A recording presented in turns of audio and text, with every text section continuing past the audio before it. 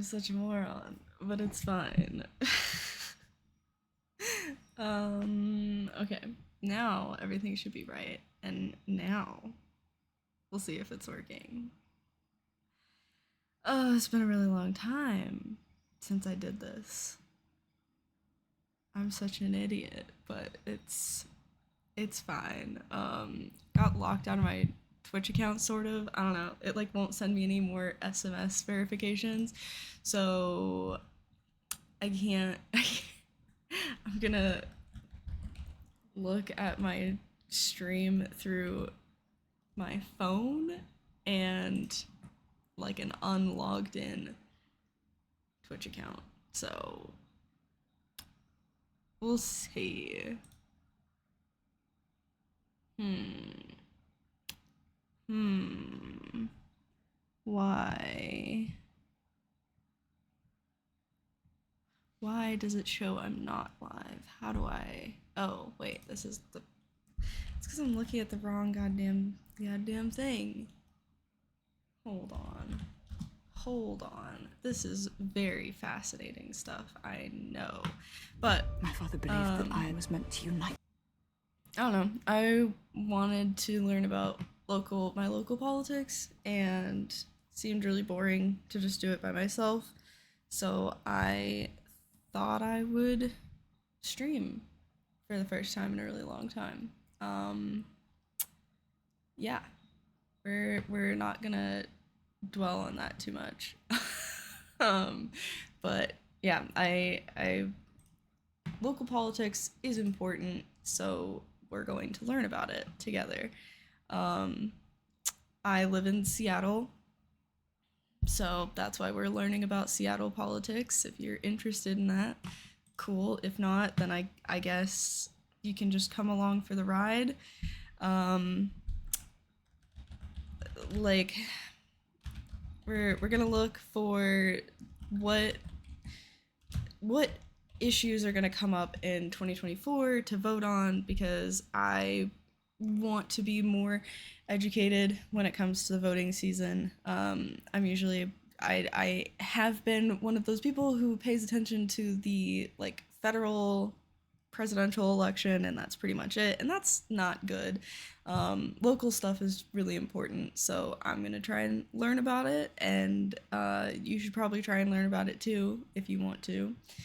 Um, so yeah, we're gonna look for like a Seattle voting guide. I think we'll start there. I think that is a good place to start.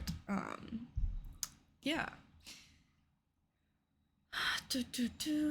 Here, let me change my. It's been so long since I feel like an idiot, and it's fine.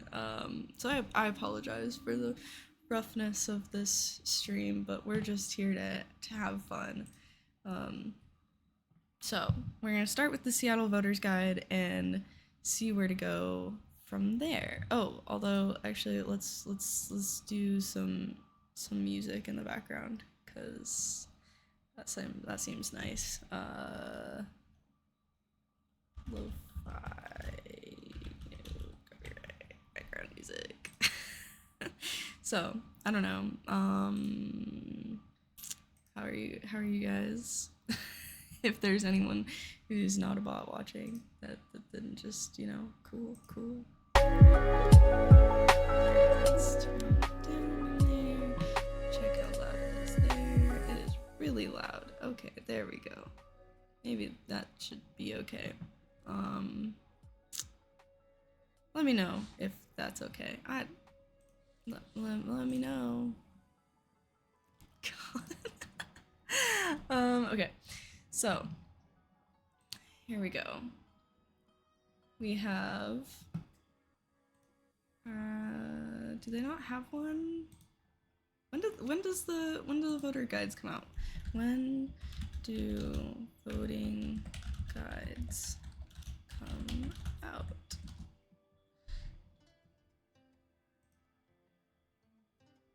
In Seattle or Washington.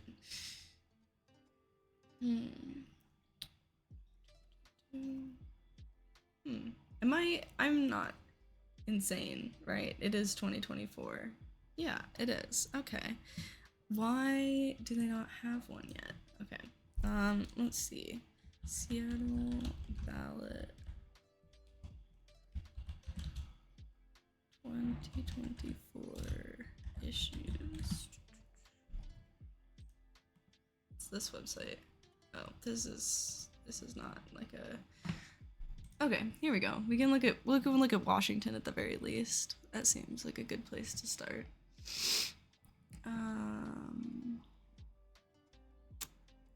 So on the ballot, we have 3 initiatives, and then we have a bunch of potentials. It looks like, right? That's what this is.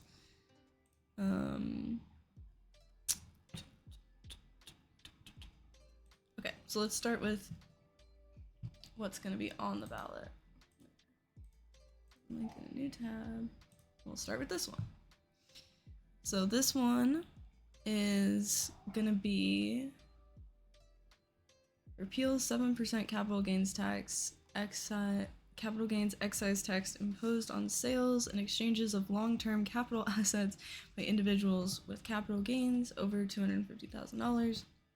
Example of sales that would be subject to the tax includes stocks, bonds, business interests, or other investments, tangible assets. Washington State Legislature passed and took effect in 2022. First payment's coming in 2023. Following sales are exempted. Okay, so this taxes the sales of things over $250,000, which seems reasonable. Like 7% on, let's see, 7%.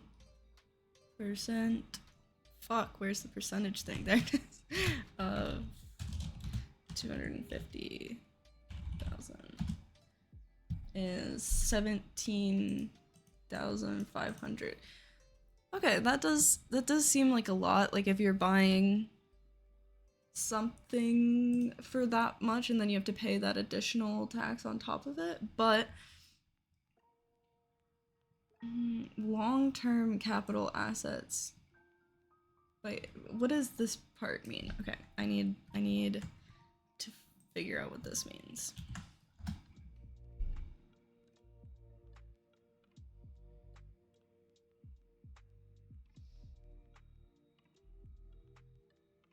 Okay, let's split it up. Maybe meaning. So long-term assets are those a business can expect to use, replace, or convert to cash beyond the normal operating cycle of at least 12 months. Okay, so it would be like a piece of machinery, right? Like, so like a piece of machinery would be a long-term capital asset.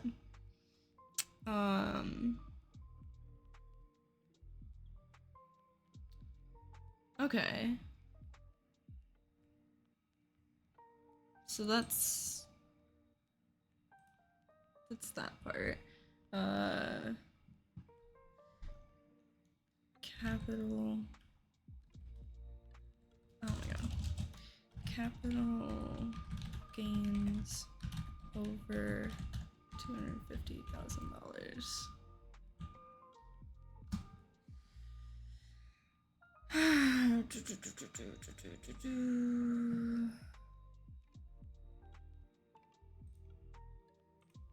Okay, I just want to know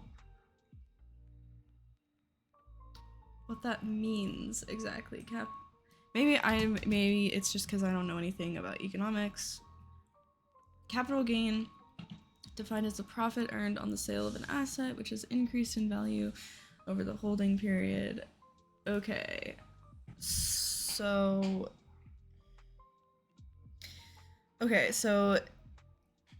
is this saying that if you have owned something and it's had like an increase in value and you sell it, then it's gonna be taxed? Higher? I think that's what following sales are exempted. Okay, that's so initiative sponsor State Representative Jim Walsh, Republican, said Washington has a long tradition, both legal and cultural, of prohibiting a state income tax. This tradition reflects the common sense principle that a state tax on capital gains is a type of state income tax. Every other state has a capital gains tax. Every state that has a capital gains tax considers it an income tax. The federal government considers the capital gains tax.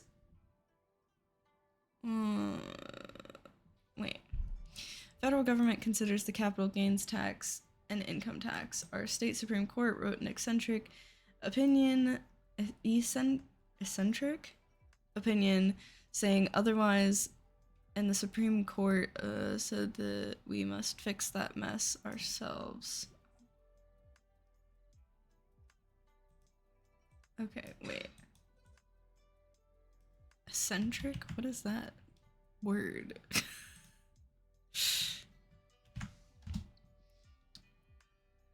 Unconventional and slightly strange. Oh, it is eccentric. Okay, I just... That's just the word eccentric. Okay, I do know what that means. Okay. Shit, did I just exit? No, okay. Eccentric opinion saying otherwise in the U.S. Supreme Court said the people of Washington must fix that mess ourselves. So the state Supreme Court said it's not an income tax. That decision went up to the U.S. like federal Supreme Court, and they were like, don't care, fix it yourself. Okay. With I-2109, the people are fixing it. Critics may lazily and falsely argue that I-2109 benefits only a few rich people. However, the truth is that it benefits everyone in Washington. Our state's economic and technological growth hub status has been attributed to the absence of capital gains income tax, fostering job creation and generating tens of billions of dollars in wealth. It's a shame to discard that advantage. This initiative aims to restore it, protecting our competitive edge. Okay. One second.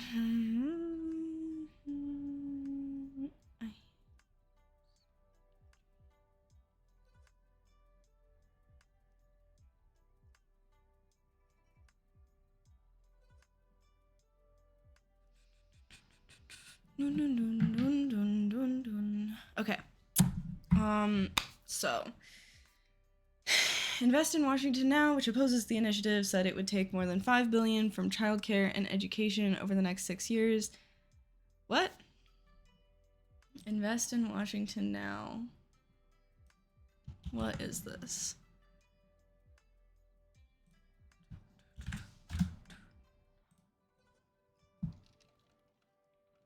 Also, hello. Say something if you're here.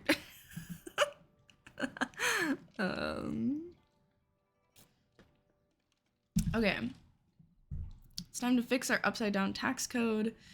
We're fighting for a Washington where all our communities can thrive. For too long, wealthy have rigged the system for their own financial gain. Working families are paying far more than our share of state taxes. When the wealthy pay what they owe, our Washington state economy can support us all. Student families, workers, small businesses, and more will have what we need. We believe that together we can build a Washington that works for everyone. Is this the initiative? Yeah, this is the initiative we're looking at right now. So, okay, let's finish reading this. Said it would, quote, take more than $5 billion from childcare and education over the next 6 years. This initiative is bankrolled by a mega millionaire trying to buy himself a tax break by taking $900 million a year from students, childcare providers, schools, and more. We can't let that happen. Washingtonians, I love that name for us. Support the capital gains tax to fund education. Capital gains tax is just on Wall Street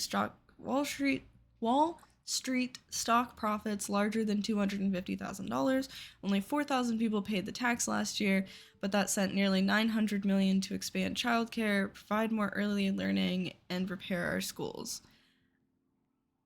Why did they just why did the opposition or like the okay, why did the people who are supporting this initiative just include a quote that seems to like negate or make really good points against them? That seems like a choice to me. Because it would take more than $5 billion from childcare and education over the next 6 years. I want to know who this guy is, like who they're referring to, but $900 million a year from students, childcare providers, schools, and more. Like, these seem like good points as to why we should keep this initiative. Why did they include it and not say anything about it? Oh my god, because I'm an idiot. Okay. I'm such a dumbass. Okay, because it's Ballotopedia including that, not the people. I don't know why okay, so I was reading it as if it's like a ballot guide where like people who support it write something and people who are against it write something. I don't know why I led with that assumption in my mind, but I feel really silly. It's fine though. Okay, all right, yeah. So there seems to be a pretty good argument as to why we should vote against this initiative. Let's go Washington.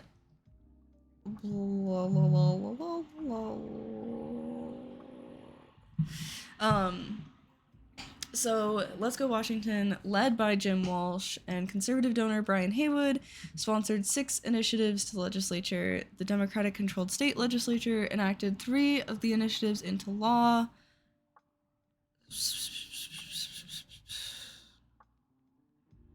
6 initiatives. What initiatives? Indirect. Oh, okay. This is. Okay.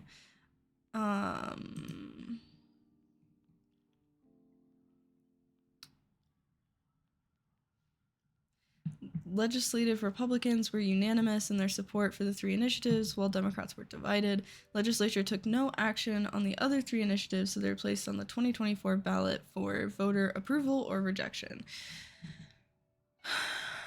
What did they pass? That's what I want to know. Okay. Sorry, I'm trying to. It's hard because I have a new PC, don't have everything properly set up, so I can't really monitor my audio levels very well. So you have to let me know if something's too quiet or whatever. Okay. Anyway. So, concerns taxes. This measure would repeal excise tax imposed on the sale or exchange of long-term capital. Okay, so we went over that. So, EVE Online review win. I haven't even played the game. I couldn't review it, except to say that their character creator is very misleading, because you can create a whole ass character and then you never see them, and so I just stopped playing the game once I realized that. Hi, and thank you for the audio levels. Okay. So this measure would repeal and wait, yeah, okay, that's the same thing. That's the same thing. So we got that. Okay, so this measure initiative is basically trying to repeal a 7% tax on the sale of big stuff. Oops. So like if you buy, I think what this means, we go back up here. I think what this means is on long-term capital assets by individuals with capital gains over $250,000. Now, I don't understand if that means that the individuals have the capital gains of $250,000 or if the item has the capital gain. because I don't fully understand what capital gains are, except for like improved value. Like if your house goes from $50,000 to $750,000, I think that's a capital gain. What is capital gains? Oh, helpful. Thank you. All right, you know what? Let's here we go. What is capital gains? Let's find out. We'll watch. Is there a crash course video on this? I feel like that's a good. I don't know. Who should we here? This one's under 3 minutes. We can do that. Right? Here. Crank the volume up on that. Pause the volume on that. All right, let's see. Hold on. Fuck, I can't do this at the same time. What are capital gains? Capital gains are profit made on an investment when that investment is finally sold. Capital gains may be realized in the very short term, after hours or days of holding an investment, or in the long term, decades after the original investment was made. Capital gains are not the income you earn as an employee or from your own business, but rather are due to the increase in value of your investment. Okay. For this reason, capital gains are taxed differently than regular income. How do you calculate capital gains? Capital gains are calculated by subtracting the basis, your original investment, from the final sale price. For example, if you purchased an investment property for $100,000, the basis, and later sold it for $600,000, the sale price, your capital gain would be $500,000. Short-term versus long-term capital gains. Short-term capital gains are any capital gains made from an investment which was held for less than 1 year. For example, if you purchased stock in a corporation, held it for 9 months, and then sold it for a profit, your profit would be considered a short-term capital gain. Short-term capital gains are generally taxed at a higher rate than long-term capital gains. Long-term capital gains are those derived from an investment held for more than 1 year. If you had held the same stock for 2 years before selling it, your profit would be considered a long-term capital gain, which is normally taxed at a lower rate. Do long-term capital gains count as income? Long-term capital gains are considered unearned income by the IRS. Unearned income is different from earned income, which is money you have earned through your employment. Okay. So, to apply this to what we were just... Oh, shit. I'm gonna have to turn that down. Okay, let's see if that... Okay, actually, maybe it wasn't that bad. I don't know. Anyway, okay, so that... Applying that to this, that means that if you've held on to an asset, so capital gains is just the amount you've made on a product, not the whole price of it. Where it's the amount of money that your item has increased in value while you have owned it. So, like the example of the house. Your house increases in value before you sell it. That means you've gained capital gains. You've gained capital. So, to apply that to this, you'd be charged 7% tax on big items that have accrued over $250,000. So, if you, in that example, you bought the house for $100,000, it's now selling for $600,000. When you sell the house for $600,000, you'll be charged 7% on that $500,000. Or on $250,000 of it, maybe. It depends on how they apply it, because I could see it being, it's just like all of your accrued value goes up, or like is so it's, you're just charged 7% because the thing gained over $250,000 total, right? So like it could be like that, or it could be that you're just charged taxed 7% on everything that's over the $250,000. I'm not 100% sure, but the point is, you have an item, it increased in value at least over $250,000. When you sell it, you now have to pay a 7% tax, which is quite a bit of money. Because I did Google the math, and 7% of $250,000 is like, fuck you. Okay, is $17,500, which is quite a bit of money. At the same time, you're selling something and making a profit of at least $250,000, which seems like a lot of money to me. Seems like you'd probably be able to afford the $17,500 tax for selling that item. I don't understand why I don't understand if we have like a capital gains tax on short-term items. I don't know what. Oh, this is something we're gonna look at in a minute. Move that down there. Get rid of that. Get rid of this. Okay. But this seems like a good thing, in my opinion. What we have now, the tax itself, seems like a good thing. It seems like a really good way to make money off of rich people doing rich people things, because sure, you can buy something that is increased in value of over that much. I could see maybe there's a situation in which like a middle class family sells like a family home that like their parents bought for like, you know, $100,000, and now it's worth $600,000 because it's in like fucking, it's in Bellevue or something like that. I don't know. And so they now have to pay 17, but they're also making a fuck ton of money off of it. So it seems like they'd be able to afford it. I would need to like hear I would want to hear someone like make an argument as to like why this is a bad thing and how it would affect anyone who can't afford, because that would be the only reason that I would be in support of repealing it, is if it's affecting people who like can't afford to pay that tax. You know what I mean? I am not reading the full text of it. Oh. What the fuck? Okay, it's just listing all the... Okay, that's actually not too bad. I did read all of it. Wow. Wow. Look up arguments against capital gains tax and see if they're all Musk's have said. Okay, let's look up Washington Initiative 2109.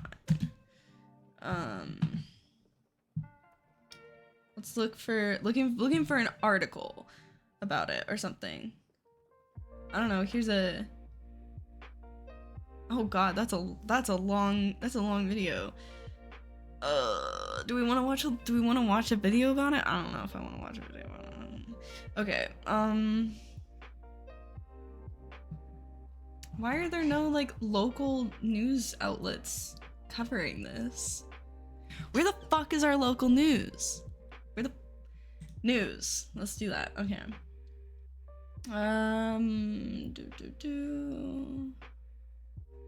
What's this?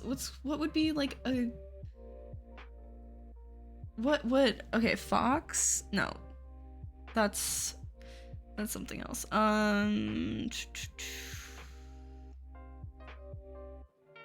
Okay, these all sound like, we'll go with the first one, but these all kind of sound like they're gonna be like anti-repealing it, which is fair. It seems like the logical thing to be is to say like, no, actually we shouldn't repeal taxes, but okay. This tax. Hello, purple. God, it's been so fucking long since I streamed. We're talking about local politics, because it's important, and I didn't want to talk about it alone. So here we are. Right now we're looking at a Washington initiative to repeal a 7% tax on long-term capital gains over $250,000. Very, very riveting stuff. It actually is really interesting, but it sounds really boring. We got a vote soon here in the UK. It's coming around here. I don't know when you guys vote, but we vote in November, which is like a few months away, right? I don't know. I read my local labor leaflet and it was shit. I feel like people just don't talk about local politics. Like, at least here in the US, everything is about... Also, I'm so sorry about all the noise outside. I live in an area with traffic now. So, and this mic, I assume, picks up a lot of it, but who knows. Okay, anyway, next month, nice. Gotta find out, because like, to me, I always forget about like all the little stuff that you have to vote about. My neighbor's kid is bed hopping above me, so all I hear is that. In the previous apartment I was in, we could hear the neighbors having fun private time. 2 hours they've been doing it now. Oh my god, that's a long time. Okay, so to continue on this though, what would the initiative do? Okay, here's a more detailed explanation of this. It looks like, fuck, hold on, this music is like getting too, can you guys, is it loud for you? Let me check the audio levels. It looks a little bit loud. Okay, hold on, I think it, okay, I really, I miss having a mixer. I hear their kettle and blender. I bet they hear my private time. I always just really hoped and told myself that there was no downstairs neighbor, okay?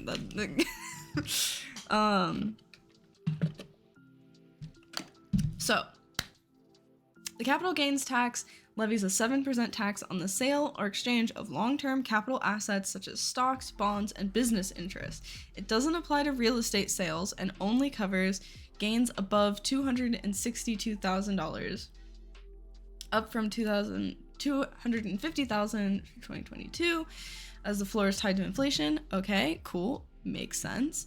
So if someone has $263,000 in taxable capital gains, they would only pay 7% on the $1,000 above. Okay, so that's exactly what one of the things that I was thinking it could be, and that makes a lot of sense.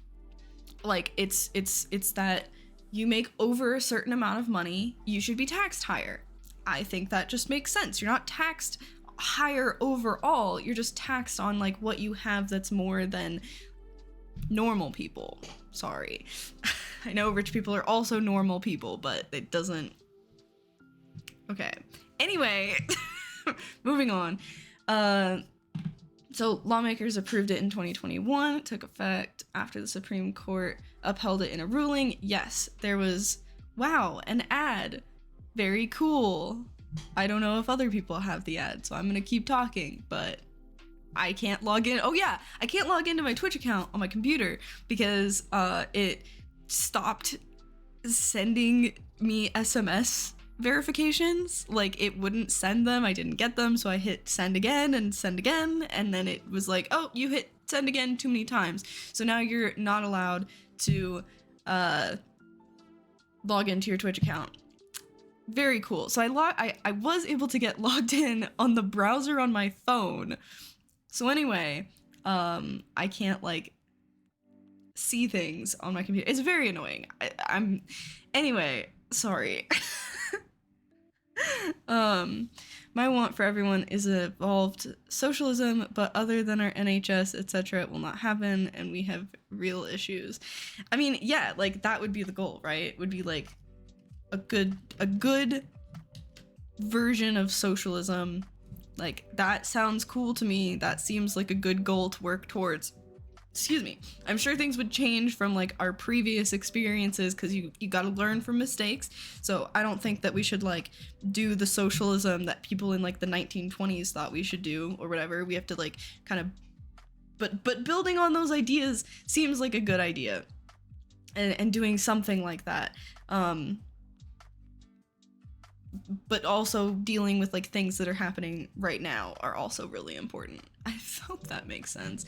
I agree with you. I think like at least you guys have a national health service. Fucking can't. Oh my god, medical bills are. Do you guys still have some medical bills and stuff though, right?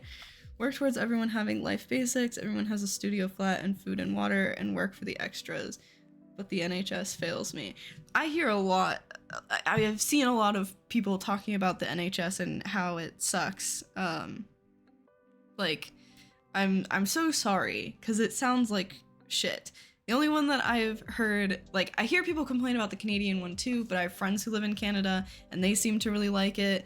Like, they moved from the US, so it also might be like a anything is better than nothing, you know what I mean, kind of situation. But called them up again today and was told we booked a call tomorrow. I'm not 100% sure what you're saying, but it sounds frustrating. I hate calling and being like, I don't know. They say call again. Oh, okay. That's so fucking frustrating. That sounds really irritating. Oh,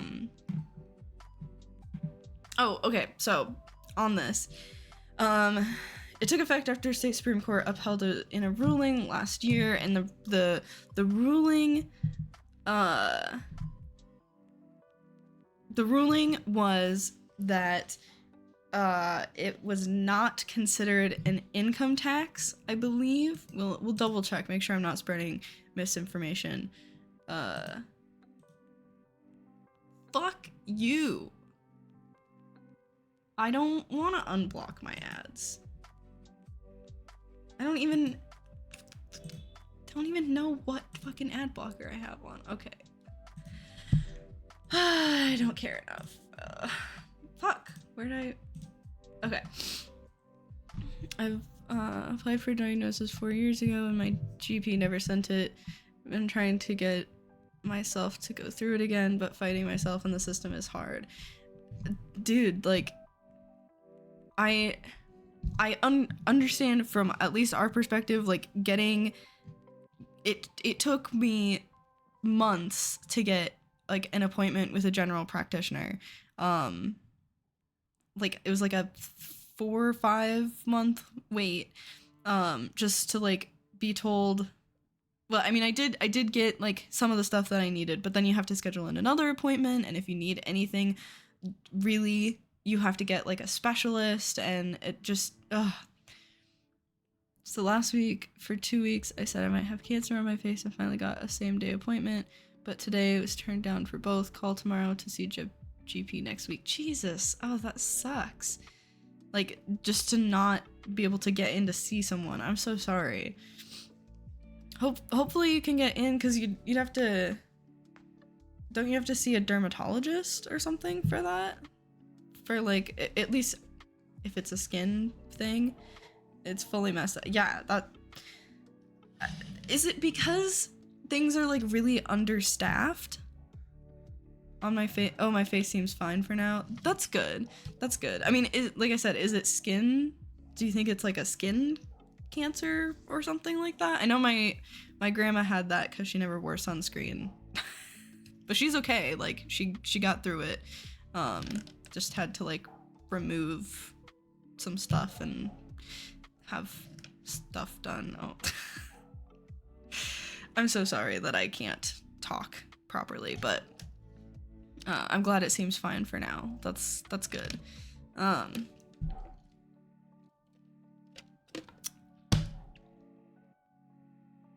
So real issue is docs get full training funding and then they go private for the pay, so we spend millions training them and then lose them.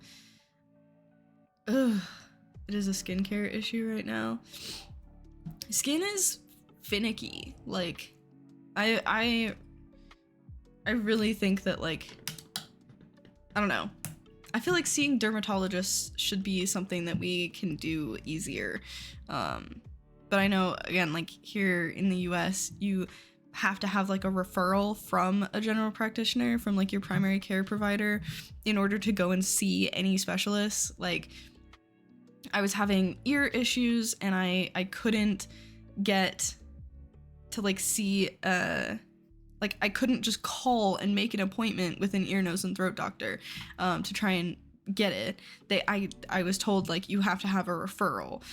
So I didn't get a referral until I went to an emergency room with like a really bad ear infection. And then I finally got a referral to go see an ear, nose, and throat specialist, which is like super cool. Love that. Hormone tests would help so many people. Oh yeah, I'm sure. Like, I don't know. It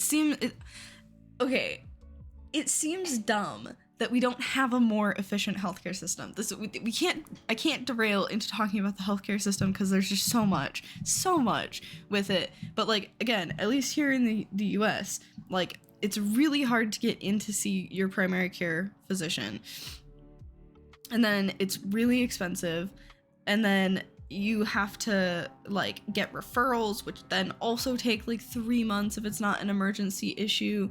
Like, it's non-emergency healthcare is so difficult to get, and it is so frustrating, because like it can really affect your like daily living and stuff, you know. Like, it can, like, for example, for myself personally, I get migraines, which are not emergency level, like, but it makes my head hurt, obviously.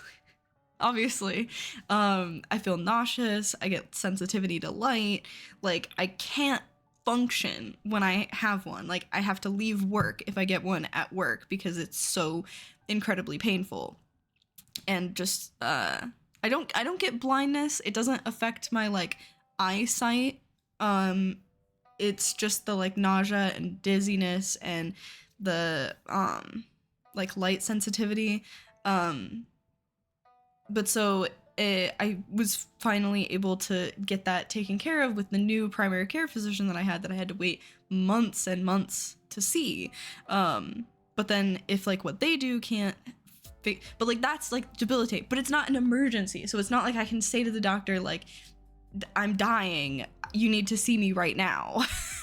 And it's very frustrating because it does still affect like your daily life. It feels very debilitating, but it doesn't qualify to the level of like needing to be seen as like a priority, if that makes sense.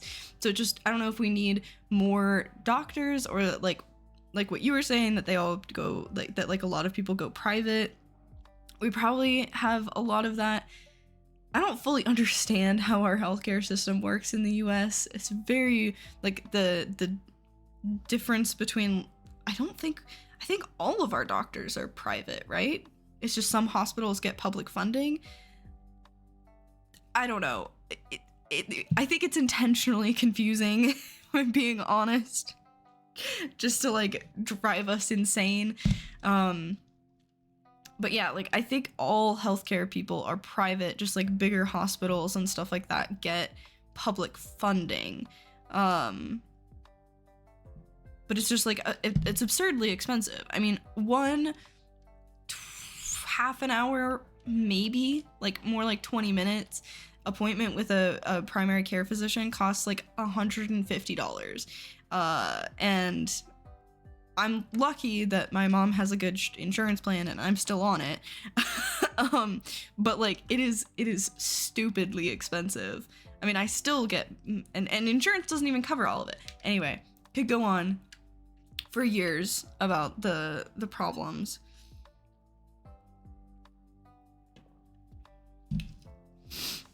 You pay to hold your baby in hospital, and the ambulance call is like, I don't know what that ooh is, but yeah, it's like it's like the down payment on a house to have a baby. Like, there are many reasons that shocked eyes. Okay, yes, I gotcha. Yes, I agree.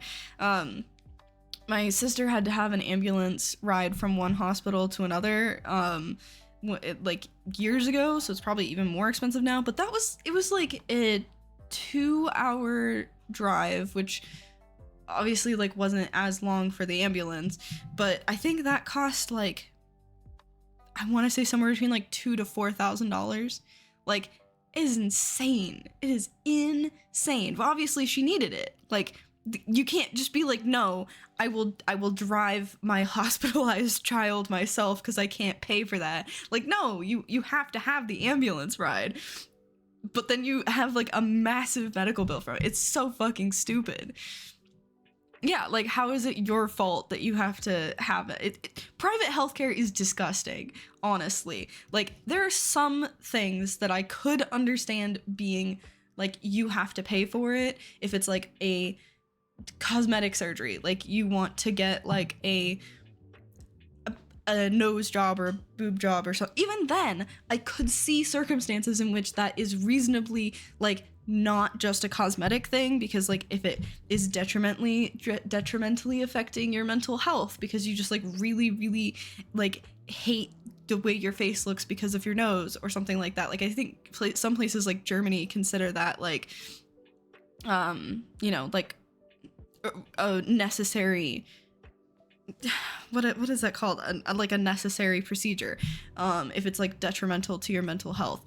But even then I could see situations in which it should just be like a public cost. But I could understand if you have a purely cosmetic thing that you just want to get done, like lip fillers is probably a much better example, or like the Botox injections and stuff like that. Like yeah, okay, you can pay out of pocket for that, but like Jesus Christ, everything else should just be fucking publicly funded. It's insane. It's insane to make money off of people's health. I think that's so gross. It just feels icky. You know what I mean? Like, not only does it make it harder for poor people to access it, but it just seems, I don't know, it just seems wrong. It seems wrong to make money off of people's lives, literally, in such a literal sense. I might need to get involved in trans rights. I got 2 cousins that need it now. I know one trans content maker. If moving away from the UK is safety, and that is scary as I care about my good family members. Yeah, I mean, I do think that like it's important for people to remain optimistic and know that like I do think acceptance is getting more and more mainstream, and I do think that is like reason to feel good. I also think that like as acceptance becomes more mainstream, you build up like more and more of the like extremist reactionary people who become more vocal, and I do think that is a large part of what we're seeing in terms of like bigotry and hatred towards like queer people. But that doesn't mean that like that, yeah, the naysayers are loud now. Yeah. And I think that is like why it is so scary, and that is scary. That's not like at all trying to say that it's not dangerous or scary. But I do think it is also really important to remember that they are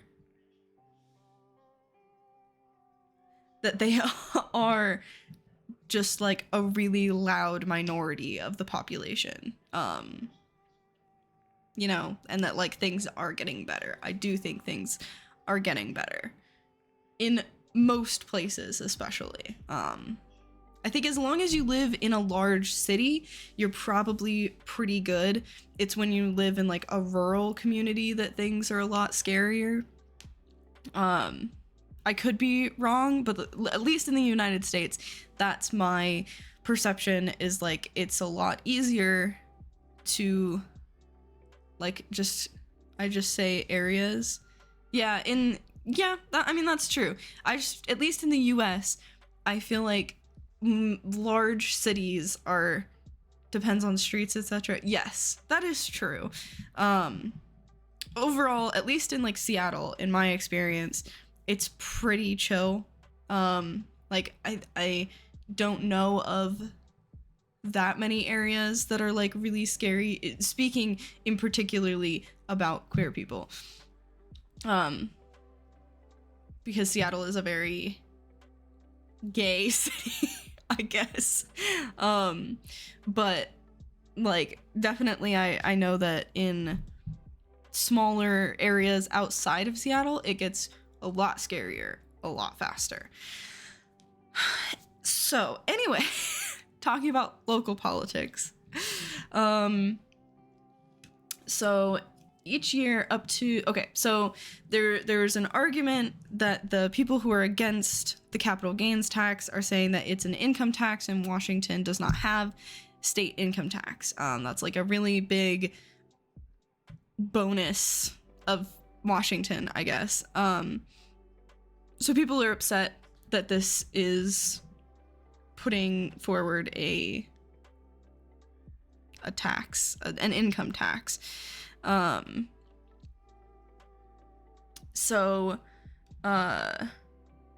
each year, up to $500 million from the tax is deposited into a state account for schools, early learning, and childcare programs. Any tax collections beyond that amount go to an account that helps pay for school construction and renovations.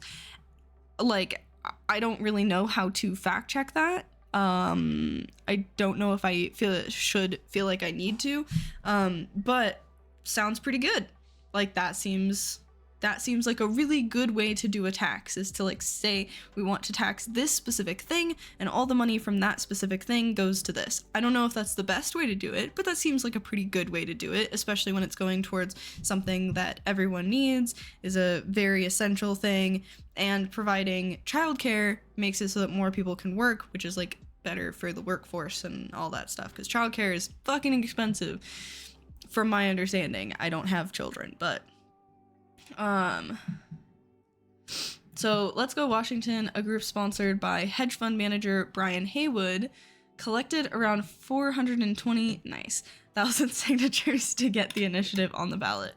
Critics of the capital gains tax believe it's a step towards a state income tax, which Washington does not have. They also say it's unnecessary and that the state has plenty of revenue to pay for education and childcare without it. They point out that the capital gains tax is a volatile form of revenue, prone to up and down swings, especially during recessions. I mean, that part does seem pretty true. Like, I could see it being a very unreliable source of income. But as long as it's being used as a bonus and not the entire funding, you know, then that seems good. So let's see. Brian Haywood. Let's see this guy. Oh, from Redmond.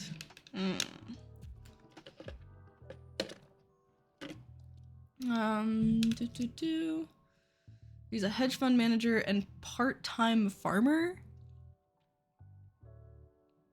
He gave us a tour of his 45-acre Redmond farm where he grows his own hay for the horses they board. That sounds like rich people stuff. I'm just, not exclusively, but in this area, my goodness, to be able to grow your own hay for the horses that you board. He also makes apple cider and honey. That's nice. I'm glad he has things that bring him fulfillment in life. That sounds cool. I wonder if he like sells it or if he just, you know, makes it for personal, for like friends and stuff. Off to one side, we have Manure sitting on her sign that reads Cowboy Gold. Oh my god.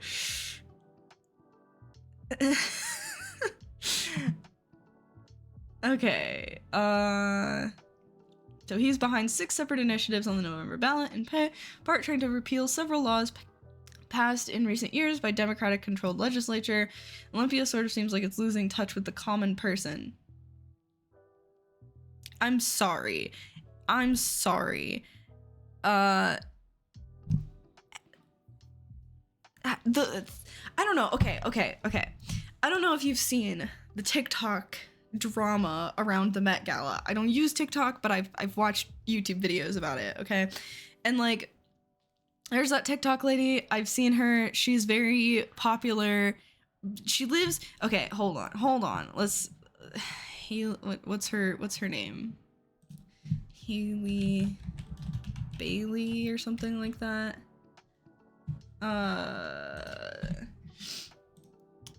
It's this lady. She makes a lot of TikToks. Okay. She's kind of funny, but her apartment, look at this shit. Look at she posts in this all the fucking time. This opens like a freaking, the penthouse that like superheroes would live in. It's crazy. So like this is her apartment. It's like you can tell it's like pretty high up. It's in a city. It's in New York, I'm pretty sure. I don't remember if she said how much she pays for rent, right? She went to the Met Gala. So she went to the Met Gala and she filmed a TikTok where she said like, let them eat cake or whatever. And people got really mad at her because that's a really dumb and kind of insensitive thing to say when it's a quote that is attributed to like Marie Antoinette. She was dressed as like flower Met Gala fashion Marie Antoinette. And like it's her, the quote of which I think is not actually from Marie Antoinette because I like looked it up. But anyway, the quote is her being super out of touch with the fact that like people couldn't afford bread, and someone was telling the rich person like, oh, people can't even like afford bread, and then she's like, oh, we'll let them eat brioche is like the actual quote, which is just like a super fancy pastry bread kind of thing, I guess. Like it's like just an insensitive, out of touch rich person like, oh well, they can't buy bread, why don't they just buy like fancier bread instead, like eat something else, dumbass. It's like a really stupid quote. The point of it is out of touch rich people. So for her, an out of touch rich TikToker, to like say that, it's so stupid. And then people got really pissed at her and was like, wow, this is really insensitive and dumb of you to say as an out of touch rich person. And then she made a video where she's like sitting on her floor and she's like, but I'm not a rich person. I'm not like, I'm a normal person. I'm like you. I'm not an elite. People are calling me an elite, but I'm not an elite. It's like, you live in what is probably a well, maybe not multi-million dollar, but like super expensive penthouse. Like, my God. No, she's not like Bill Gates rich, but she makes a fuck ton of money off of her TikTok content. She lives in a super, super nice, like it's a massive apartment too. It's like, I think like 2 bedrooms, massive modern bathroom with like granite countertops, big, beautiful kitchen, like super, it has to be at least like a $3,000-$4,000 a month apartment. I can't imagine in New York that it would be less than that.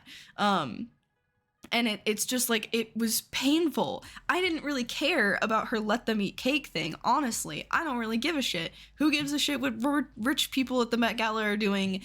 I don't want to know. I don't care. But then for her to make that apology and be like, I'm like you guys. I'm normal. I'm not an elite. I'm just an average person like you. Fuck you. No, you're not. Like, acknowledge that you're not. It just, like, someone pointed out that, like, the light that she had leaning up against her wall behind her was, like, a therapy light that cost, like, $5,000 or something like that. Like, it was absurdly expensive, just casually leaning up against the wall. You know, she gets free designer dresses from a designer friend of hers. Like, you are not, it's so fucking out of touch. This guy giving very similar vibes. Yeah, I don't know. I think it's like, I don't know what a therapy light is, but that's what the person said it was. Could be wrong. Aw, thank you. Thank you for giving me your free Prime subscription. Very cool. Yay. But Haywood is no common person himself. Yeah, no shit. He boards horses and makes apple cider. Stop. Jesus Christ. Harvard educated, wealthy, a world traveler, and bilingual. He is a conservative and libertarian who strongly believes in the free market. Oh, goody. We love some libertarianism. No wonder I was a libertarian. Washington is very libertarian. Very uwu then.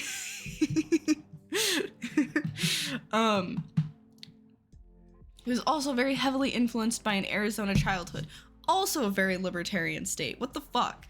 Anyway, I wanted to move to Arizona for a while when I first started streaming, and I was like what did I call myself? I don't know, a libertarian of some sort. I had a "Don't Tread on Me" flag in the background. I wanted to move to Arizona. Anyway, I'm glad I didn't, because it sucks. Heat is trash. I grew up very poor. You don't realize you're poor, kind of, as growing up, you don't realize, and suddenly you do. I agree with that. No step? No step? No step what? What does that mean? I don't know what that means. No step. Anyway, from poverty to now spending $6 million of his own money to organize and collect 2.6 million signatures for all of the initiatives that have qualified for the ballot. They ask Haywood why a multimillionaire would want to take on the public fight that has made him a target. It's because it's what I said before. Who is going to fight for it? No one is going to making the fight. No step on snack flag. Oh, yes. I don't understand, other than your two parties, what the other ones stand for. Our concercations are like your right wing, I believe. Save Britain First and external funding. Save external funding. Yeah, so the other parties are completely meaningless. If you're a libertarian and actually care about your policies being put into legislation, you're a Republican. If you're a libertarian and you don't hate poor people, you're a Democrat. If you are a libertarian who wants to feel like you are cooler and smarter than the rest of the United States, then you're a libertarian with the Libertarian Party. But the third parties don't mean shit in the United States. Our voting system does not make third parties viable because we have the whatever system we have that isn't what Europe has. I think Europe is called the like first past the post or whatever. So like you can get a small amount. I don't know. I know our legislation is very, third parties are meaningless. But yes, what Upper Lego is saying is like the Libertarian Party just wants as minimal government as possible. Basically, most libertarians do support like having police, having a military to some extent, like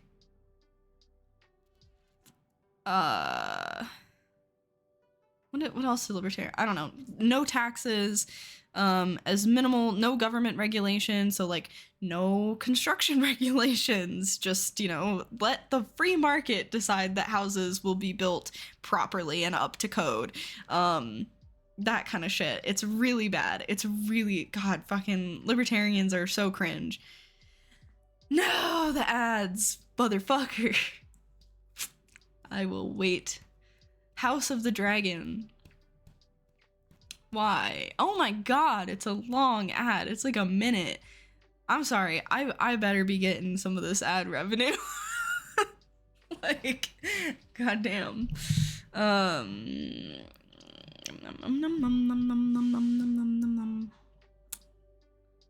Ads are so fucking weird. Here, hold on. Let's see. This I can show the ads that I'm seeing.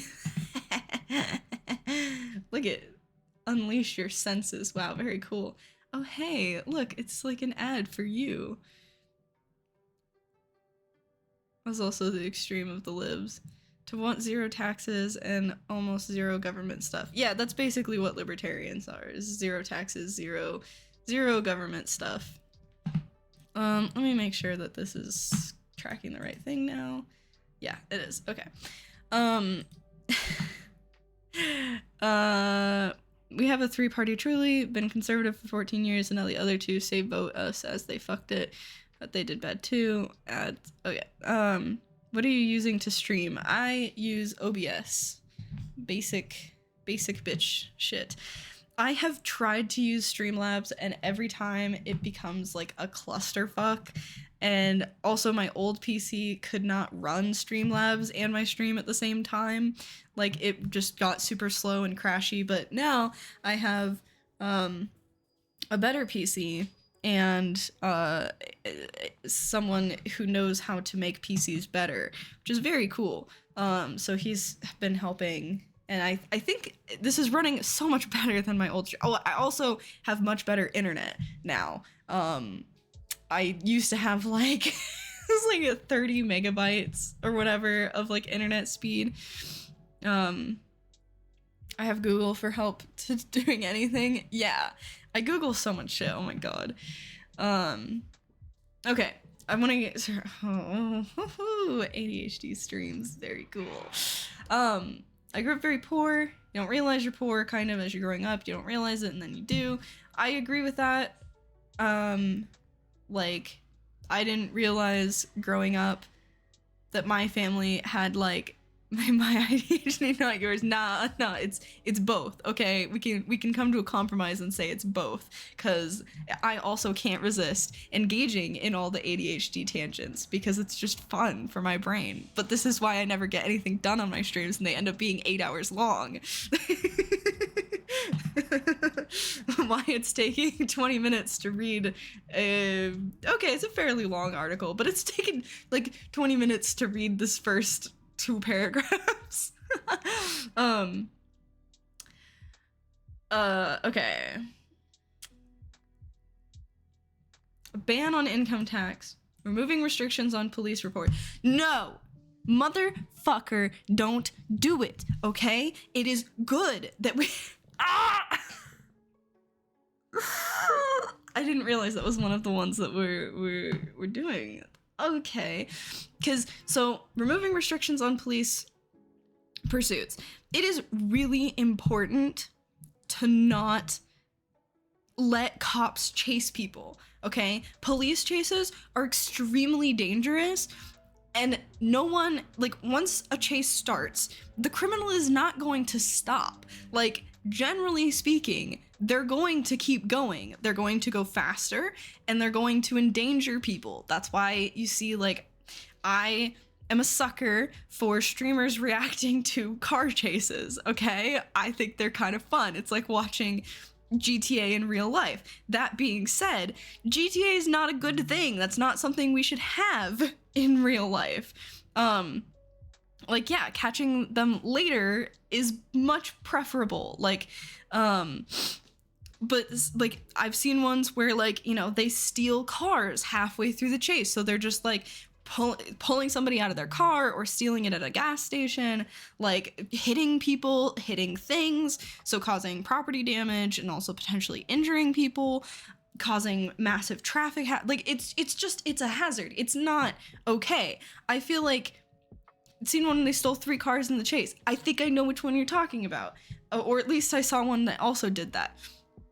But like, so we shouldn't have police chases. It's not safe. 2 was police cruisers. Oh, holy shit. Okay, I didn't see that one. I want to see that one now. But anyway, it's insane. It's not safe. It's better to, you know, the helicopters that follow them, have the helicopter follow them until they run out of gas, or they, like, you know, until you can corner them. I'm okay with cops setting up like blockades, shutting down traffic on streets. Drones are a great idea. Okay, probably a dumb question, but the law only in reference to car chases, and that's why data on crime in cities for cities with and without pursuit. What? Probably a dumb question, but the law is only in reference to car chases, and what's the data on crime in cities for cities with and without pursuit? Oh, no, that's not a dumb question. I feel like that's a very, very intriguing question. I mean, I would still say, do police pursuits affect crime rates? I don't know how else to look it up. Excuse me. Like, even if, oh, this is gonna be more biased. Like, even if it was shown that like, oh, having police pursuits does reduce like car thefts or whatever, like I would still be in favor of saying, no, we'll figure out another way to reduce, because there's always multiple solutions to a problem. And I feel like even if it is the most direct or easiest or the one that makes the most sense or whatever, like the negatives of putting civilians in danger is not worth it, because most car thieves probably aren't stealing the car to go and murder someone or to like do a hit and run or whatever, right? They're probably stealing the car so they can sell it. And that sucks. You shouldn't steal cars. Like, in no way do I condone car theft. But I think it's better to try and catch them after the fact rather than chasing them through a fucking city or on a highway at high speeds where, you know, like there was a cop in Seattle who not on a police chase, and I do understand that, but like on the way to a call was driving like 70 in a 25 and hit and killed a college student in Seattle. Like that happened in Seattle because cops, not all cops are maniacs, but they act like fucking maniacs when they're driving 70 miles an hour in a 25. I do understand you want to get there as fast as possible, and that's cool. There should also be some kind of reasonable limit, because there is a reason that the speed limit is 25 and not 70 in certain areas. Like, I get going a little extra fast with like your sirens on and all that stuff. Totally understand that. I don't want to make it so you have to follow the speed limit if you're an ambulance or a police car. But like, I don't know. That seems like maniac behavior, in my opinion, especially considering that he was driving too fast to recognize a pedestrian in his way and stop. You know what I mean? And then the cop's behavior afterwards was like a whole other thing where he was like laughing about it and being like, ha, get fucked, basically. Like, he didn't say that exactly, but him and the other cops were like talking about it. His body cam was on. It was trash. People need to remember how good headphones are now. True. Like, there's a reason that I try not to have my headphones on when I'm walking around, but like, I see people with like the Bose and the like Apple headphones that have like insane sound blocking shit, and they just walk around with them on in the city. I think that's kind of insane. I think that's kind of terrifying. I put one earbud in, or I put both earbuds in, but like my Bose headphones, you can like use the app to turn the sound blocking off, and it filters audio in for you so you can hear what's going on around you. Ugh, why am I so out of breath? Jesus Christ. Probably because I got COVID. That's cool. Very fun. Made it through the entire pandemic without getting COVID, only to get it now, but recovered. Very, very nice.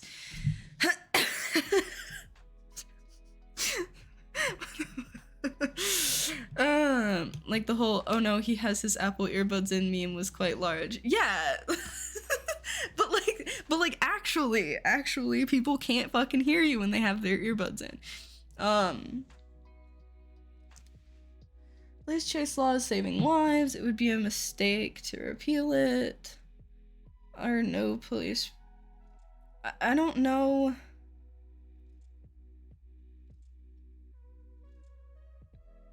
Okay, here's this one.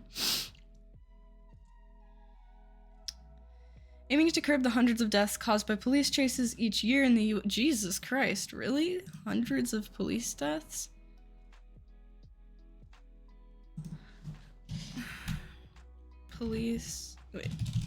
Deaths due to police chases,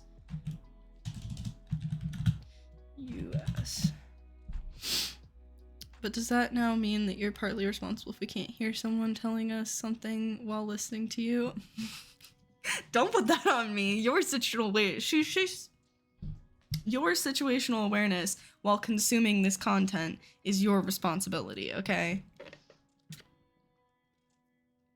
Jesus Christ.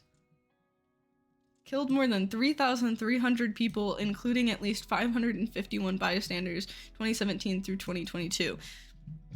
Like, that's 5 years. that's a lot of people to die from police, because how often are there police chases? I mean, I'm sure that they're probably more than I think. Fuck you guys. With all kindness. How many police chases occur in the US? 2 against 1.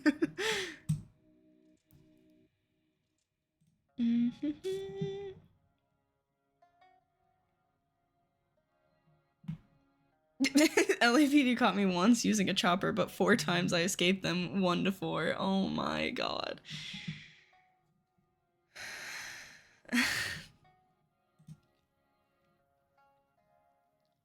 Majority always rules. We should take over the stream now. We will become the content. I mean, interactions with the chat, like, are, I would say, a good 25% of streaming content, you know? I didn't stream today, don't make me. Okay, wait, fuck, distracting me.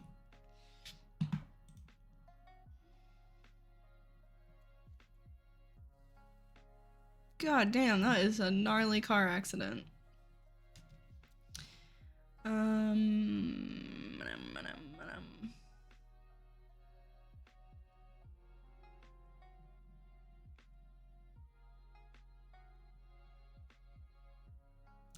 State troopers were chasing a woman for speeding. Like, my god. You it is 99%. Okay, look. It's because I can't help myself. I like talking to you guys. Anyway, okay.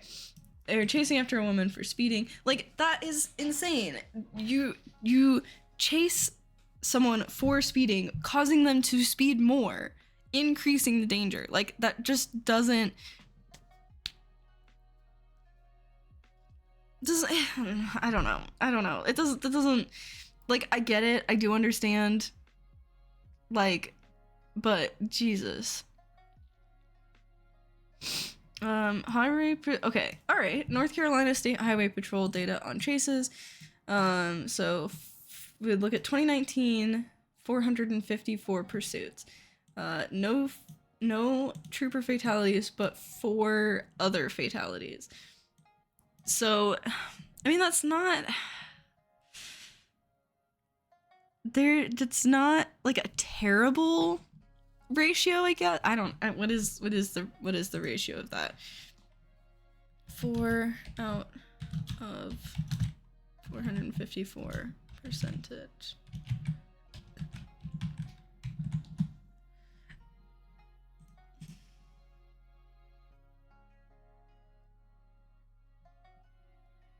Okay, so 4 out of 100 would be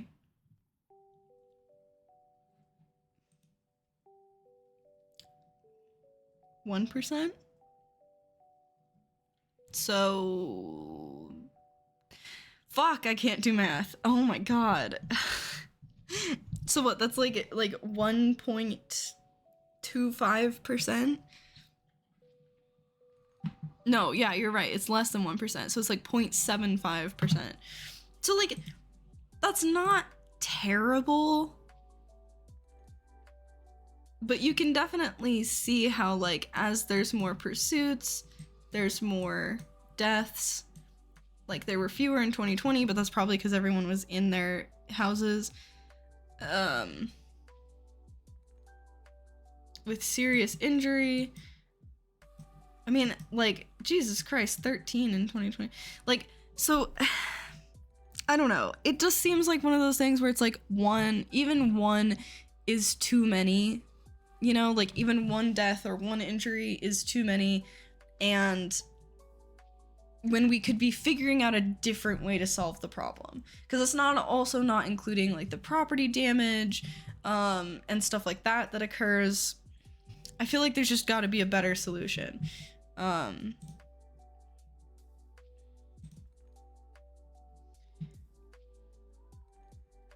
But like number plates for a reason. No, yeah, exactly. Like, I don't know. I think I would probably be okay with like more cameras. I mean, police cars have cameras in them, or they should.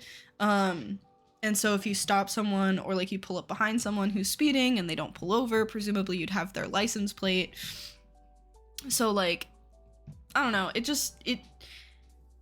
It doesn't seem super productive. It's putting the police officers in danger. It's putting civilians in danger. Like it or not, it is important to not put the criminals in danger too, because you can't get fines and ticket money from a dead person. Like, okay. So the sanctity of life and balancing the risk to everyone. Police officers die in pursuits, suspects die in pursuits, and even citizens can be injured or die. There are no national standards for when police chases are allowed, and he hopes the report will guide departments on how to update or create well-defined policies. Like, I do understand that, like, well, yes, but then people probably rarely get their cars back. Insurance then doesn't pay out if they have it. If they're poor and don't have insurance, they're fucked and now don't have a job, as most Americans are relying on cars. Well, yeah, but also if your car gets fucked up in a police chase, then like you're also shit out of luck. And I would think that your car is probably held in evidence for a while. Like,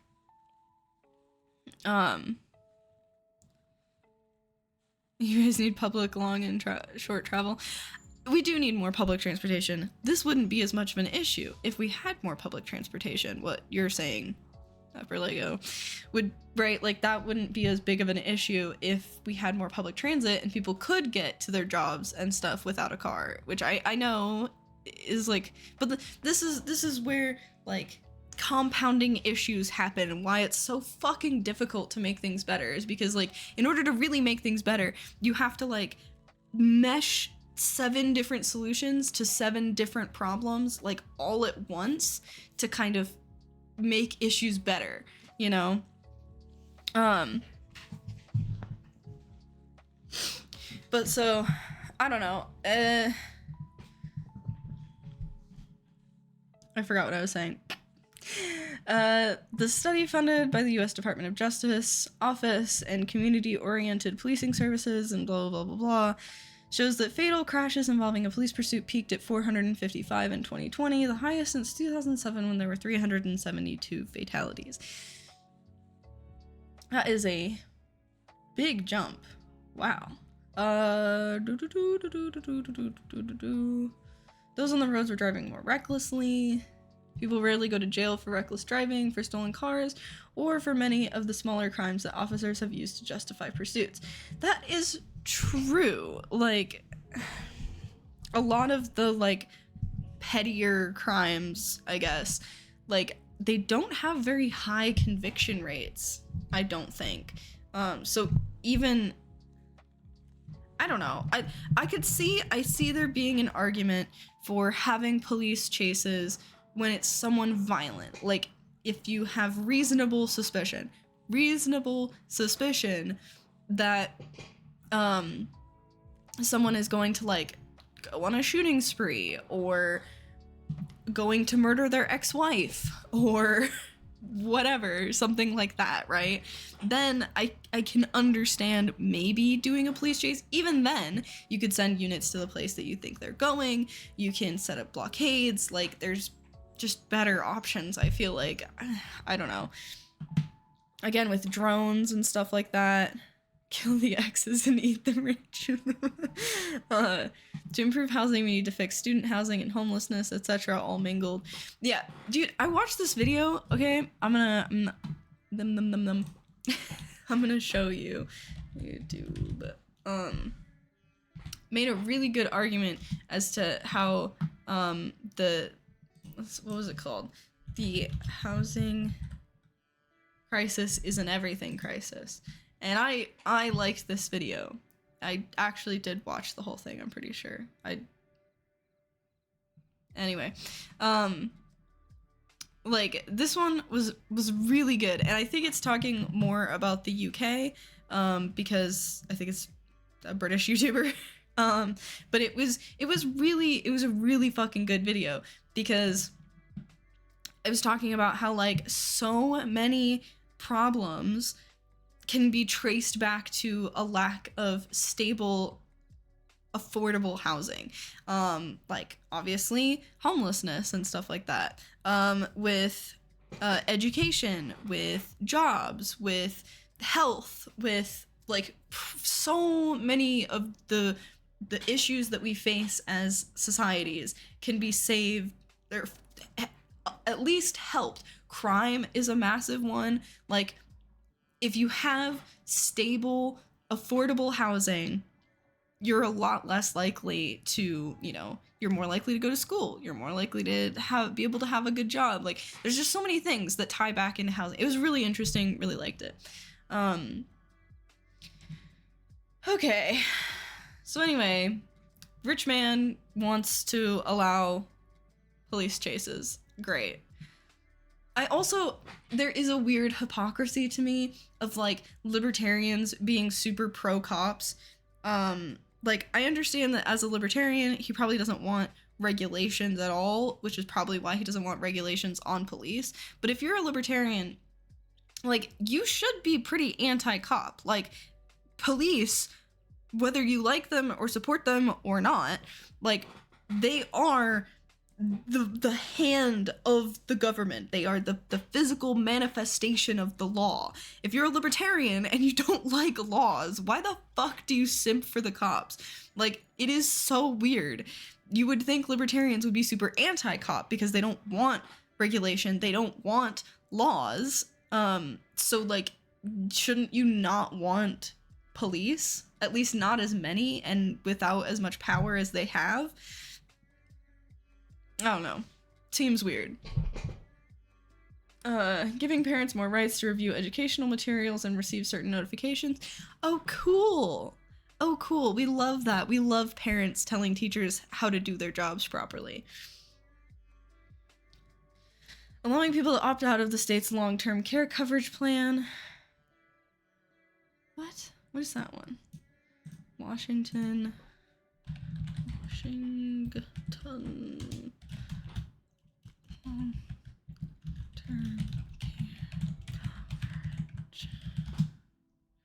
Because American people don't actually care what labels mean or meant, only what their group says it means. Yeah. Long-term care insurance helps with many medical, personal, and social services for people with prolonged illness and disability. It can come from healthcare, adult daycare, nursing home care, and group living facility. Okay. Isn't the problem with, like, allowing people to opt out of this kind of thing that, like, it takes away from the pool of money to pay for those things? How do you live with laws? I mean, potentially you could live by just killing other people. Okay, look, that's not what anarchists think anarchy will be like, alright? And there is some reasonability to the fact that, like, most people don't want to just go around, like, murking other people for food. Yeah, I mean, what they really want is to live, like, the idealized version that they think existed of the Wild West. It's not really what the Wild West was like, but, like, I don't know. Well, look at what Chaz brought us in Seattle. Oh, shut up. Stop bringing up Chaz, my god. Why do people care so much? It's so funny to me.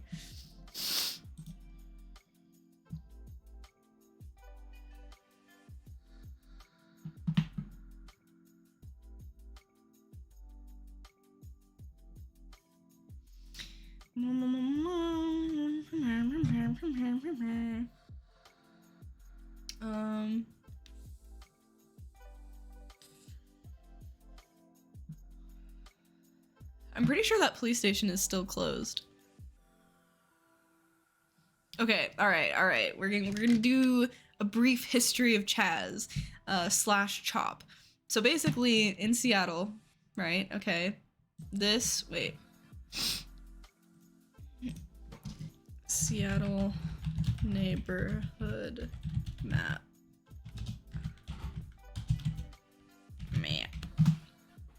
Okay, so we'll show the different neighborhoods in Seattle if I can. What is this? Fuck you, that's not what I want. Okay, here's what I want. Open image in a new tab. Okay, so we can see here, sort of. It's very, how do I zoom in? There's a way to zoom in, right? With like holding control or something. Zoom. Okay, so here you have downtown Seattle, right? Up here you have Capitol Hill. And Capitol Hill is the historically gay progressive college student control school. I figured it out. Okay, thank you. This is why I consider myself a pretty boomer streamer, just in general. I don't know how computers work, and yet here I am. So Capitol Hill is like up in this area, sort of. This is like downtown, I guess. Seattle's neighborhoods are really fucky, in my opinion. They all kind of bleed into each other. First Hill is a thing. Don't understand what that is.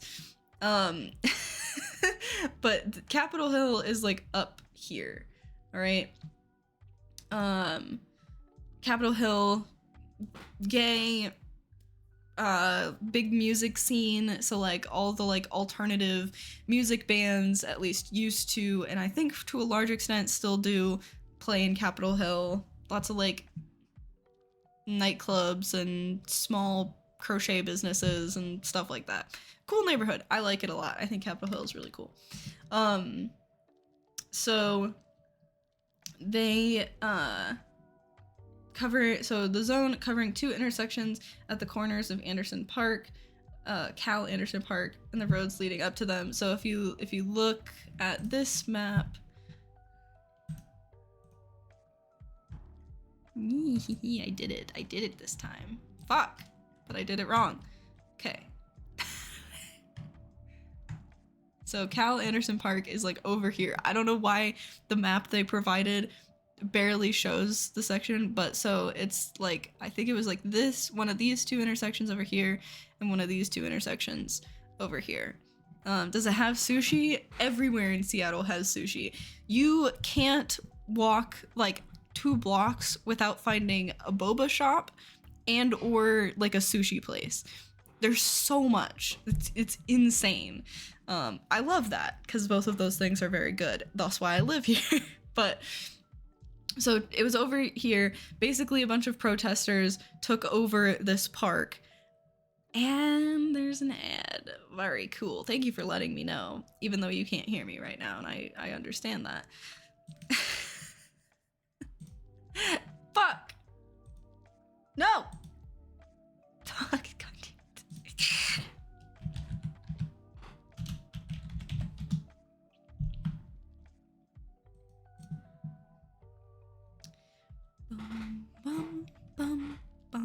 Okay, so they took over that park over there.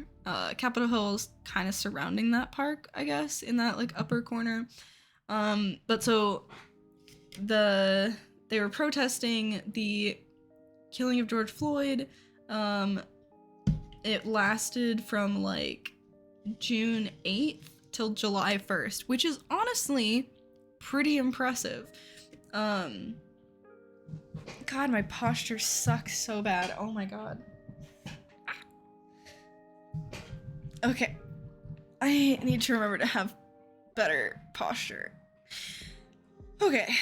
The formation of the zone was preceded by tense interactions between protesters and police in riot gear.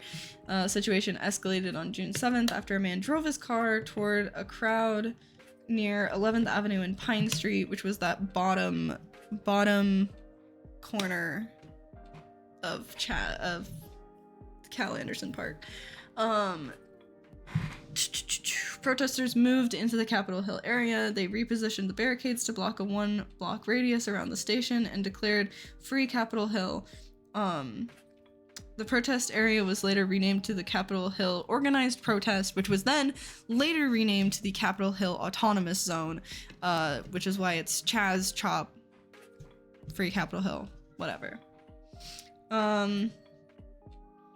It blew the fuck up. Holy shit. I had not started streaming yet, because this was in...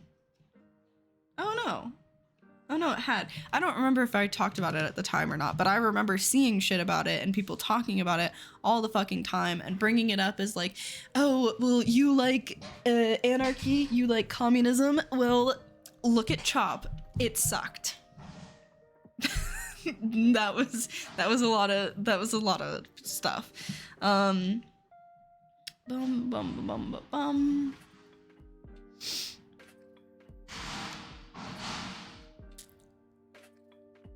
Oh my god. Are they doing it again? Wait, I need to look out my window. 1 second.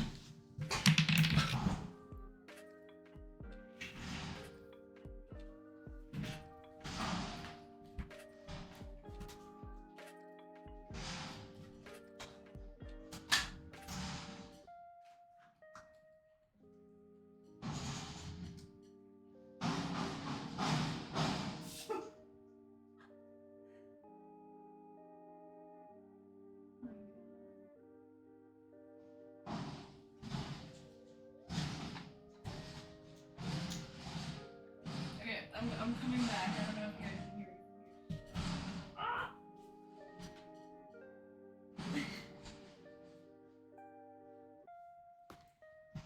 me. Not climbing on the desk, by the way, to look out the window. No. Anyway, I'm good. Okay, I'm totally good. So, the garbage truck, for some reason, like, cannot properly get our garbage dumpster to go here, back, down, and out. It can't do it. So this morning, heard that noise, looked out the window, garbage everywhere. Like, I'm pretty sure it just straight up, like, they dumped garbage everywhere, didn't clean it up, drove away. It's happened a few times. And so, like, I told the apartment manager, I guess they called and had the garbage truck come back and get it, because it dumped all the garbage out. Like, all the garbage out, and there was a guy in the parking lot. I think he was, like, staying there overnight, and he cleaned up the garbage, which was really nice of him. Very, very, very nice. And so they came back and got it, but the dumpster was just full when I went out there this morning. Insane.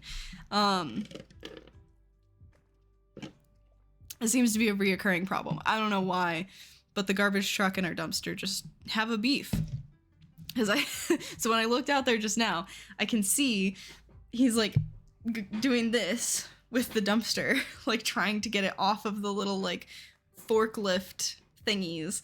And it goes hunk and then tries to back out, and that's why it was crashing, as he was like trying to get it off. And I could, you know, even though I'm really high up, so I couldn't really see him, I saw his hands go like, so I assume he's just fucking frustrated. Like, so it's insane. It's woken me up at like 2 o'clock in the morning before.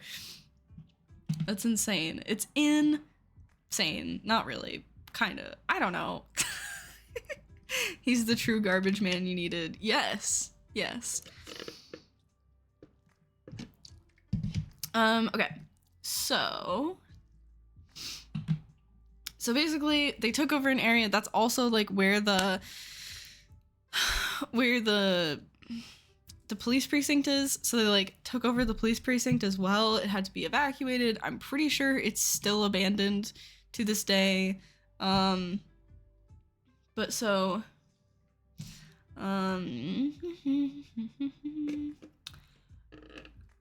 Mayor Durkin called the zone an attempt to de-escalate interactions between protesters and law enforcement.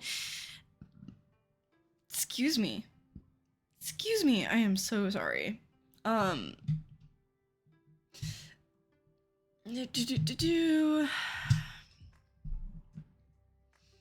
Urged protesters to turn the precinct into a community center for restorative justice. Police were not welcomed within CHOP. About 1,000 protesters marched into City Hall demanding the mayor's resignation. From what I remember, I don't remember hearing anything good about her as a mayor from anyone. So I'm not really sure, but I do remember that everyone disliked her. So SPD announced its desire to re-enter the abandoned East Police Precinct and said that it still operated in the zone, according to Washington Governor Jay Inslee, who also no one really likes. The zone was unpermitted but largely peaceful. Next day, Best, who I assume was mentioned up here, police chief, okay. Rapes, robberies, and all sorts of violent acts have been occurring in the area, and we have not been able to get to it. During the early morning of June 12th, a former Seattle resident set a fire at the East Police Precinct and walked away. Community residents extinguished it before it spread beyond the building's external wall or to nearby tents. That's kind of cool, honestly, that they put out the fire. Like, they could have just let the building burn down, but they didn't. That has no relevancy to whether CHOP was a good or bad thing. I just think that good deeds should be acknowledged.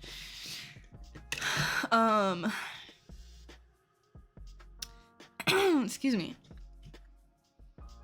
So Durkin visited the zone and told the Times reporter that she was unaware of any serious crime reported in the area. Most people interviewed by Vox had participated in protests but did not feel safe walking in the area at night, especially late June.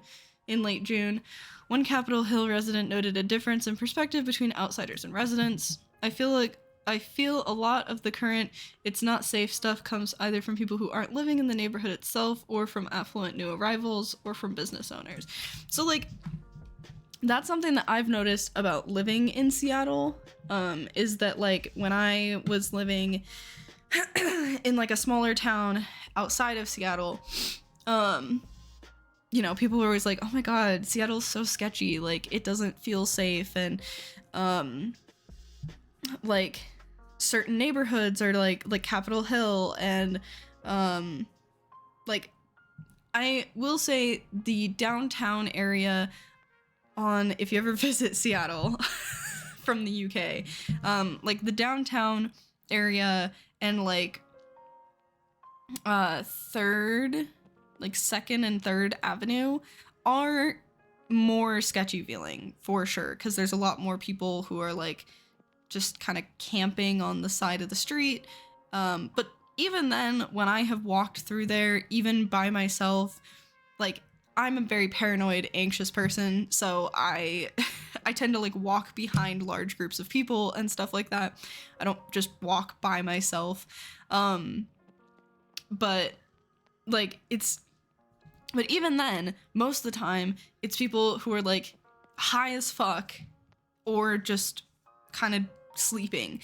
Like, I have not really witnessed that much really scariness. I mean, I've seen a couple fights from, like, my apartment window, but those seemed to be between not, like, homeless people, like, just people who are pissed at each other. Don't know really what's up with that. But the places like Capitol Hill, the International District, what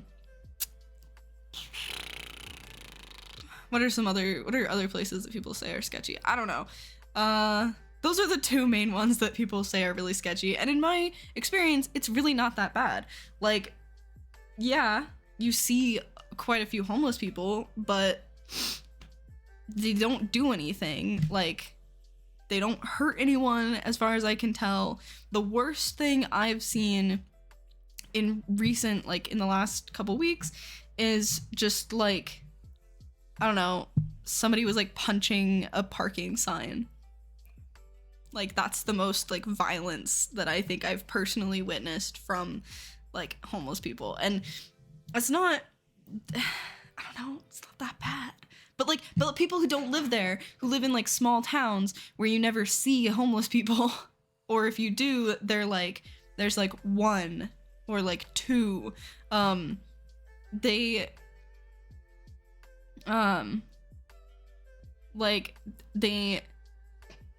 they're just like, oh my god, it's so scary. There's camps of people on the street, and they're like, there's so much trash on the streets, which there is. That's a problem. Seattle really does have a garbage problem. Our streets are gross, and I don't really know what to do about that.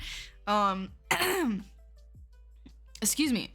But yeah, like, homeless people are way more likely to be the victims of violent crime than like the perpetrators, in as far as I understand. Like, they're much more vulnerable, they're much less likely to get help from police, they're, you know, you're sleeping in an unprotected area, like, of course that's gonna be dangerous. It's not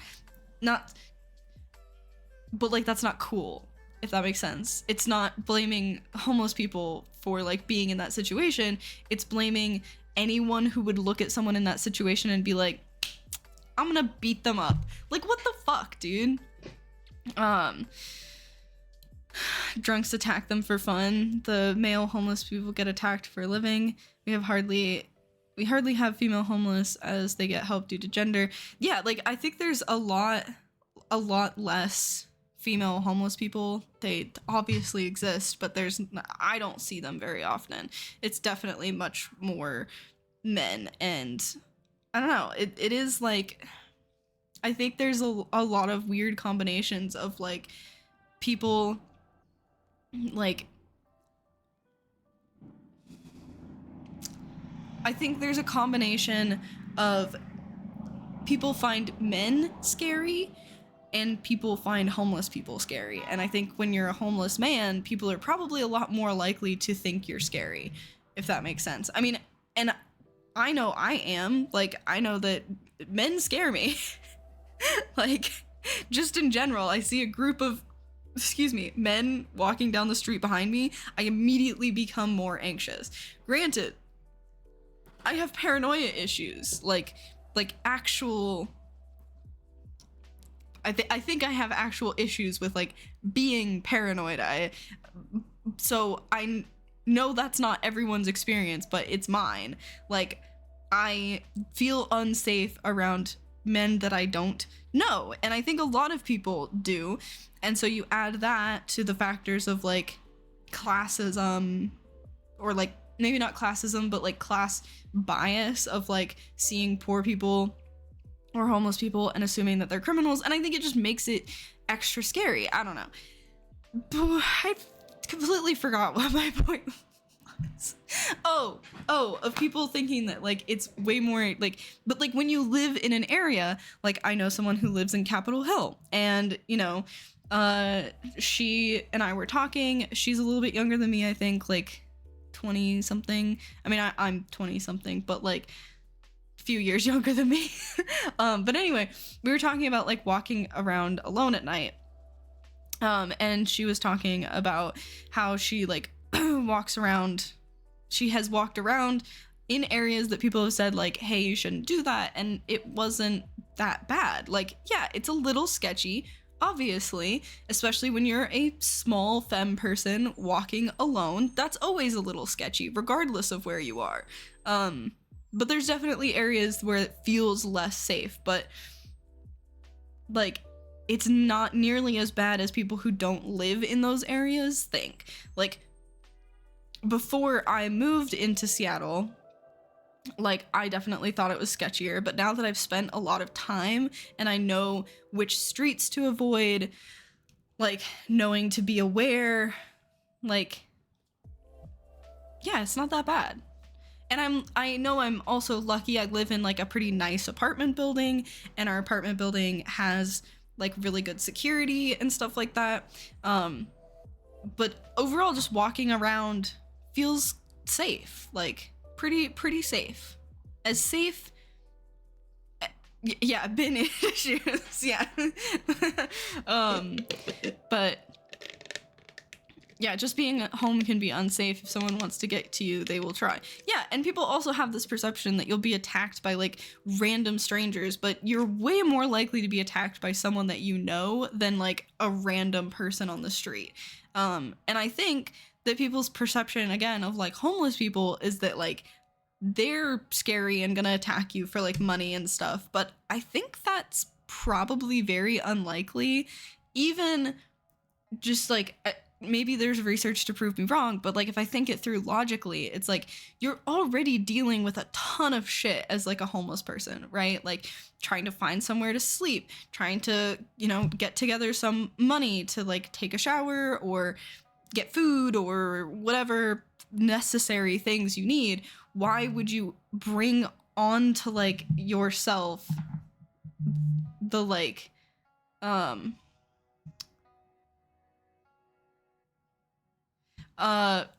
sorry, got a text. Like why would you add shit onto your plate by like attacking someone when that's not even like likely to get you that much stuff except maybe jail time? Like, and if you wanted to get arrested so that you could like if you wanted to get arrested so that you could like have somewhere to stay, there's a lot easier crimes to get arrested for that are far less like you're likely to be treated much better if you get arrested for them. Like if you shoplift something and you get arrested and go to jail, like I feel like the police are probably still gonna treat you like shit, but they're probably gonna treat you better than if you like tried to murder someone or yeah, like rob a supermarket each week. Exactly. Like there's way easy. So I feel like people just have like a really warped and probably pretty privileged perception of what like homeless people are like, because I don't know. I don't know. Granted, I don't have very much experience with that, and I could be wrong, but I don't think I am. I feel pretty confident.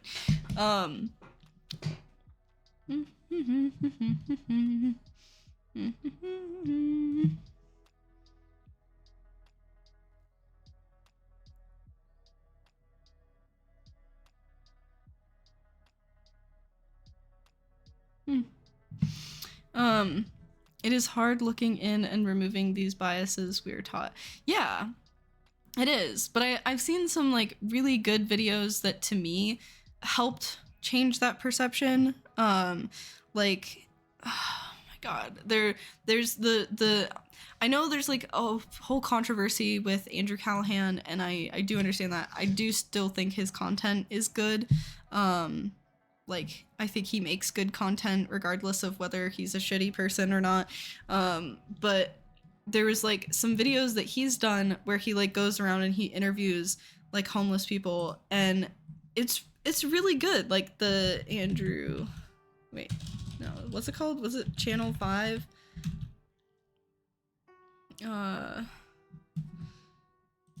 There's like the Vegas tunnels video was really, really good. I think the Philly streets one is another one like that. Like these ones where he just goes around and he like interviews people on the street.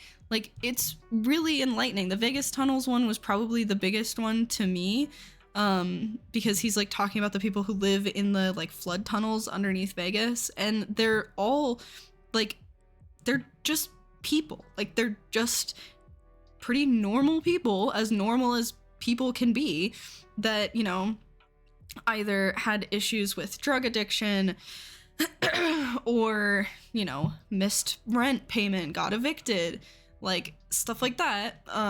You're good. Thanks for checking, saying hi, being here, whatever. Thanks.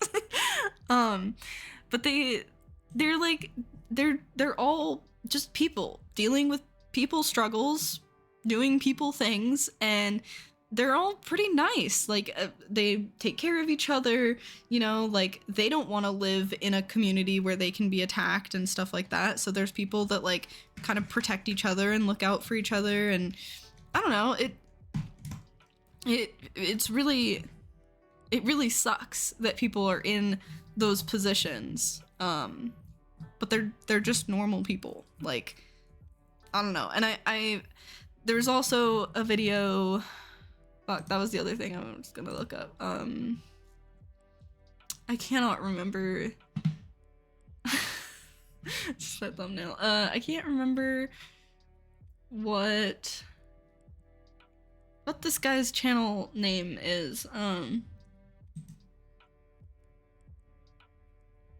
Surprise, you're back. Hello. Oh my god, it's really gonna bother me, but I don't know. But he,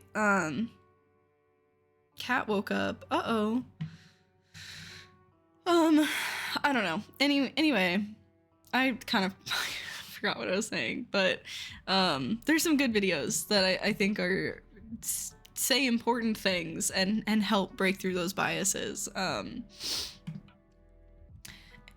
Anyway, oh great, sorry. Returning to local rich person makes life worse. So canceling the state's capital gains tax, which we were talking about, and repealing the Climate Change Commitment Act. Oh, love that. That's wonderful. Haywood, the rich guy, blames the cap and trade program under the Climate Commitment Act for raising gas, groceries, and utility prices while doing little to get rid of carbon emissions. The cap and trade is probably the most regressive tax you could put on the economy. It impacts every single person who has to commute to work. Eclipse says hi. That's such a good name for a cat. So hello. His favorite, their favorite scratchies or whatever sensory thing your cat likes. Like, okay. America has such a bad fucking traffic problem. Like, anything. I'm sorry. I do understand that taxes that are placed on like things like transportation do affect poor people, and that really sucks. And I do understand that. That being said, I think if we did more of those taxes, people saw how much like their life is affected by it, maybe they would vote for things like public transportation, which Seattle's been getting a lot better. Our public transportation in Seattle is actually pretty decent. I use it to get to like doctor's appointments that are all the way across like the city. You know, like you can take, like, this is Seattle proper, but let's see.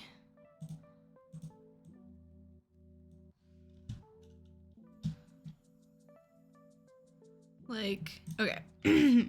Like, you can take a train from Seattle all the way down to Tacoma, I'm pretty sure, and all the way up to any of the cities along here up to Canada. You can take buses all around the city. You know, you can go from like down here to like up here, and it might take you like 45 minutes, but it's not bad at all. Like, here, let's see if we have public transportation.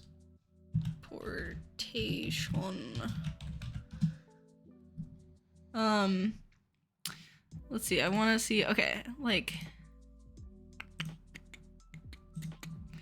okay, so you can see here, it's really poor quality, but, like, these are all different bus lines.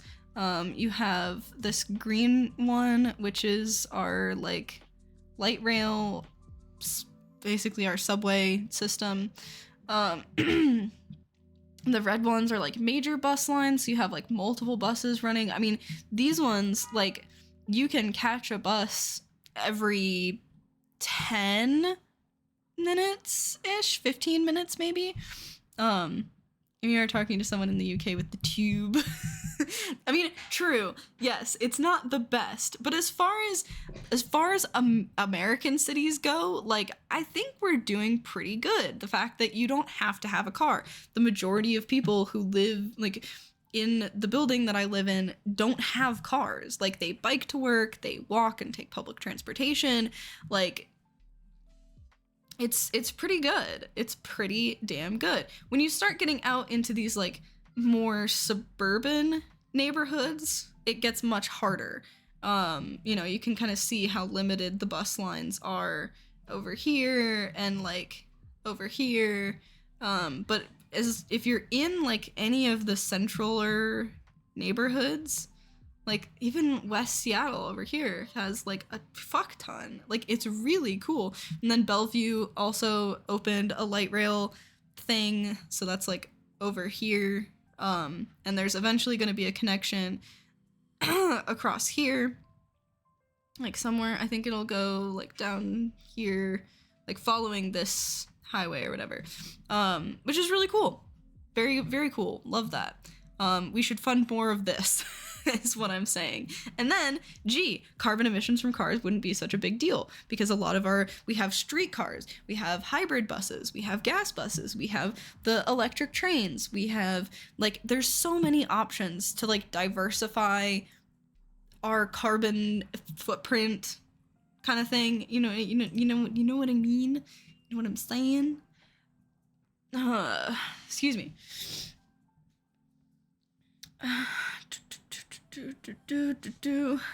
So it's a bipartisan thing.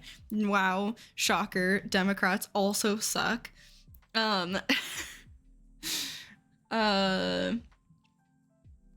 called it a common sense pushback against what I believe are some stupid, overly aggressive, radical progressive policies. Ah, yes, the radically progressive policy of cap and trade. Jesus Christ. Like, police pursuits overwhelmingly polls on both sides. People think it's stupid that police have to sit there and watch a car get stolen and drive off. They can't do anything about it. That's because landowners vote way more than landowners. Fuck landowners. Fuck you. That should... Okay, our generation needs to vote more. Like, I think Zoomers do vote more than millennials. Like, I'm pretty sure we do vote more. But still, need to vote even more because we need to overwhelm the previous generations of numbnuts and homeowners because, like, I can't buy a house.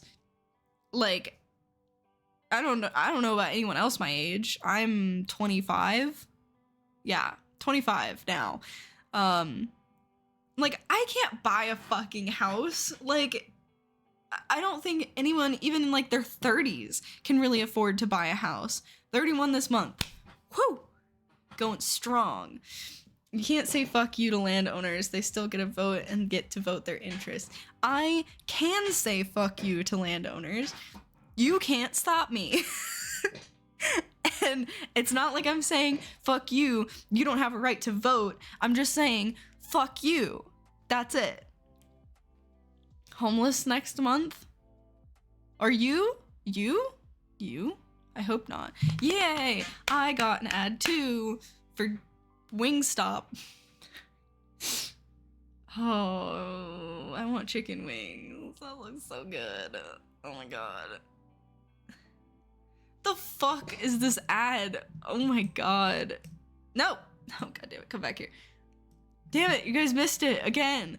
This ad is so fucking weird.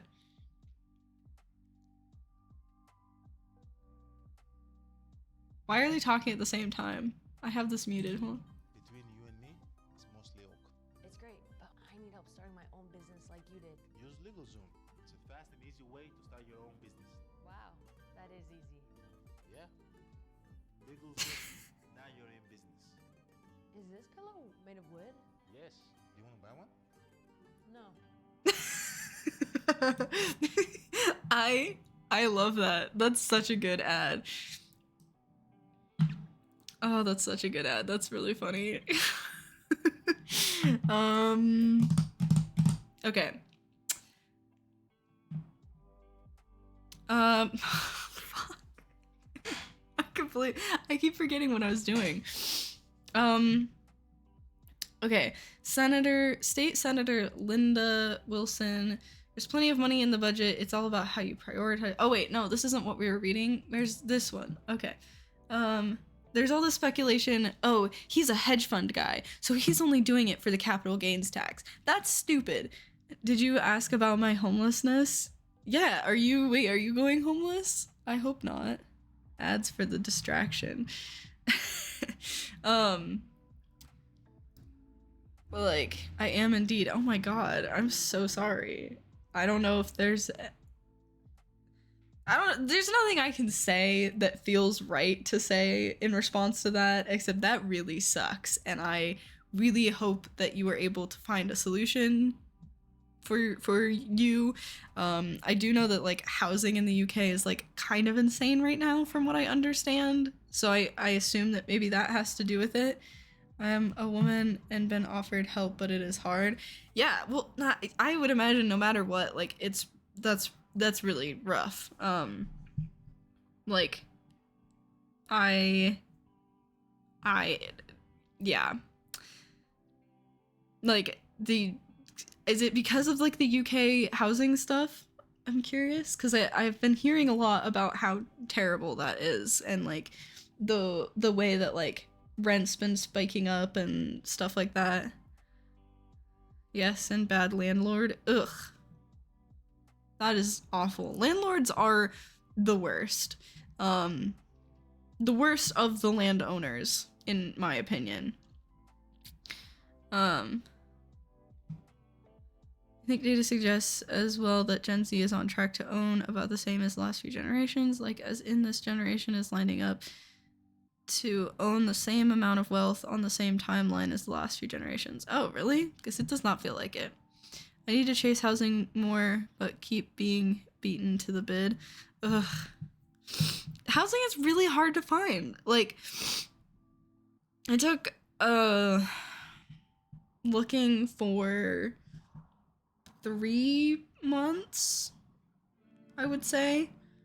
And, like, looking at multiple places and, like, not liking them and not, like, you know, I went and saw an apartment building that was like really sketchy, very, very sketchy.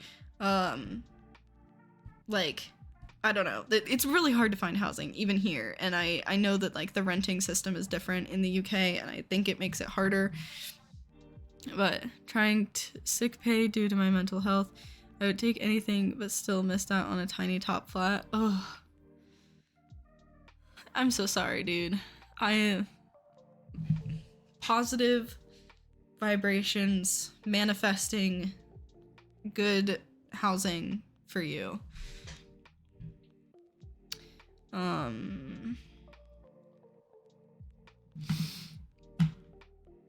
Okay. Yeah. Well, you're not alone, and I believe in you and your ability to do that for yourself, you know? Like, you got this. I hope that it helps. There's no...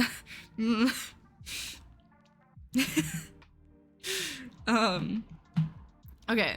So he's a hedge fund guy. He's only doing it for the capital gains tax. I do think that's stupid. This guy sounds like he probably does believe in all of these measures. Like, I don't think he's just doing it for the capital gains tax. I'm sure that it's great for him, that it benefits him, but I think he's just an ideologically person, you know? Like, he's doing it because he believes in these things, not he just has the money and time to be able to advocate for them. Tomorrow, partner's birthday, and then I should get back to it all. Oh, that's good. Happy birthday to your partner. I hope you guys have fun.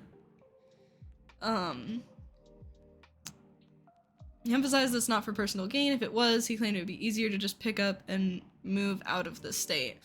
I can go to Florida and buy a $7 million house, have no income tax like Jeff Bezos, right? I can easily do that. From a business point of view, it makes no sense for me to do it this way. I'm much more worried about the economy of Washington. Oh yes, I'm sure he is so concerned about the economy. That I think is kind of bullshit. I don't think he probably is not that concerned about the economy of Washington. But don't be so nice, she's annoying. I was just calling her Pride on Saturday. Meet then. Got her framed pic of me. Aw, that's cute. I hope you guys have fun. But like, okay, there's a reason that rich people don't want to live in Florida. It's because Florida sucks. Like, I don't know that much about Florida. I know person in particular who knows about Florida and says that it really fucking sucks. I also know that it sucks because of climate change. So yeah, you probably don't want to go and buy a $7 million house or whatever in Florida. Also, the fact that he's just saying, like, I could go buy a $7 million house in Florida. Fuck you, dude. Rub it in. Rub it in. Salt in the wound. Fucker. God. I know I don't have coherent thoughts on this, but it's so irking. But, like, of course you don't want to do that, because in 2 years, your house is going to be underwater. Or decimated from the fucking hurricanes and shit like that. Any investment in Florida is literally just a loss. Exactly. Like, come on. That's why you're not moving to Florida. It's not because you care about the economy. Whatever. Donate half that $7 million or die. Yes. Thank you. Accurate statement here. Invest in sandbags. Yeah, true. Like, I don't know. There's a reason that, like, the rich conservatives are moving to Texas and not Florida, all right? I just looked in the camera, my hair, oh my god. Okay. That economy is also what some lawmakers say will be negatively impacted if Haywood succeeds. It will wipe away billions of extra dollars for down the road for the state. Had $19 billion in surpluses over the last 5 years, $19 billion, and never were they able to find the willpower to spend it on these things that all of a sudden are going to crash the economy. It's a bunch of Chicken Littles crying for something. They just have a big money pot that came in this year, way more than expected, and they're trying to find ways to spend it. I don't know about this. Invest in taller land. Oh no shit, helicopter buildings? What? I don't know what you're talking about.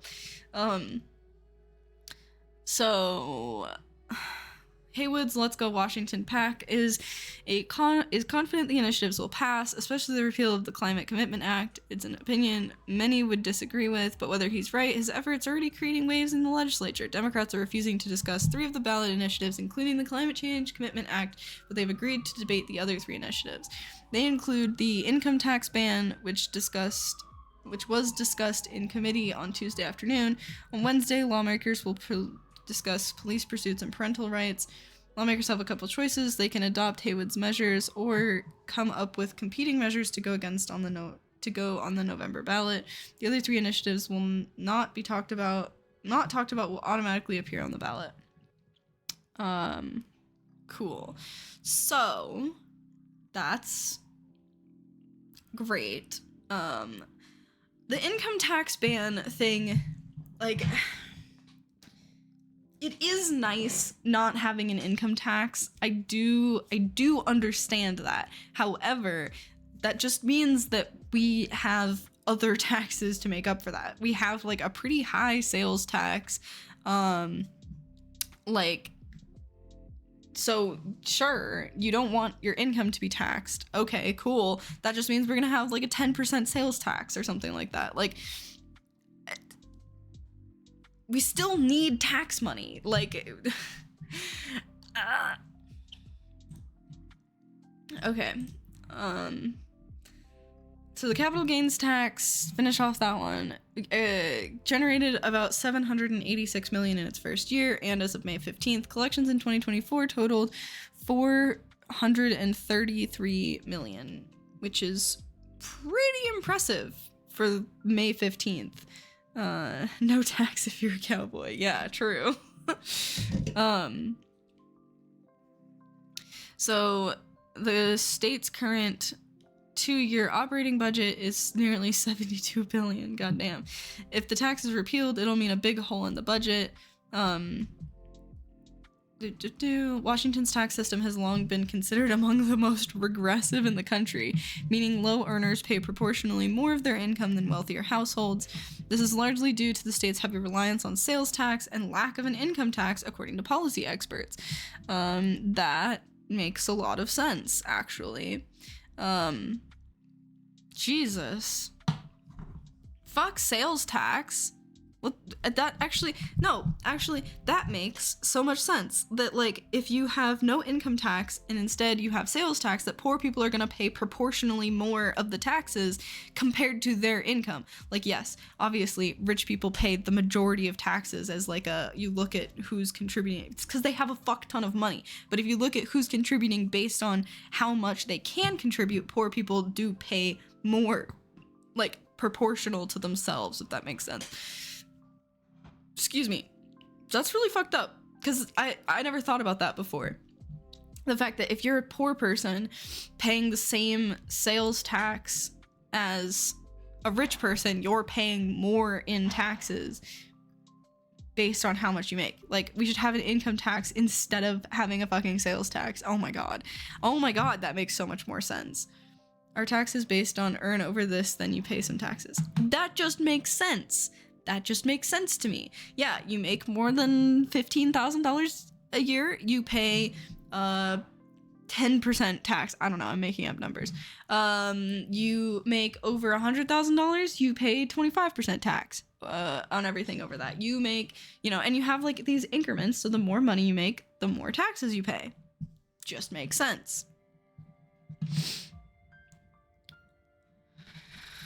Okay, so that's that one. Voting no on that one. Inflation rate 20% since 2021 in 3 years. What does that mean? There are tax brackets here as well. Well, yeah, but they're probably not good. I don't know.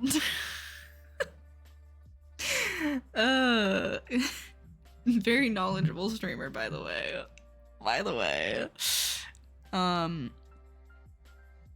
Okay, so this one seems, I'm gonna say Initiative 2109 on the Washington state ballot should probably be voted against. I think that would be the good response to this. All right, moving on to the next one. We have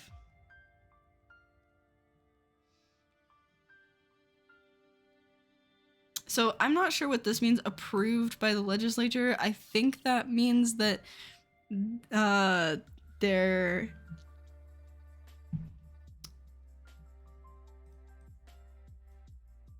I don't think that means that they're passed. Does it? God, I feel so dumb right now. It's fine. I'm also okay, it means there is a 6.7% inflation increase annually in the UK when the norm is 1 to 2%. Oh, yeah, that our inflation is like kind of insane. Yeah, we were in a secret recession last year and then they finally admitted it a month later. Yeah, like I've been watching a lot of videos cuz I am currently having work problems, and so I was considering, like, applying for other jobs. And when I was applying for jobs before I got the job that I have now, oh my god, it's so difficult to get a job. Like, I was sending out applications for like a month or two, and then I didn't even get a job from one of those. I got it because I like met someone and was like, hey, I like this line of work, and they were like, oh, we have a job opening, so I applied. Like, I've been watching videos about like the ghost jobs or whatever, where like employers just leave it open even though they've already filled the position or they have no intention of filling the position. So like I know that I was looking at jobs at like Starbucks, for example, and almost every single Starbucks store has an open thing like you can apply to work there. And then I eventually like realized that they weren't like, none of my applications were like getting responses or anything after like a week or two. So I called a couple of the stores and I was like, hey, I turned in an application, but I haven't heard anything back. So I just wanted to check in and make sure you guys got it. And they were like, oh yeah, because we're not hiring. And I was like, oh, well, there's an open job thing. And they're like, yeah, like you can still send in an application. And then when we are hiring, we might call you. And it's like, fuck you. So I started just calling the stores before I applied to them to be like, are you hiring right now? And over half of them were like, no, we're not hiring at the moment, but you can turn in an application anyway. And it's just like, fuck you, dude. God, why even have the open things if you're not hiring people? Like, God, it's so fucking dumb. It makes me so angry.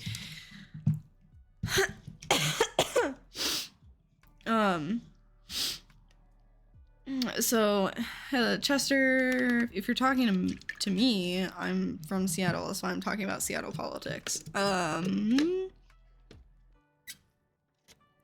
had an interview for $1 extra. They want you to work as 10 people. I said that to my face. Jesus Christ. Well, I know, like, I don't know. Dude, the job market just sucks. Like, $1. God damn it. Anyway, jobs bad, job market bad, pound. Oh yeah, whatever. Your stupid British people money. All right. Fake money. Isn't your money made out of plastic anyway? It's not even real paper money. God. Okay, all right. So let's look at this one. That's the next one that's on the ballot. Monopoly money. Yeah. Yeah, your money isn't even all the same color. Okay. That might be Australian money though. I don't know. It's all fake to me cuz American dollars are the only real money.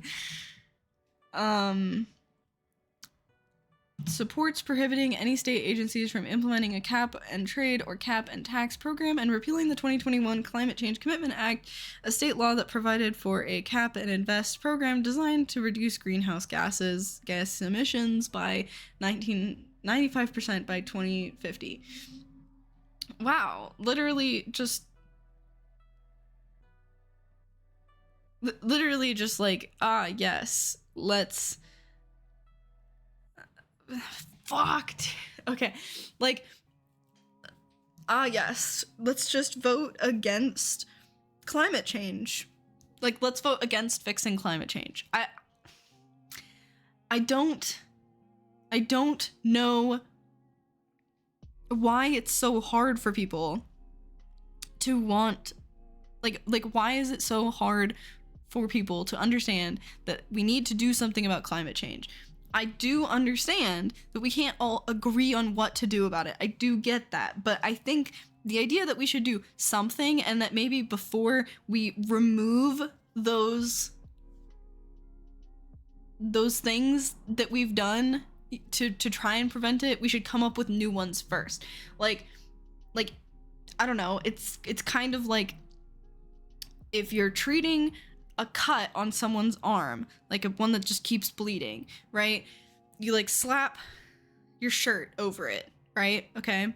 And you do that to try and stop the bleeding. Well, like, your shirt isn't the best thing to stop the bleeding. You should have bandages and stuff like that. But it's like saying, well, you don't have bandages, you just have a shirt. Like, that's not very good. So you just take the shirt away and let it keep bleeding. It's like, okay, no, you should keep the shirt on. And then once we figure out the better thing, which would be like bandages and like the clotting shit that they can put on your wounds, right? You have that ready and you take the shirt off and then you go and you slap the bandages on. That seems like a better way to go about it. So maybe before we remove the cap and trade, we have something else to replace it with. Then we can get rid of the cap and trade. I don't know if that's like a good solution. I feel like there's probably better ways we could go about doing it, but we should have those better ways ready before we fucking repeal at least something, you know, like this is why I don't pay attention to local politics. It's fucking depressing. The initiative would repeal, okay, we already read that. Businesses with emissions exceeding 25,000 metric tons of carbon dioxide per year must purchase allowances equal to their allowed greenhouse gas emissions. The Cap and Invest program was designed to allow businesses that reduce emissions to sell their remaining carbon emission allowance permits to other companies, thereby incentivizing companies to lower their emissions.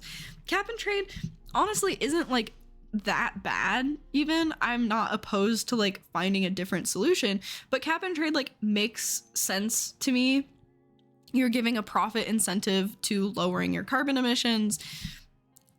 I feel like it probably like it doesn't really seem like it's actually reducing overall carbon emissions, because if you're just selling them to someone else, then like someone else is polluting that much, right? So it kind of just seems like it's redistributing the carbon emissions rather than like actually lowering them overall. In theory, I don't know if that's how it actually works. Like maybe it is that people end up actually just having lower emissions or selling it back to the government or whatever. I don't know. But it's like, it's not bad. If we're living under a profit incentivized system, which we are, then giving a profit incentive for people to lower their carbon emissions seems very logical. But long term, I believe they want to help. Seattle is North USA. Yes, Northwest. The Pacific Northwest, baby. Best place in the world. if you live in the Canadian part of it. Okay. Supporters and opponents, what are they saying? Initiative sponsor Jim Walsh, this guy again, said this cap and trade gas tax scheme is what is making Washington's price of living the highest in the nation alongside California. This cap and trade gas tax scheme has created over $1.5 billion for Olympia bureaucrats in this year alone, paid for by working families, and doesn't actually reduce emissions. It punishes working families that don't, and doesn't actually reduce emissions in our state. Okay, cool. You just like restated the same thing again. People need to drive to work, go to the grocery store, drop off kids at school, and heat their homes. It doesn't just stop at our cars. It's directly driving up the price of our groceries and goods in the supply chain, and is driving up your home utility costs. Okay, hold on a second.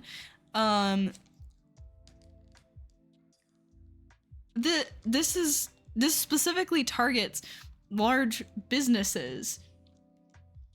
It's not like you're personally getting a, like, it's not, okay, the tax is not on your car emissions. It's on like manufacturing facilities and stuff like that. Like, so that's just like misdirection.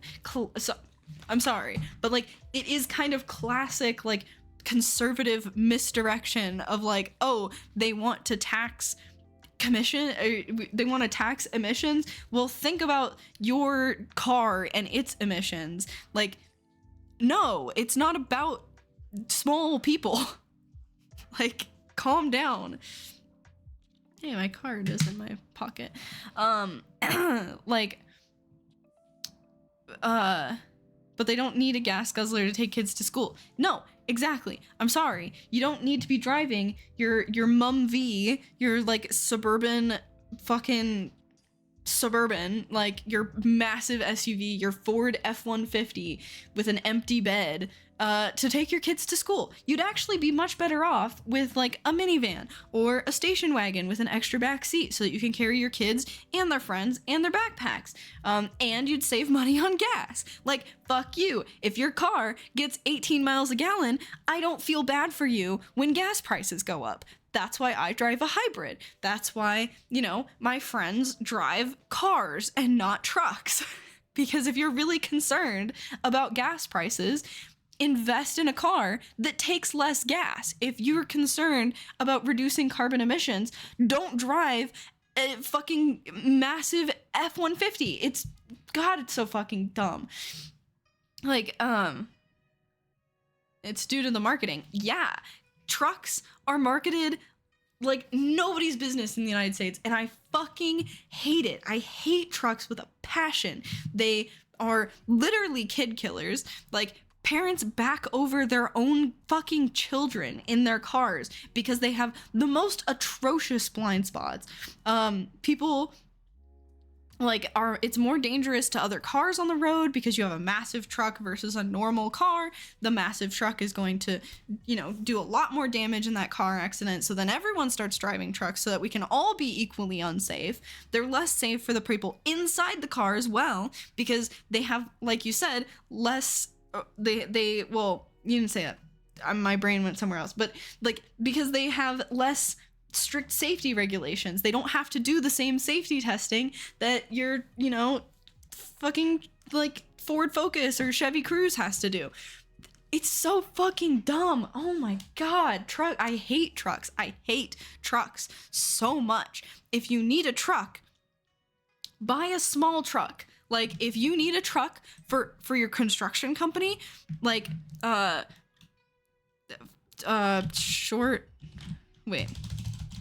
Ford F-150 versus older truck bed size. Okay. Look, now look at this. So,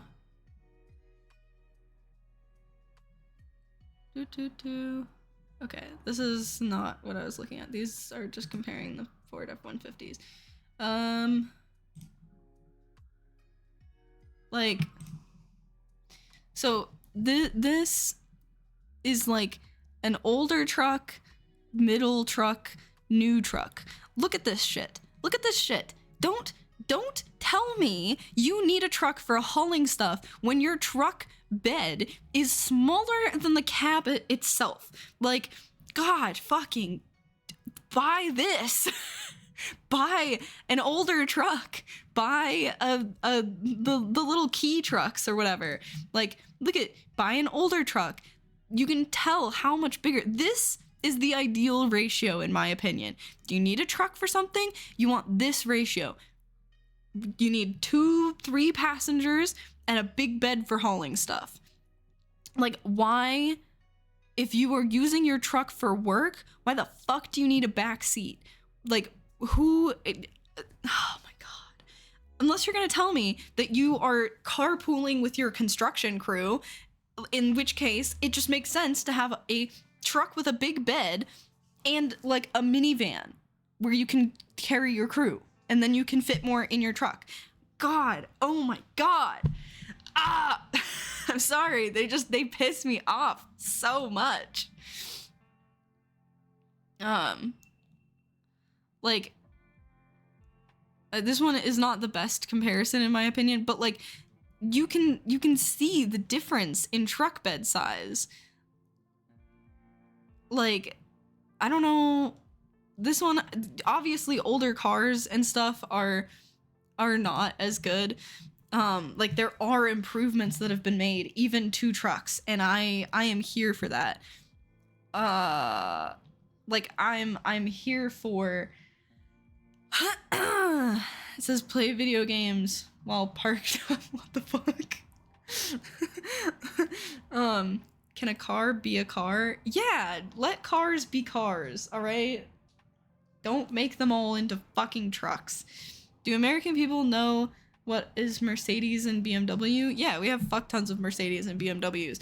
I take the ferries all the time, and every fucking time that a car alarm goes off, it's a Mercedes, it's a BMW, and it is a Ford F-150. Those are the three cars that I hear.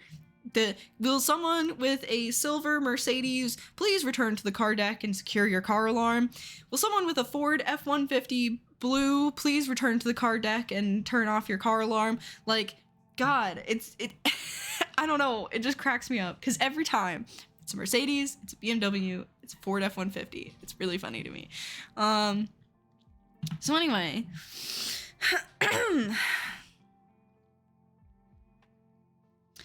okay, if we are concerned about the cost of transportation for Washington businesses and residents, we have to keep our focus away from the arm waving of the variations of gas prices that we've suffered for decades and really look at true solutions. And the true solution is to lower transportation costs to get off fossil fuels. Yes, we should invest in the hybrid or electric buses and the trains and the streetcars and the trolley buses that have like the wires. I think those are the electric buses.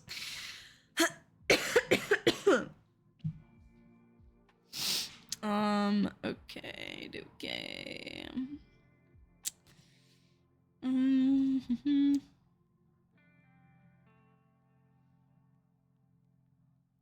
Okay,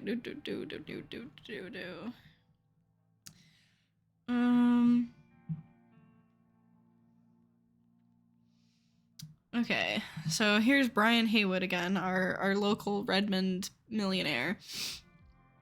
Would eliminate carbon tax, which proponents knowingly lied about when they passed. This is a sneaky tax. Those who passed the bill purposely made it difficult to assess its impact. Luckily, some very smart people at local think tanks worked through the economics of tax and predicted in 2021 it would raise the price of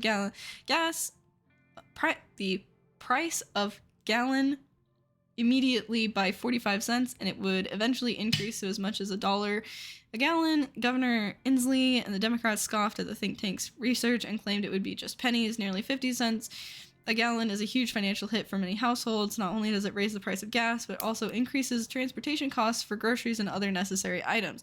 Citizens deserve to have an honest debate on this, not one based on falsehoods. I don't know if that's true or not, that people lied about it. I didn't hear about this when this legislation was passed. But I will say, 50 cents a gallon is very expensive.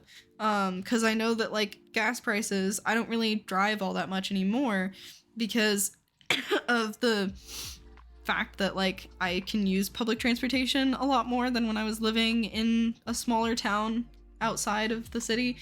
Another reason that cities are better than suburbs. Public transportation is much easier to access and utilize and have just in general. But what was I saying? But like when I was driving and like using more gas and stuff, like it is a hit to have gas costing, $4.50 a gallon. Like I think it got up to like $5 last summer, something like that. Like that's insane. That is a lot of money. That's why though, when I sold my old, like not old, but like 2010 Ford Focus and bought like a 2013, I think, Ford C-Max. And like it was a downgrade in terms of car quality, but it saved me a fuck ton of money on gas because you only have to fill up like once, maybe twice a month, depending on how much you're driving. And it's a lot cheaper because it's a hybrid, so it has a smaller gas tank to go. So I don't know. Like obviously not everyone can afford to buy a new car, and I don't expect most middle class or poorer people to like, oh, just buy a hybrid. Like no. But if you go to buy a new car, look for, a smaller car with a smaller gas tank that gets better gas mileage. Try to buy a hybrid.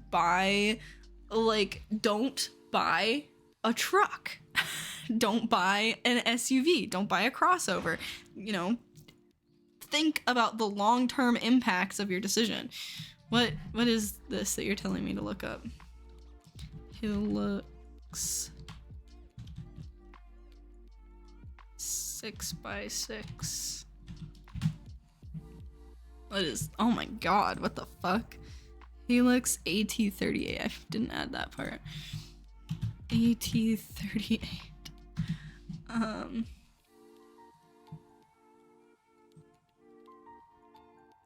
Good lord.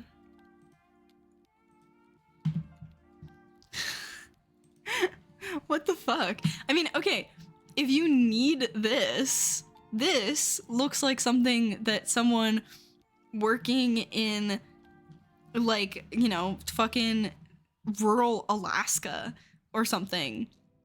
I mean, it says Arctic trucks, so maybe that's why my brain is going there. But, like, you do not need this shit here in a city. You do not need that. You do not need that, okay?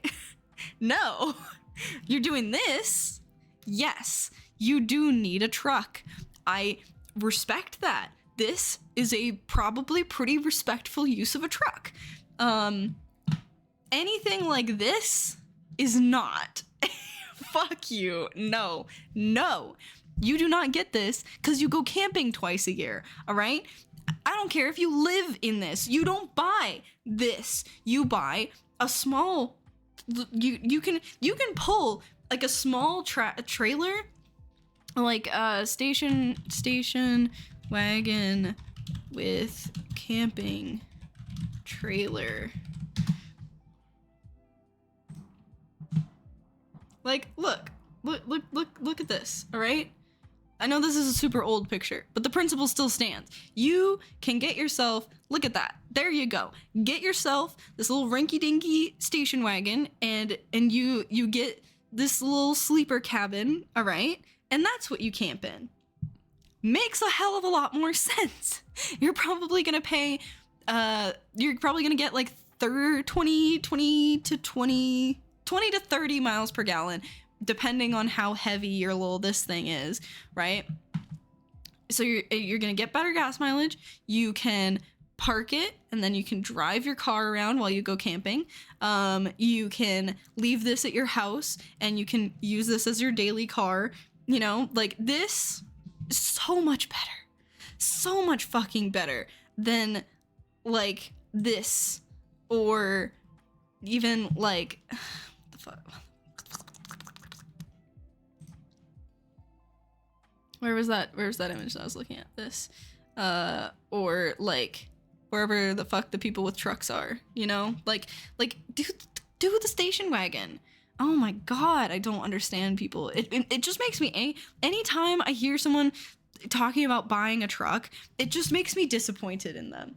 Like, it really does. It just makes me go, I expected more from you than to be looking at a fucking truck.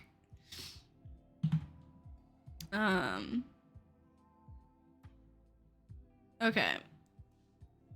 Oh, God. All right. So, voting no on this as well. Unless they have a better solution for me, I'm gonna say no. Fuck you. I'm gonna keep the cap and trade. All right. A vote yes supports allowing employees and self-employed individuals to opt out of paying the payroll tax and receiving benefits under Washington Cares, state's long-term services and supports trust healthcare program. Vote no opposes individuals being able to opt out of this insurance thing. Okay. This is also a bad thing. Oh my god. I swear to God. How do these people not see that they are just like making life worse for poor people?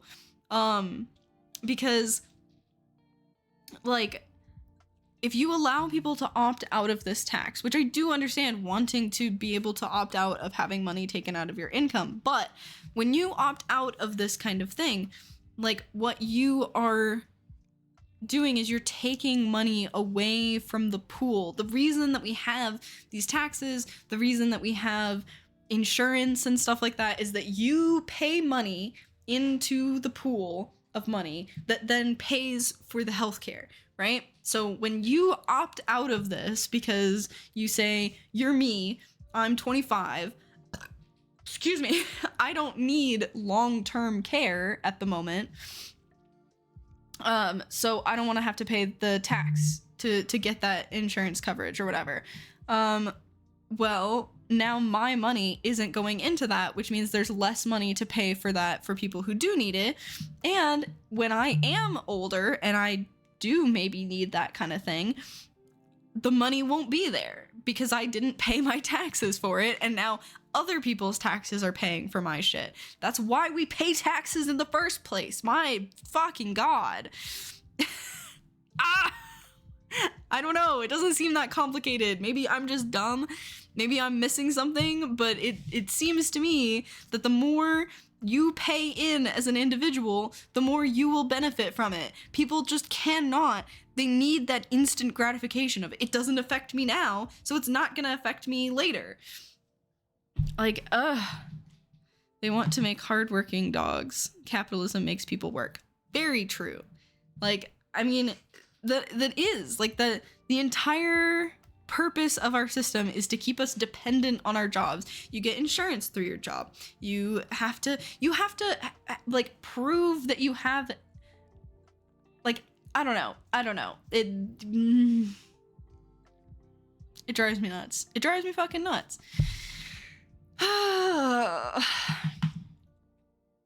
Okay.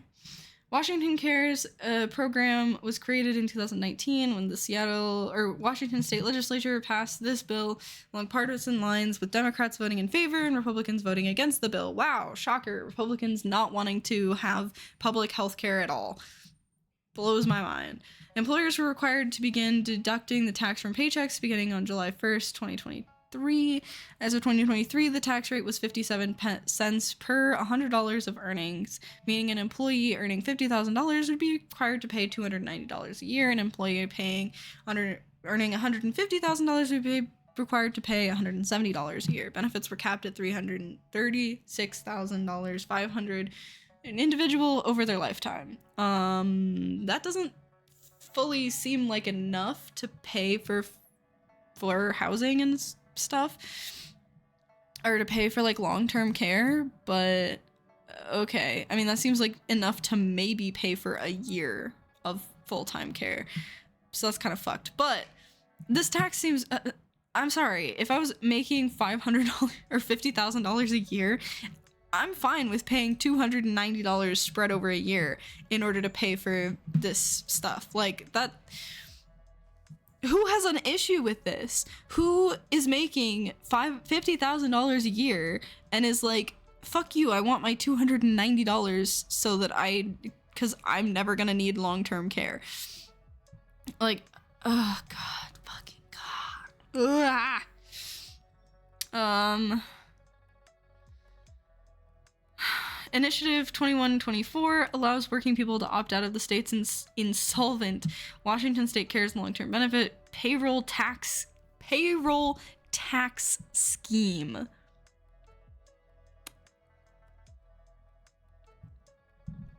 Adding scheme to the end of something does not make it actually a scam. Like, I feel like that's the purpose of saying that, is because it makes it sound like a scheme, it makes it sound like a scam, but it's not. It's just taxes. It's just how taxes work. For a short time, people could opt out of the scheme under certain circumstances, but now, under current state law, working people must pay into the program in the form of money taken out of their checks. Simply lets people opt out if they choose. It defends consumer choice and encourages transparency in state programs. Partisans trying desperately to defend the policy argue the opt-out option will make this bad program's problems worse. Argue that protecting consumer choice will force Washington Cares to either improve the value it offers participants or admit that private long-term care insurance is a better deal. Oh yes, I would so much rather pay $100 a month in fucking long-term insurance than $290 a year. Jesus Christ. Oh my God. I don't understand. How can anyone support private healthcare? How do you not just feel like a gross human being supporting the idea that you should have to pay out of your pocket to get healthcare? I just don't understand. I don't get it. If you do, please explain to me why. like, this is just such a terrible idea. It's just so terrible. Like, imagine if you were able to just opt out of any tax. If no one would pay taxes. The reason that you can't just opt out of all taxes is because then no one will pay the tax. You can't just be like, oh, you're doing a shit job of maintaining my roads, I want to opt out of taxes. Like, no, just because a government program sucks doesn't mean you can stop funding it. Like, you should vote for people or vote for propositions to make it better. Maybe instead of trying to make it so people don't have to pay the tax, maybe introduce a bill that improves the Washington Cares Fund. Maybe do that instead. Make things better instead of worse. Millions of working Washingtonians are counting on the WA Cares Fund to help pay for their care in case of injury, illness, or age. By effectively repealing Washington Cares, this initiative would force workers to choose between depleting their savings to qualify for Medicaid or betting on long-term care insurance only the wealthiest can afford. Our state pension was $221 a week right now. Not really livable, but it's a start. Yeah, I mean, I don't even know if I have like a fucking pension or anything like that. I don't. I'm fucked as of right now. Aging into the future, fucked. I'm gonna be working forever. Okay, again, voting no on this seems like the logical answer. Oh, girl.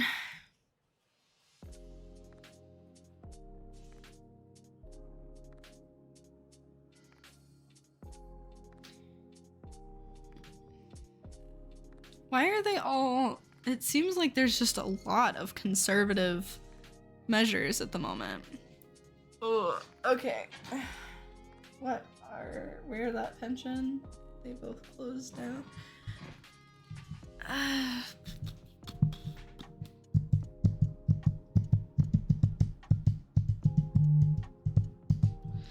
Okay. All right. So,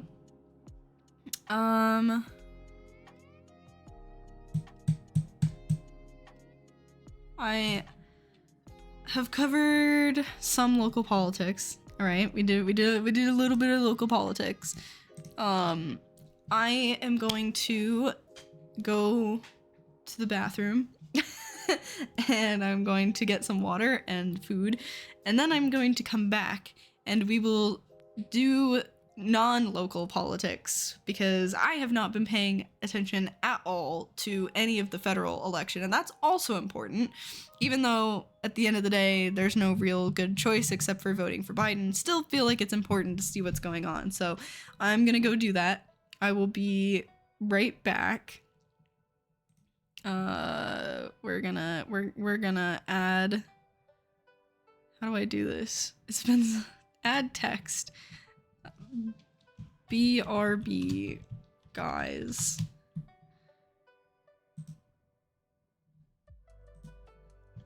BRB guys. Okay. I think we're gonna do this like that. And we're gonna turn this off. And I'm gonna mute my mic and I'll be right back. So I'll be right back.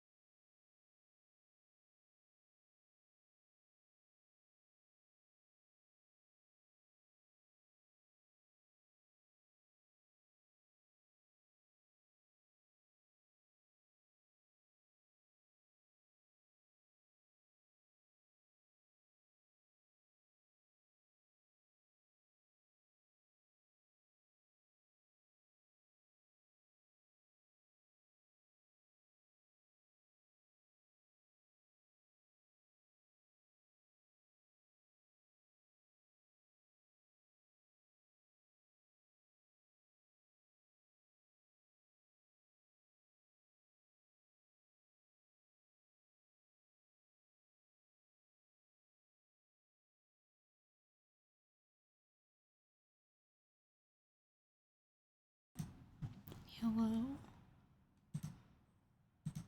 Hello. Okay. There we go. Hello. I got myself some food and something to drink. And let's see.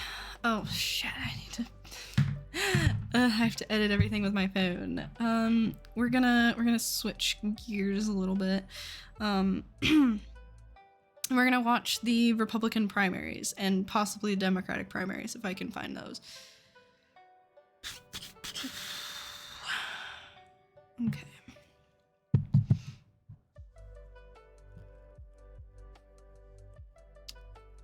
Bum bum bum bum bum bum bum bum. Republican primary party.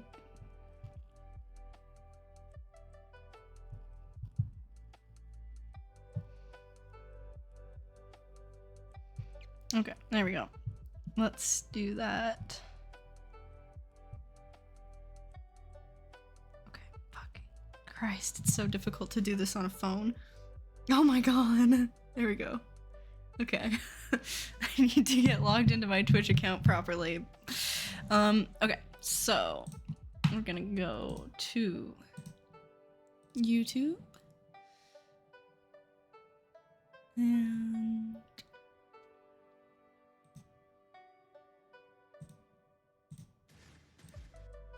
okay, so I started it a little bit. This has the most fine, like, dramatic opening. I love it. I'm here for them. Oh wait, I gotta turn the volume up. Tonight, a critical test in the race for the White House. 5 Republicans battling to become their party's 2024 presidential nominee. The candidates ready to make their case on why they're prepared to be commander-in-chief amid 2 wars on the world stage, how they plan to tackle stubborn inflation, and Okay, let me know if that audio level sounds pretty good to you. how they can unite a deeply divided electorate. Who is best to take on President Biden? And can any of them first beat former President Trump, who's far ahead in the polls? The candidates are here. Florida Governor Ron DeSantis, former UN Ambassador Nikki Haley. I kind of forgot about Ron DeSantis. I feel like people kind of stopped talking about him for a little bit. Entrepreneur Vivek Ramaswamy, former New Jersey Governor Chris Christie, and South Carolina Senator Tim Scott. From NBC News, the Republican presidential debate. Live from the Didn't the Vivek guy, oh my god, an ad on mine. Didn't he like do something? I think, can we lose Trump for 10 years? Like place him in a desert.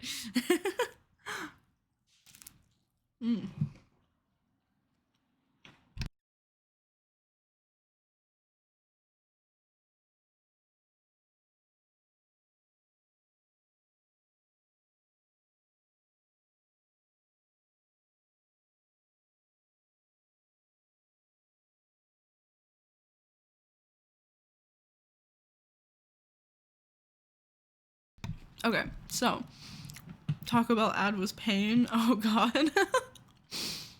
Because now you want Taco Bell, or because it was a really bad ad? Gotta know. Okay, so the Vivek Ram something, I don't know how to pronounce. Didn't he do something? I remember he did something really, I feel like he did something really fucked up, but I don't remember what. They got cheap offer. Man, fast food is killer. It sounds so good. Ian Arst Center in Miami, Florida.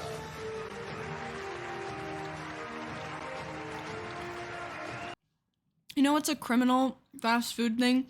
There's a McDonald's right next to the the weed store near where I live now. Like, that's fucked up.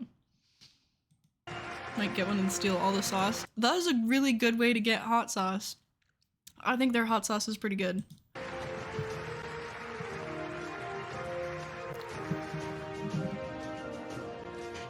And good evening, everyone. Welcome to the Republican presidential debate. I'm Lester Holt, anchor of NBC Nightly News. Good evening. I'm Kristen Welker, moderator of NBC's Meet the Press. Hello, I'm Hugh Hewitt, host of Salem Radio's The Hugh Hewitt Show. We are now just 68 days from the Iowa caucuses when Republican primary voters will begin to determine their party's nominee for.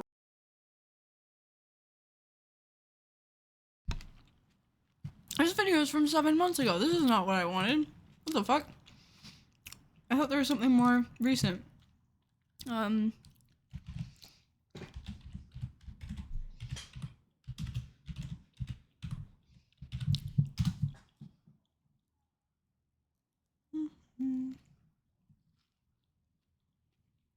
I insane?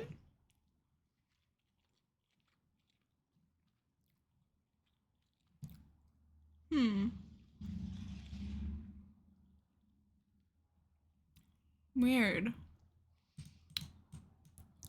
Let's see. Let's just look at... I swear I thought I saw something.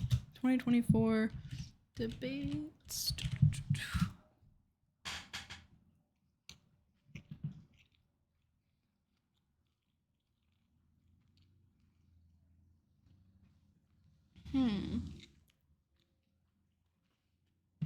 We could watch something relevant to you. We could watch the UK election debate. Okay, the presidential debate is next week. Next week, President Joe Biden and former President Donald Trump meet for their first debate this campaign season. And until then, both men are hitting the campaign trail hard. And Washington correspondent Trevor Shirley is in D.C. with more.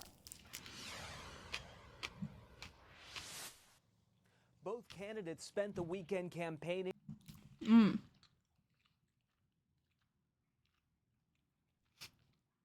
Hello. It's going to be a shit show, isn't it?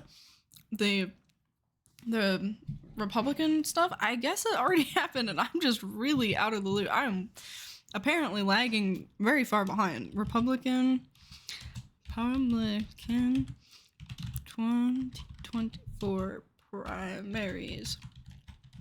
I saw something wow,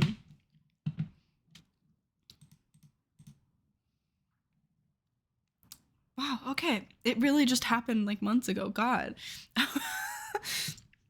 Okay, so yeah, Trump won that. I did not realize that was, oh my God. That felt, I swear I saw something like yesterday. Anyway, okay, we're gonna, okay, let's see. Yum, yum, yum, yum, yum.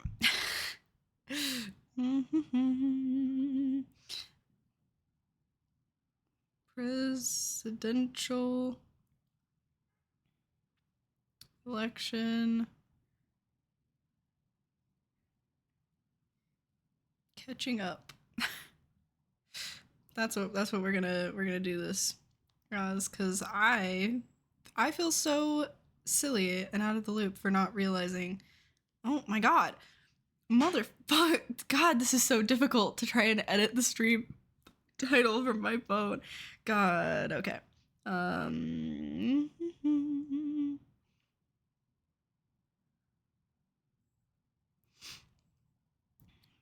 Presidential election. I'm so behind. Please help. Okay. Here we go. All right. Take 2 or 3, because I went live completely. Oh my God. Okay. This is just driving me nuts. I am swiping up to try and hit the done button, and it's just not there. Because, there we go. Okay. There we go. Fucking Christ. Sorry. Okay. All right. How are you guys? Let's continue. We're catching up now. That's what we're doing, is catching up. trying to focus on issues they think will sway their voters.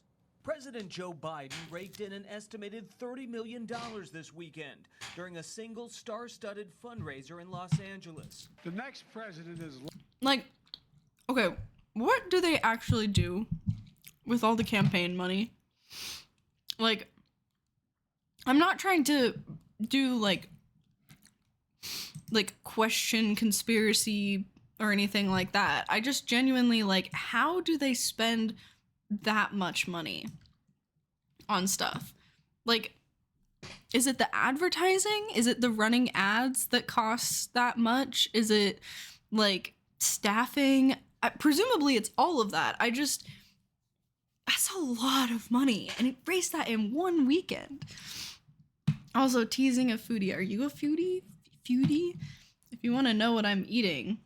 Oh my god, there's one of my hairs in my sandwich. Jesus Christ. It's the potato bun with tomato and turkey meat and cheese and spinach with mayonnaise, garlic, the Kewpie mayonnaise, garlic powder, salt, onion powder, cayenne pepper. It's very good. It's a good sandwich. Very good basic sandwich. I'm proud of this sandwich.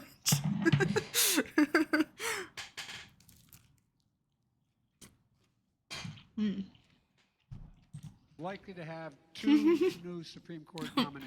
During the campaign event, the president casting the Supreme Court. I hope I can see your cat issued fire sometime. of Democratic They and sound potentially cute. independent voters. I think it is one of the scariest parts of it. Look, the Supreme Court has never been as out of kilter as it is today.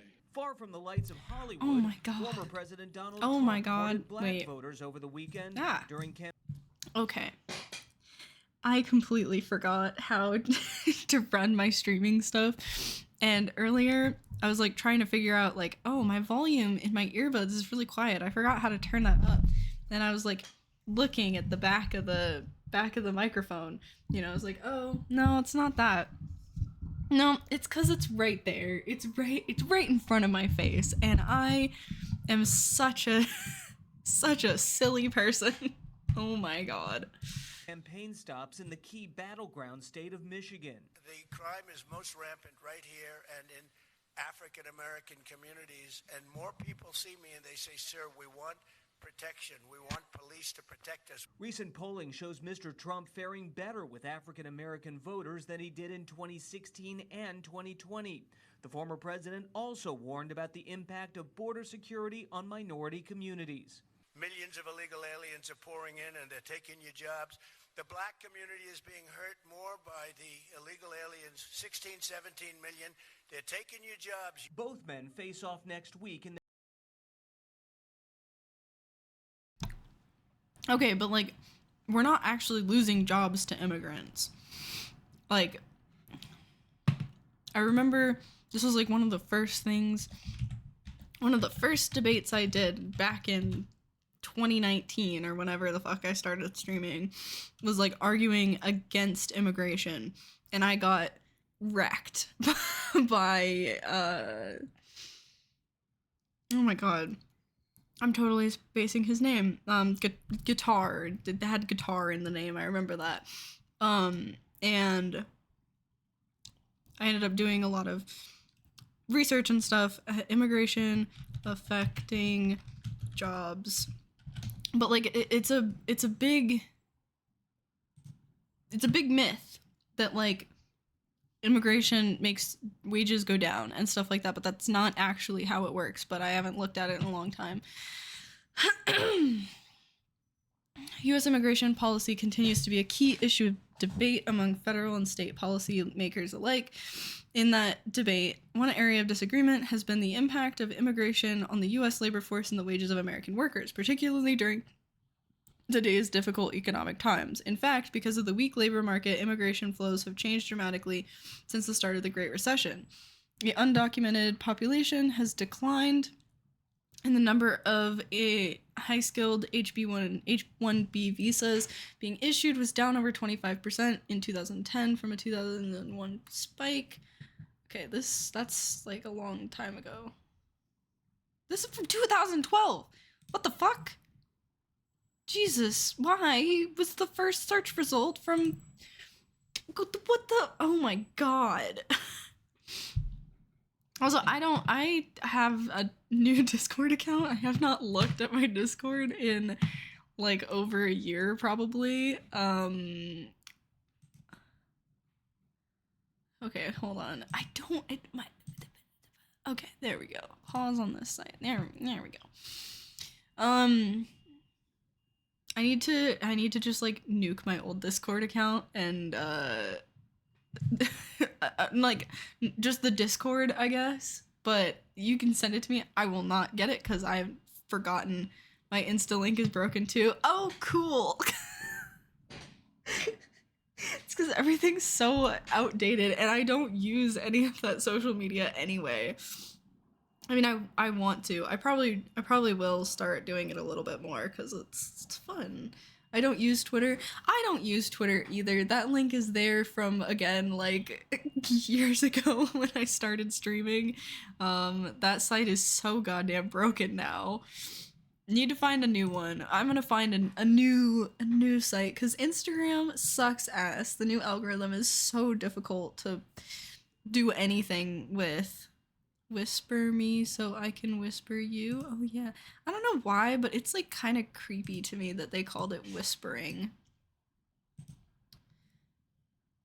You know what I mean? It's not just oh, I can't because I don't have access to my fucking thing. Oh my god. Okay, whatever. I'll do it. Facebook poke was a thing. True. I remember I'd poke my friends a lot when I was in like high school. Okay, I will figure out how to whisper you at some point when I get my Twitch account on my computer, but I can't do it right now.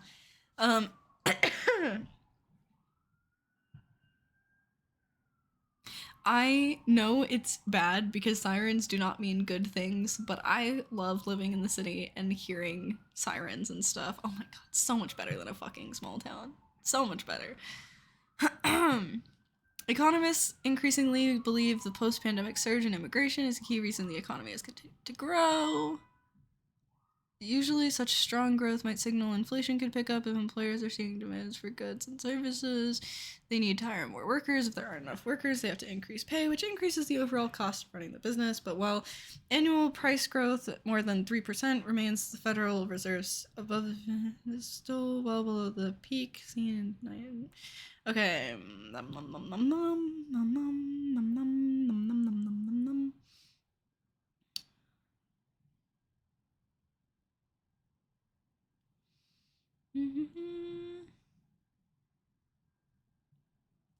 Okay, this is so much reading, Jesus Christ. But I'm pretty sure, like, overall, the conclusion by most economists is that, like, immigration is good for the economy. Like, immigration keeps the economy from stagnating. If you're working with a system that wants continual growth, then you kind of need a continually growing population of workers and consumers. And immigration is a really good way to get that growth because as our country gets wealthier, people are having less children. People are also having less children because of like the economic shittery that's happening, and we just don't want to have kids as well, I think, as much our generation. But anyway, excuse me. Overall, it's good. Immigration is good for the economy. So in their first debate this weekend, they agreed to muted mics. I also don't fully understand like why people say that, like, okay, I had this conversation with someone and I don't think I made very good points, but we were talking about why people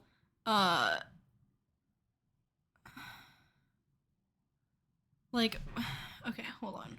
Why do people say immigration is taking jobs. Because, like, it's just not true.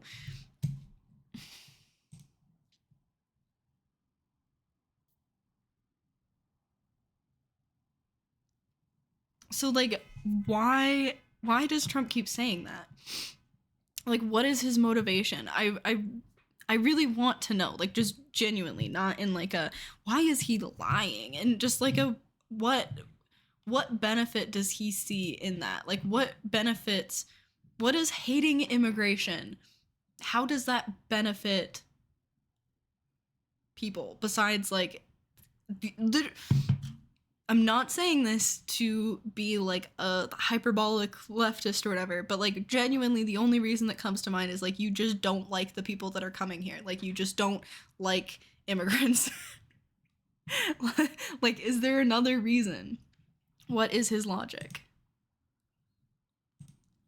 Hello? When a candidate isn't recognized and no live audience. Next week's debate is set to happen in Atlanta. That's in another battleground state, Georgia. Reporting in Washington, I'm Trevor Shirley. That's it. Okay, let's see what we're looking at for the presidential. Now, the first U.S. presidential debate between incumbent Joe Biden and Republican rival Donald Trump is finally happening. What is this news? Is this just like a YouTube news place, or is that from somewhere else? Okay, hold on. Next week, President Joe Biden and former President Donald. Okay. All right, let's watch some highlights from the third presidential debate. Ooh. We'll watch this one anyway. Even though it's not necessarily as relevant because we know that the nominee is Trump, I feel like it'd be good to see what they were saying. For president. Tonight, we'll question 5 candidates seeking that nomination on how they're best prepared to be commander-in-chief. And, of course, how best to bring down prices impacting Americans across the country. We have 2 hours for a serious debate on the issues that matter most to Republican voters. Why isn't Trump in these? Was Trump in the Republican primary debates? Like, was he in them at all? Yeah. Was he just skipping them because he's kind of a twat? He sees no value in attending the debates despite some outcry and criticism because his polling lead with GOP voters gives him no incentive to face attacks from other candidates. I mean, yeah, okay, that makes sense. I don't like it. It's still dumb. It kind of feels cowardly to me, but it makes sense. Okay. Candidates will have 1 minute and 30 seconds for answers and the opportunity for a closing statement. Follow-ups will be at the discretion of all of us at the table, the moderators. Invoking a candidate's name or policy does not necessarily mean the mentioned candidate is entitled to a response.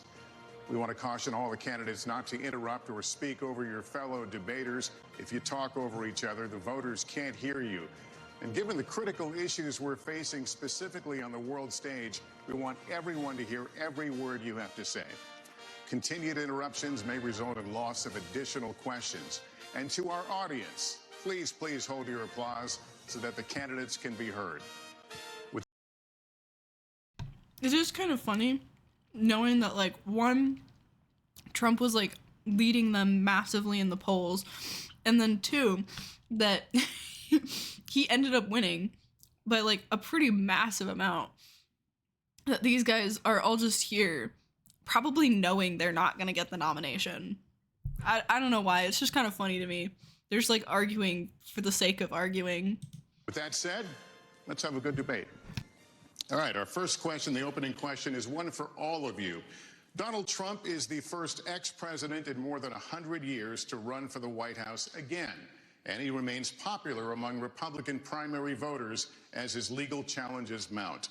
Governor DeSantis, let me begin with you on this one. Speak to Republican voters who are supporting Donald Trump. Why should you and not him be the Republican nominee to face Joe Biden a year? That looks like a memeable facial expression. I don't know why. Maybe that might just be a be a me thing, but like, how do I take a screenshot? How to screen? I swear I've looked this up on my own and on stream like over 10 times. How to screenshot on Windows. Windows logo, Shift and S.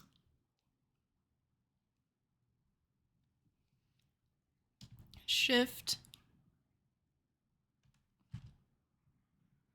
Oh wow, I did it on the wrong screen. What the fuck?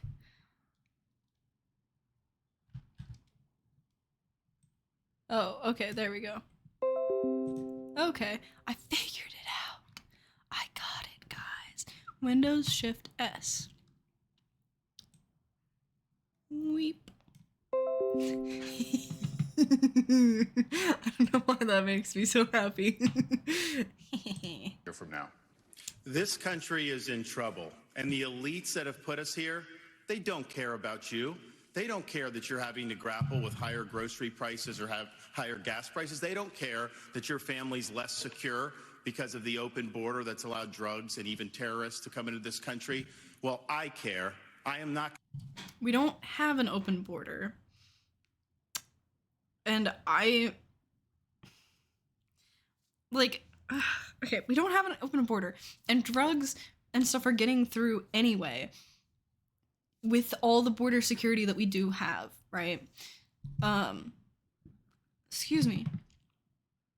Like, we saw with weed that, like, decriminalizing and or legalizing drugs creates a, what's the word I'm looking for? Like, people are less likely to smuggle drugs across the border if they can access the drugs in the US, like, legally. It creates a market of competition, I guess, for, like, cartels and drug people. So, let's see. I'm gonna go back a little bit. Should you and not him be the Republican nominee to face Joe Biden a year from now? This country is in trouble, and the elites that have put us here, they don't care about you.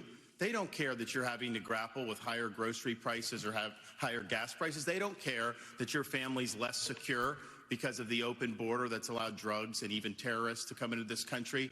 Well,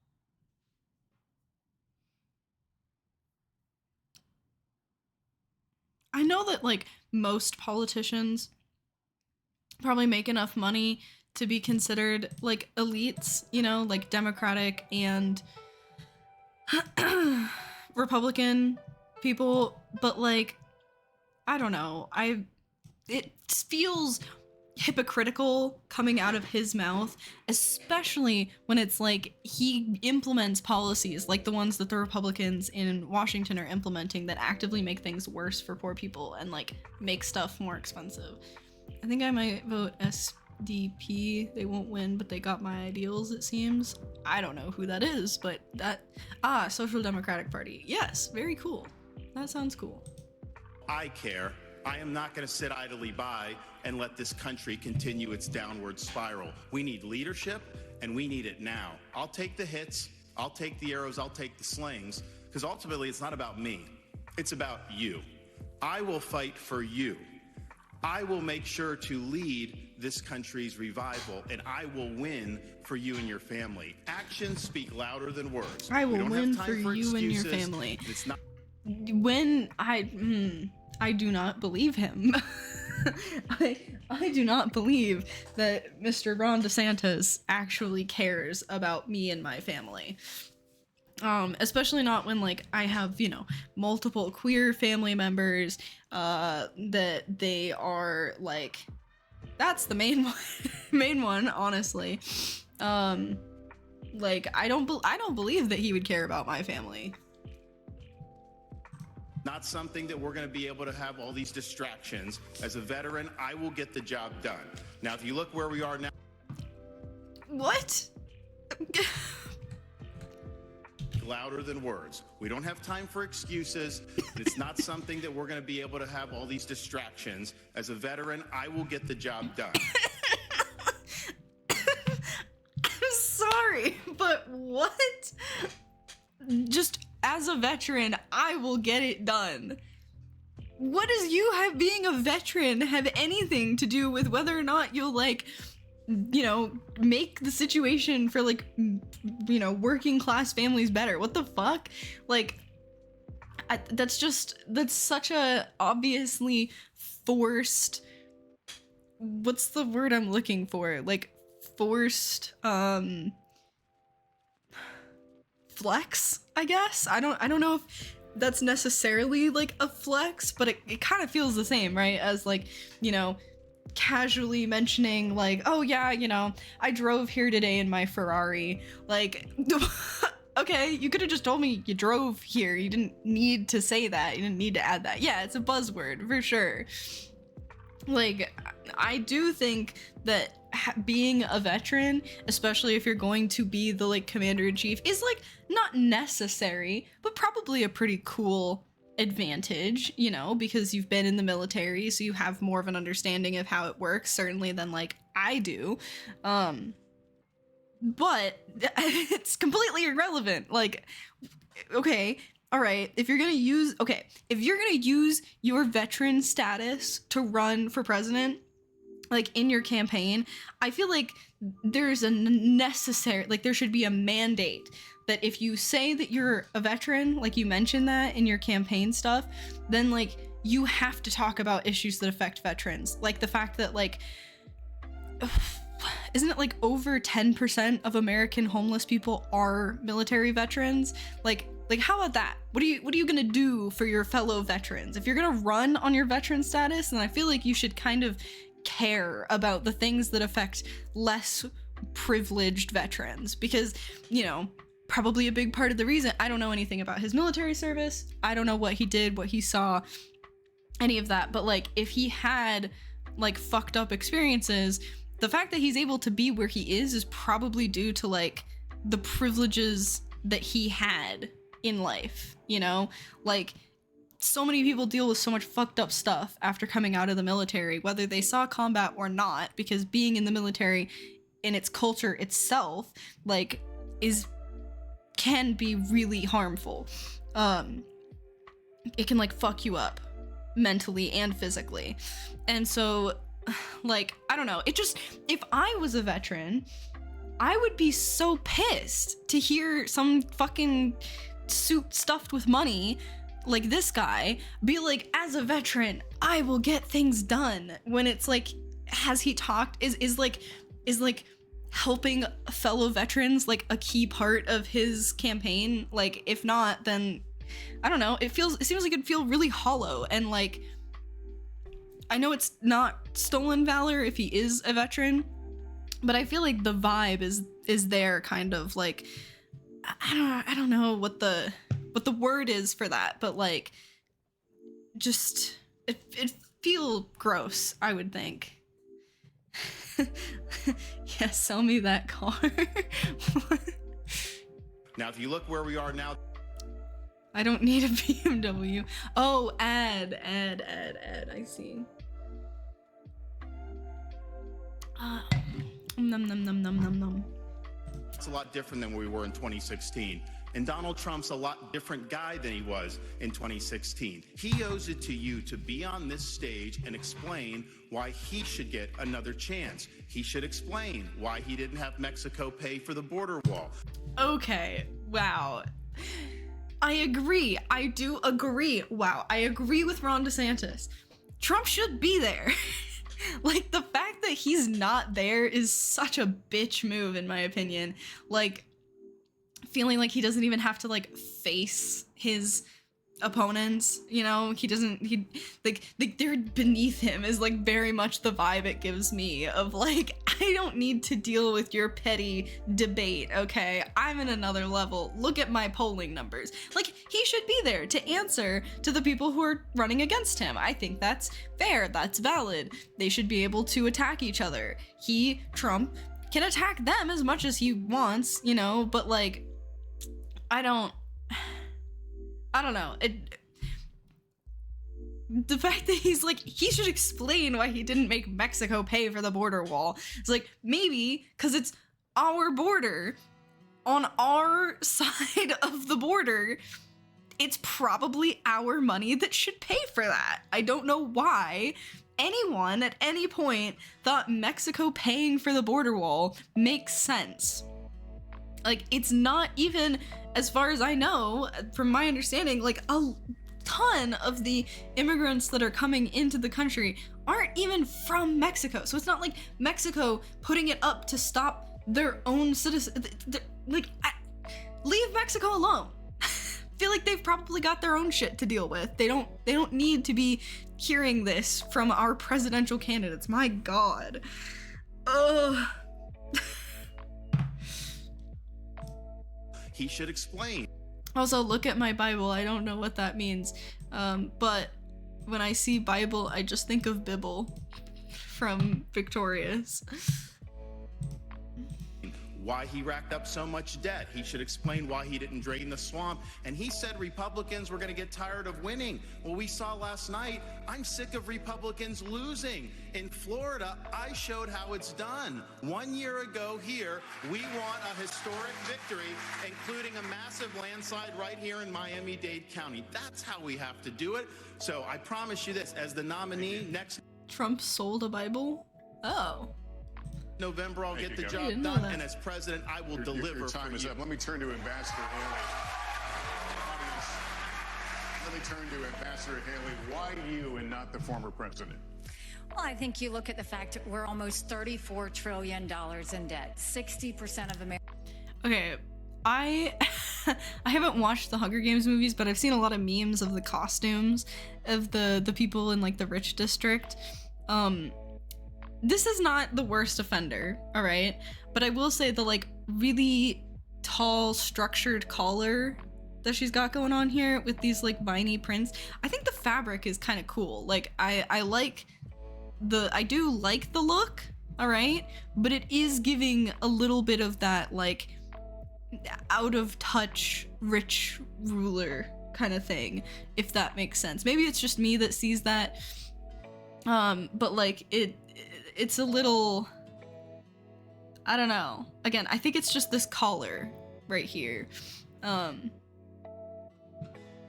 Americans are living paycheck to paycheck.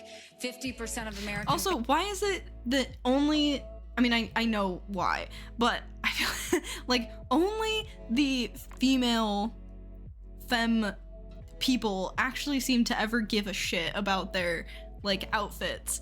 And I know that's because there's like double standards on like women and how they look and versus men and how they look, especially when it comes to places like politics. But I think that we should put an incentive on men to have unique outfits instead of all wearing the same suit with a different tie, maybe. Like, I think politics would be more fun if we treated it like a fashion show, like your fashion and your ideas. Let's see them both. Show me how you can present, you know, mandatory floral suit. Yeah. Like I want to see politicians getting their Jordan Peterson drip on, okay? Like Jordan Peterson is a lot of things. Insane is definitely one of them, and trustworthy is not. But he is a cool dresser. I may not like his outfits. I may not like his suits. I do respect him for pushing the boundaries of what men in his boring conservative political space should dress like. Like, ooh, I need the wrong thing. Like Jordan Peterson suits.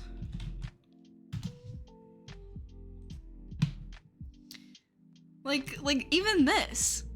Like, look at oh man, he does not look good. But like, goddamn, that is putting in effort. All right, look at this weird tie that kind of clashes with the outfit, but I love the 3-piece suit. It's giving. All right, like he's going somewhere. He's reaching. He might not make it. Dear God, they just look too small. I'm sorry. That's not good. But he's putting in like 150%, maybe even like 200% more effort than pretty much than any other conservative man I can think of, or non-conservative man. Well, no, but like why aren't we expecting our politicians to do this? Okay, I think we should. Cause like, plus it's more fun because then there's interesting things to like talk about their outfit. Maybe that's why they should all have to wear the same uniform. What if our politicians had to wear uniforms like what's the like these guys? I just watched Invincible, which is why. But like maybe our politicians should do this, all right? Everyone has the exact same unisex custom tailored jumpsuit, all right? And you're given one of these when you want to run for office so that no one can talk about your fashion. It's only the presence of your mind or whatever.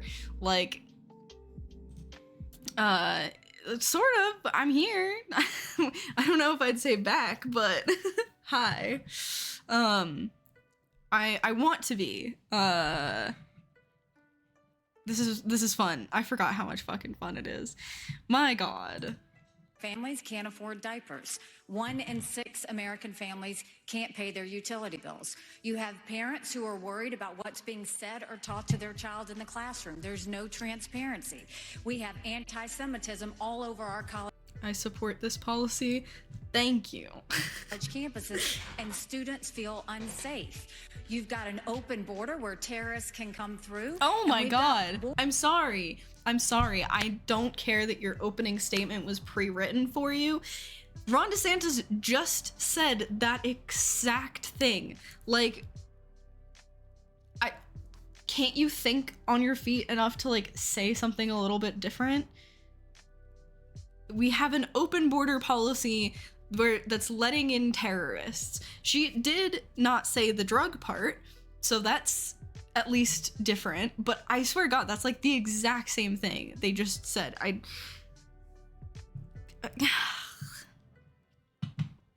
Lawrence Llewellyn Bowen? I don't know if I said that right. Let's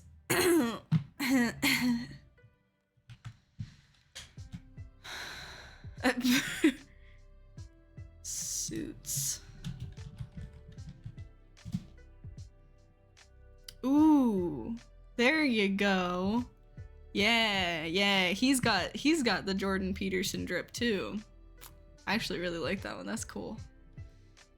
See, I like these suits. I really like these like pin suit thing, like this with the 3 pieces and the like high collar. This looks really nice. Like, I don't know. We're like this. Why did we let 3-piece suits die? Furniture designer, celebrity. Oh, you did not. I did not. I don't know what I did not do. Like, I don't know. I think this is kind of cool. This is, say his name right. Oh, I support letting terrorists in to piss off right-wingers. Okay, look, we probably shouldn't do that. But I don't know that, I don't know that any of their border policies are doing anything better. Wars happening all over us, and there are dangers around us. You know, everybody wants to talk about President Trump. Well, I can talk about President Trump. I can tell you that I think he was the right president at the right time. I don't think he's the right president now. I think that he put us $8 trillion in debt. And okay, Llewellyn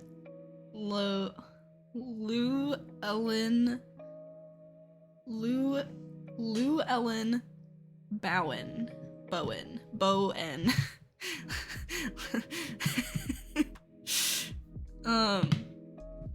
Okay. She just seems like she's coping, alright? I think she's coping because she was his press secretary, right? Or is she Secretary of State? One of the secretaries. Nikki Haley Trump.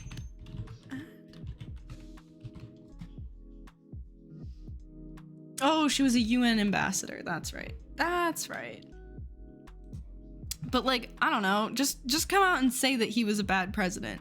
Like, that's basically what she's saying when she says that he put the country into tons of debt or whatever. Like, she's basically going there. Just say that. I mean, I guess it's because they're so scared of alienating the Trump demographic, like the Trump voters, right? That has to be why. And our kids are never going to forgive us for that. I think the fact that he used to be right on Ukraine and foreign issues, now he's getting weak in the knees and trying to be friendly again. I think that we've got to go back to the fact that we can't live in the past. We can't live in other headlines. We've got to start focusing on what's going to make America strong and proud. And that's what I'm focused on doing. Let's make sure we pay down our debt. I think we need an accountant in the White House. Let's make sure that we have transparency in the classroom. As a mom, I know what that means. Let's make sure we secure our borders so that our families are safe. Let's get crime down. Oh my god. As if, like, how many people is it that, like, live along the border? Like, that's such a small amount of Americans, and I don't think that securing the border is, like, the main issue that's causing crime in their neighborhoods. But what's the other thing that she said? Shit. $1 trillion in debt, and our kids are never going to forgive us for that. I think the fact that he used to be right on Ukraine and foreign issues, now he's getting weak in the knees and trying to be friendly again. I think that we've got to go back to the fact that we can't live in the past. We can't live in other... I do like the... like verbal hypocrisy. I don't know what the word is that I'm looking for, but I like the fact that she says we need to go back to not living in the past. And I feel like that is a really interesting, like, dichotomy, I guess, in the way that she... Isn't there a way to, like, view the transcript? Isn't there? I don't know if I can or not. Because of Trump or Obama? Oh, legalizing weed brought down crime. No, they do it like Obama did. Wait, I got lost. I don't know what you're referring to about Trump or Obama.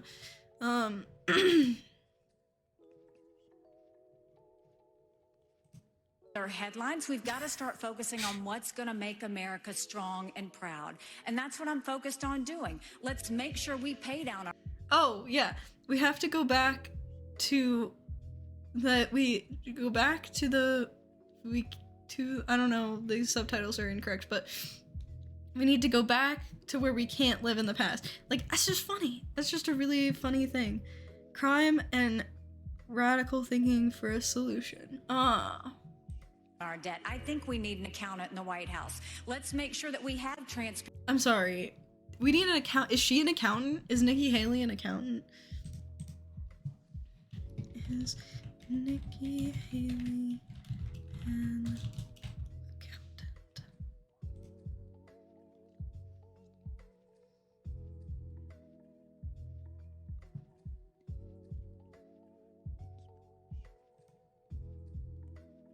Is this the right person? Yeah, it is. Okay.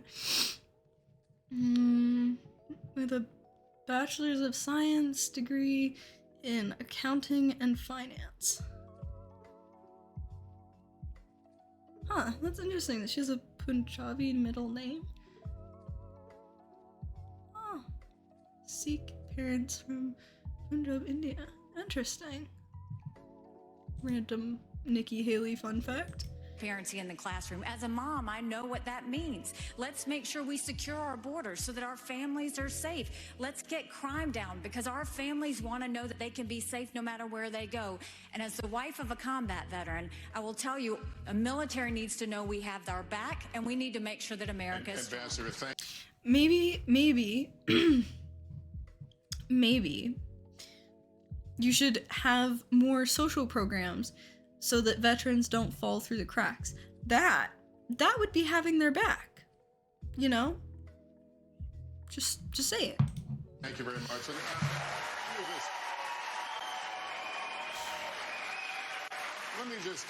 Let me just caution the audience. Let's not go down this road. We've asked you to please, keep restraining yourselves. It would be helpful so we can hear the candidates because these are important issues. Why do we even do this in front of a live audience? Okay, just get rid of the live audience. Stop selling tickets to this shit. And the voters want and need to hear them.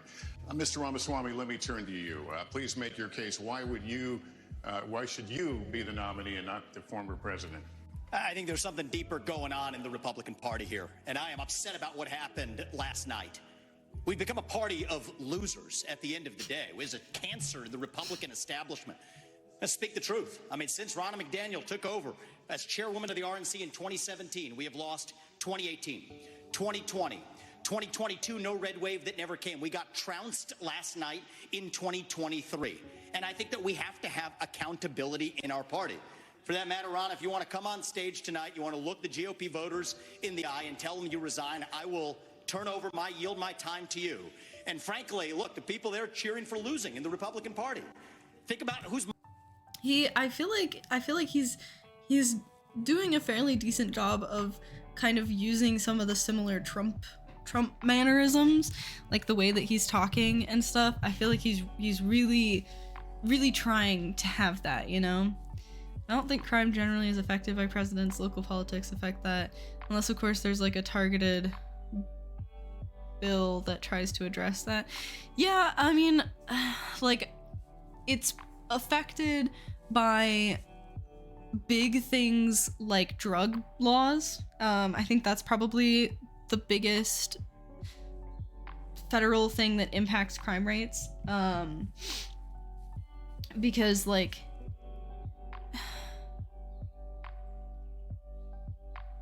talking about the Wien law. The Wien law. Yeah, but so I feel like drug laws really do impact like as a federal level, and that's the main thing that presidents affect as well, I think. Like, you know what I mean? Moderating this debate, this should be Tucker Carlson, Joe Rogan, and Elon Musk. We got 10 times... Oh my god. What is the world that we live in? We are in the wrong timeline, guys. We are in the bad timeline for sure.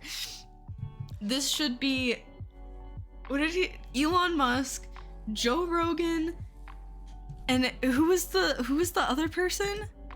I think there's something deeper going on in the Republican Party here, and I am upset about what happened last night. We've become a party of losers at the end of the day. He's not wrong there, okay? All right? They are losers. It's a cancer to the Republican establishment. Let's speak the truth. I mean, since Ronna McDaniel took over as chairwoman of the RNC in 2017, we have lost 2018, so trash. 2020, 2022, no red wave that never came. We got trounced last night in 2023. That was really funny when all the Republicans were like, red wave, 2022, we're taking over. And then they flopped so bad. Oh my god, it's so funny. Oh, good shit. And I think that we have to have accountability in our party. For that matter, Ron, if you want to come on stage tonight, you want to look the GOP voters in the eye and tell them you resign, I will yield my time to you. And frankly, look, the people there cheering for losing in the Republican Party. Think about who's moderating this debate. This should be Tucker Carlson, Joe Rogan, and Elon Musk. We'd have 10 times the viewership. Wait, fuck, I got distracted. I completely missed it, right? That never came. We got trounced last night in 2023. And I think that we have to have accountability in our party.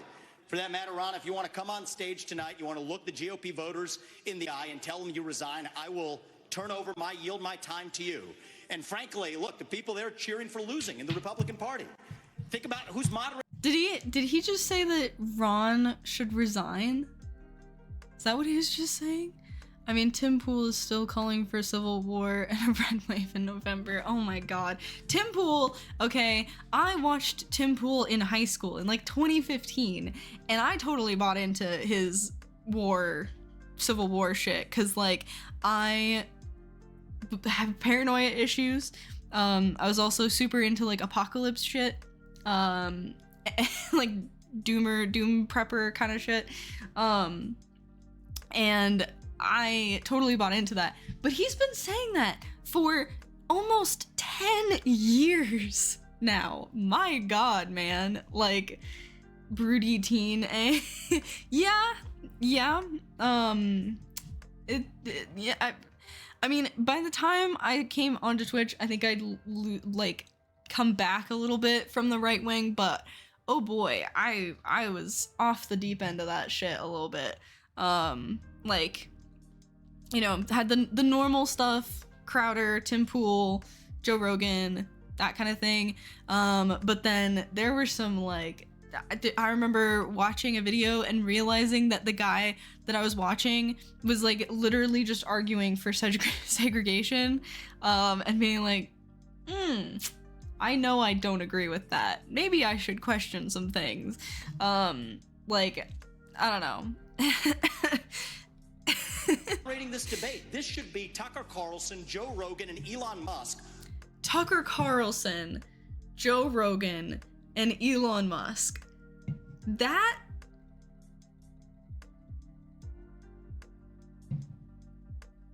I'm trying to decide if that is a nightmare blunt rotation or not. Because, like, it could be kind of fun. I do not want to see them moderating a fucking presidential debate. Elon Musk isn't even an American, is he? Does Elon Musk have American citizenship?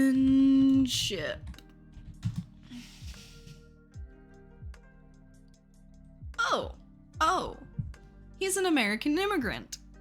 How funny. How interesting. Wait. So he's had Canadian, South African, and US citizenship.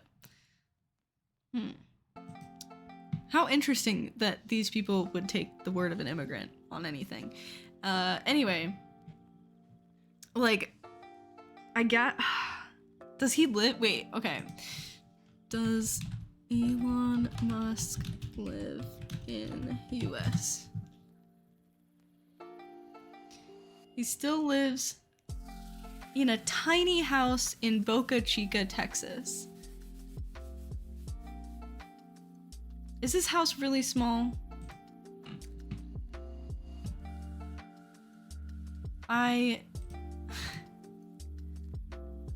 Okay, I know this is tiny as far as like millionaires, billionaires go, but like this is not a tiny house, okay? This is like a house for, I don't know, probably like a family of 4, I would think. Yeah, he's basically full-on citizen to all Republicans because of his money, otherwise he'd be an immigrant. Money talks. Yeah, no.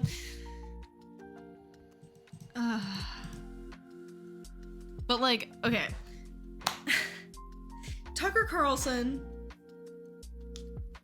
I don't know why any Republican would listen to him now. I don't know why anyone would listen to him at all. But like, he has just been caught straight up lying, completely sold out to Twitter X or whatever the fuck.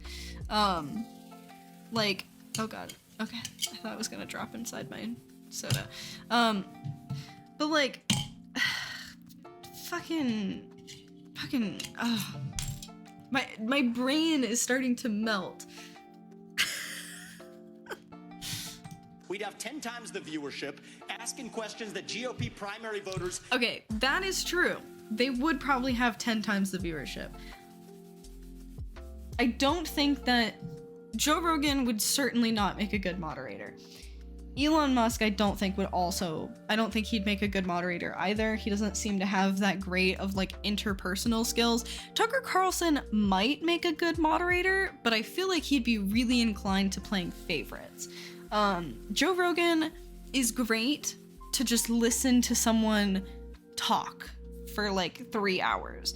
I do think that is something that Joe Rogan does really well, is like make his guests feel comfortable enough to just spout whatever bullshit or non-bullshit they are thinking, you know, and that has its place. That it can be really good, that can be really bad. Joe Rogan's sort of a neutral-ish, maybe like if you have a scale of -10 to like +10, -10 being a bad impact, positive impact being like a 10, right? And then 0 being neutral. I feel like Joe Rogan is probably like a -1.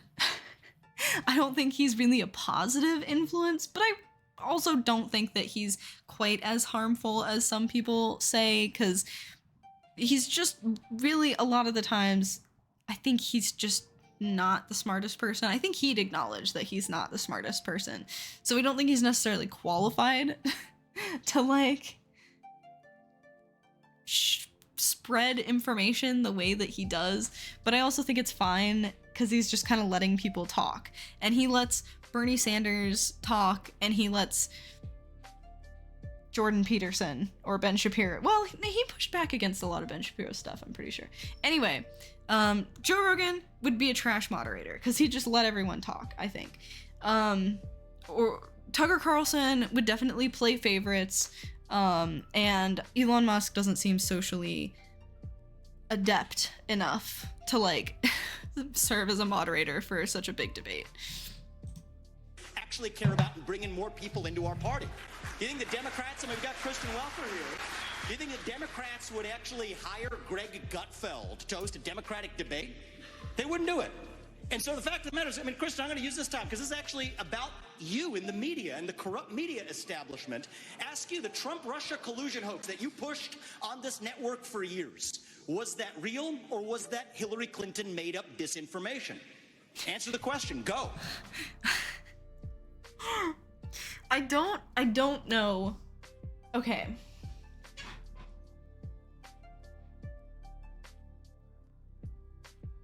I don't know that having an oppositional moderator would be like a good thing, but I do think that comparing whoever this moderator is, to fucking Greg Gutfeld is absolutely not parallel at all. Gutfeld is like he's like a shock jock radio host, but in TV form. Like, he is such a twat. So I guess an equivalent to Gutfeld would be like, I don't know, what's that, John Mayer or something maybe?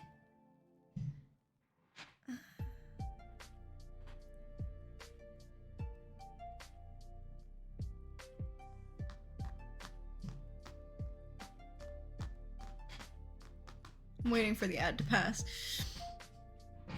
I'm gonna grab something really quick. I'll be right back.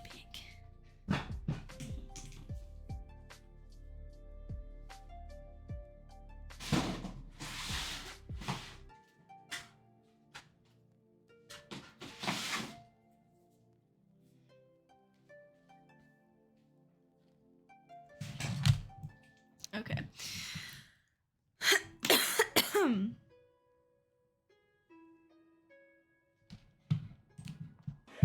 Mr. Rutherford, this is how we get our country back.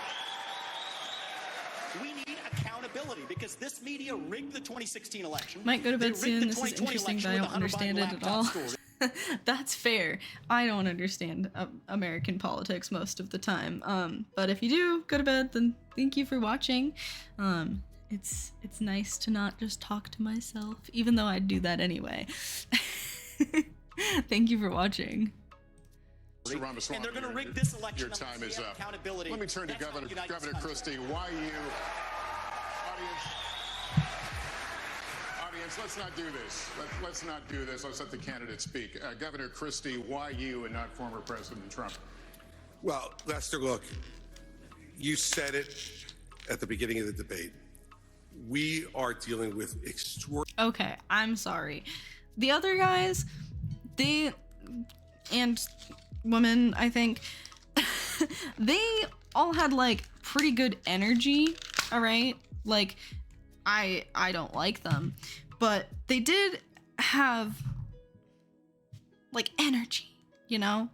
Like more energy, more footwork. Like, I don't know. I feel like for this kind of thing, you really gotta bring it. You gotta bring the passion, but neurospicy. But like, I'm not getting passion from this guy. Okay, I'm not getting energy. And I need to see a little more from him. Okay, like I don't know. Maybe he's having a bad day. Maybe he normally does have more energy, but like this is a big deal, okay? And I feel like, I don't know, that's just my initial judgmental reaction is like, I need a little bit more from you, okay? Ordinarily important issues facing this country right now. We have our greatest ally in the Middle East under fire from a terrorist group that has committed to wiping them and every Jewish person in this world. When did this take place? November 8th of 2023. Okay, I'm kind of surprised that he's the first one to mention Israel Palestine. Like, I kind of would have thought that'd be something that they would all jump to, but the energy. Hold off the map. We have Ukraine with Vladimir Putin, a communist KGB dictator who wants to put the old band back together. He's starting in Ukraine and he's going to move to the Baltics and Poland after that. Okay, is Putin a communist? Like, I don't think he is. I do think that he is like a weird simp for the Soviet Union, but I don't think communist when I think of Putin.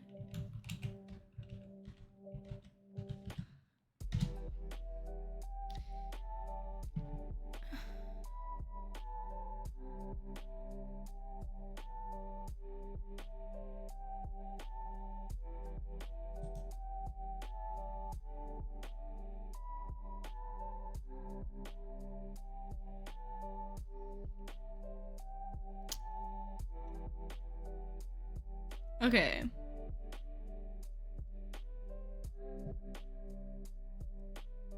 I don't know if Putin's actually a communist or not, or not. He might be. Okay, he might be. But like fuck, what was I think? What made me think of that in the first place? Ah!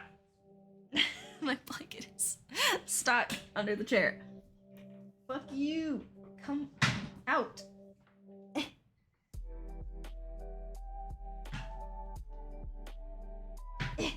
Okay. Jesus. Okay. There we go.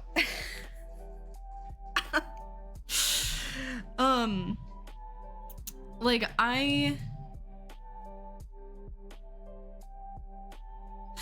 but I do think that he has like a romanticism for like the Soviet Union and the like that kind of thing. Like he does seem like he wants to do that again, and I don't think that's a good idea. Not really in any communist infrastructure in their government at all. No, definitely wants to bring back the territory of the Soviet Union and has said that on multiple occasions, at least that I've seen. Yeah, well, and I feel like he does have like a, you know how like Republicans in America have like a freaking fetish for 1950s nuclear family masculinity femininity dichotomy kind of thing. Like they look at it with like rose-colored glasses, and I think that Putin probably has the same kind of like nostalgia thing for like the Soviet Union. Not necessarily the like communism of it, but like the aesthetics of it. And like the power aspects, I would think. Okay. Sorry, I can't just I don't know what is going on with my brain, but I We have ADHD about inflation it. in this country that is choking. Oh, wait, choking hold on. every American. Reddit answer: Russia is no longer communist. It's considered more of a kleptocratic dictatorship, though it pretends to be a democratic republic. Yeah, like Russia definitely isn't communist anymore. I don't think Putin is really a communist at all. You know, like I feel like if he talks about it, it's probably just because again it goes with the aesthetic that he likes of the Soviet Union. Also, every time I say aesthetics, like every time I say aesthetics, I just feel like Vosh. And I hate it. I hate it. American family that wants to try to rise up and give their children a better life. And tonight, we need to decide which president is going to be the one to tackle the big issues, who's going to make this country look once again. I also hate feeling like Vosh. Hi, long time no see. Welcome to the stream. Not just inward, but look outward at the world and say America is the country, the indispensable. It's kind of crazy to me, like how I haven't streamed in a really long time, obviously, but like I don't know how do I phrase this? Like it sounds really funny, but I think about the experiences that streaming gave me so much. Like if any of you, well, I know at least 2 of you have seen like my streams before and stuff like that, but like the interactions I've had with you guys stick with me, if as much if not more so than like a lot of the interactions I've had with like people in real life. So just, you know, like you're cool and I appreciate you, and know that like I think about the interactions that I have had with you guys over the past, and it's so much fun to do this again. So hopefully I'll be more consistent. I am cool? No way. You are cool. I also see your TikToks still of like Genshin polls and stuff when I open TikTok, which is like never, but wait, okay. Sensible nation that makes this a safer world, and in a safer world, American innovation, American hard work. I hardly has always TikTok been the now. thing. Give me money. We need a what's the like a workplace democracy for Twitch streams, all right? Like where Twitch chat gets paid. I should TikTok more for you. I mean, no, you should YouTube Shorts, okay? That's what I watch is YouTube Shorts.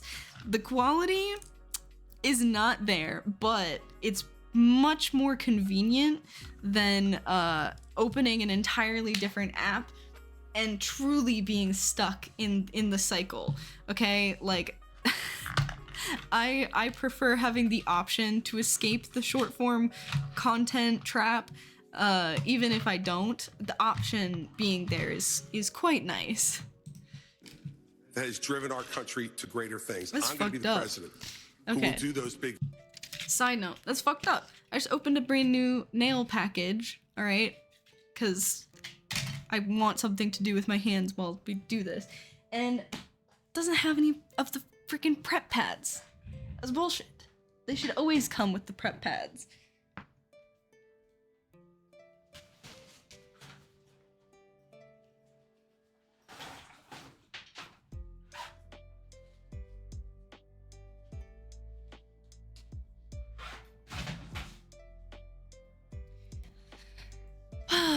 Luckily, I have my own.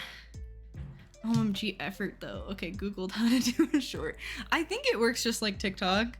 And didn't TikTok get like a bunch of their music library things. removed? We're not going to be small, and I'll say this about Donald Trump. This is why we need a direct voting system. They wouldn't have left out the prep ads. True.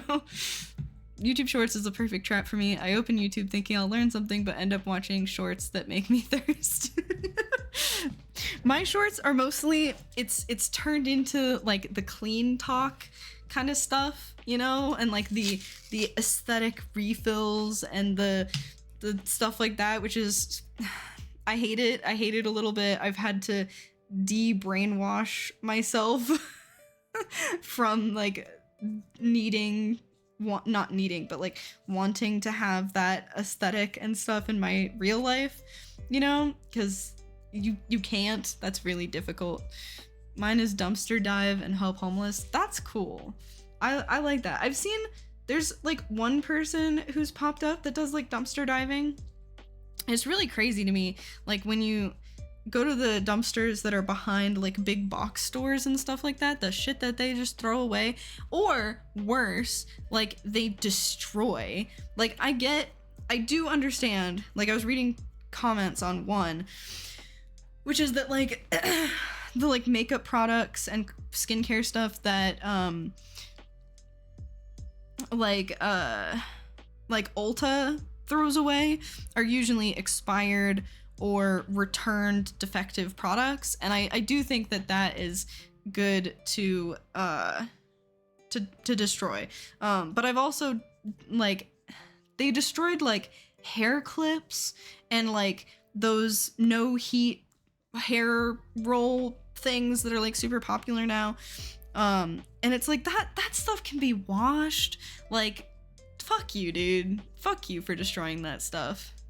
That can be binned in hazardous waste locked bins.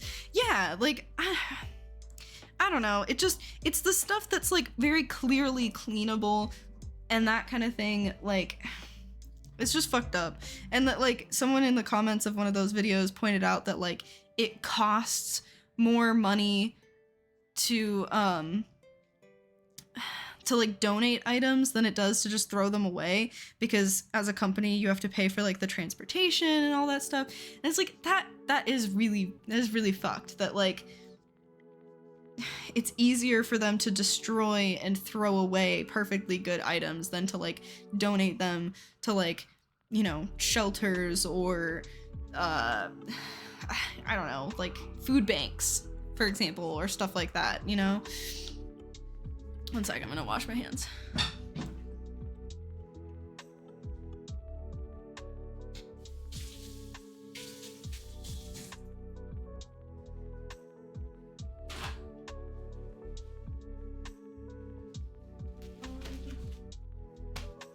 I needed something.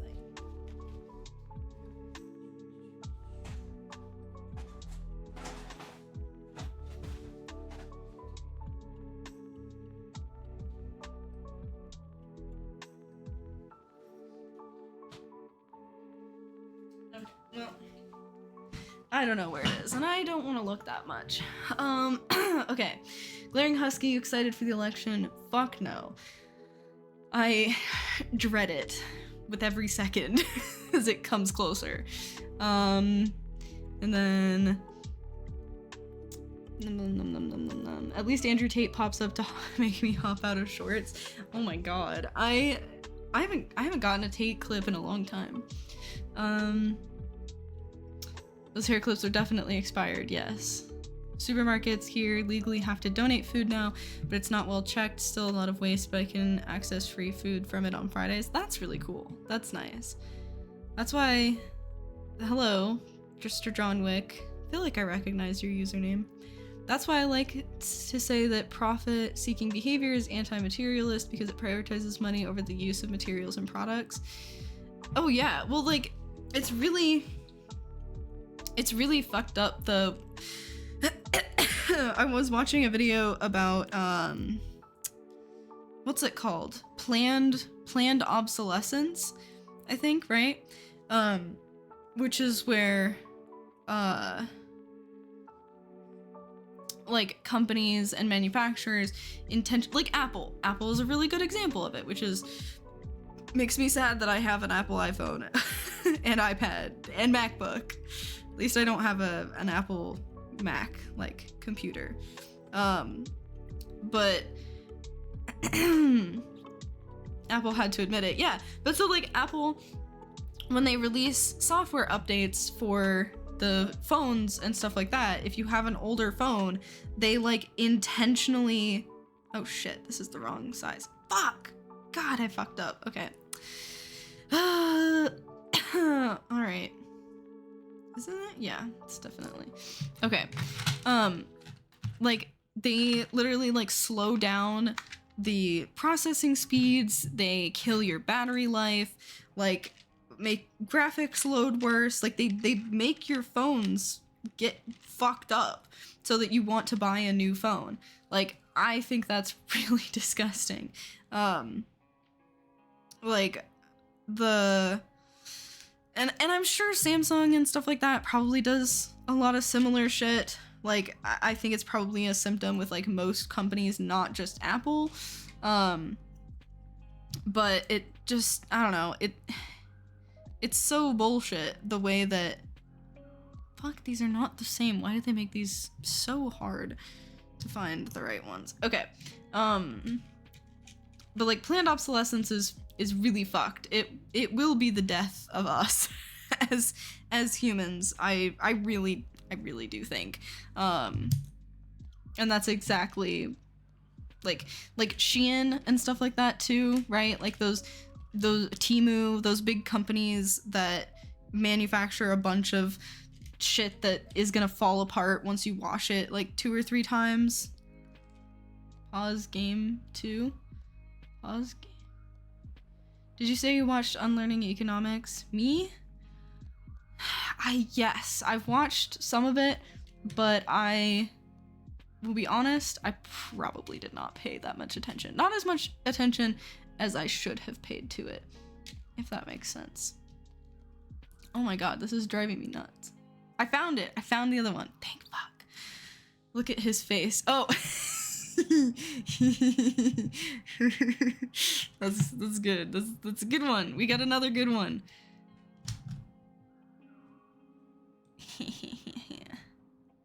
Add to my collection of conservative funny faces.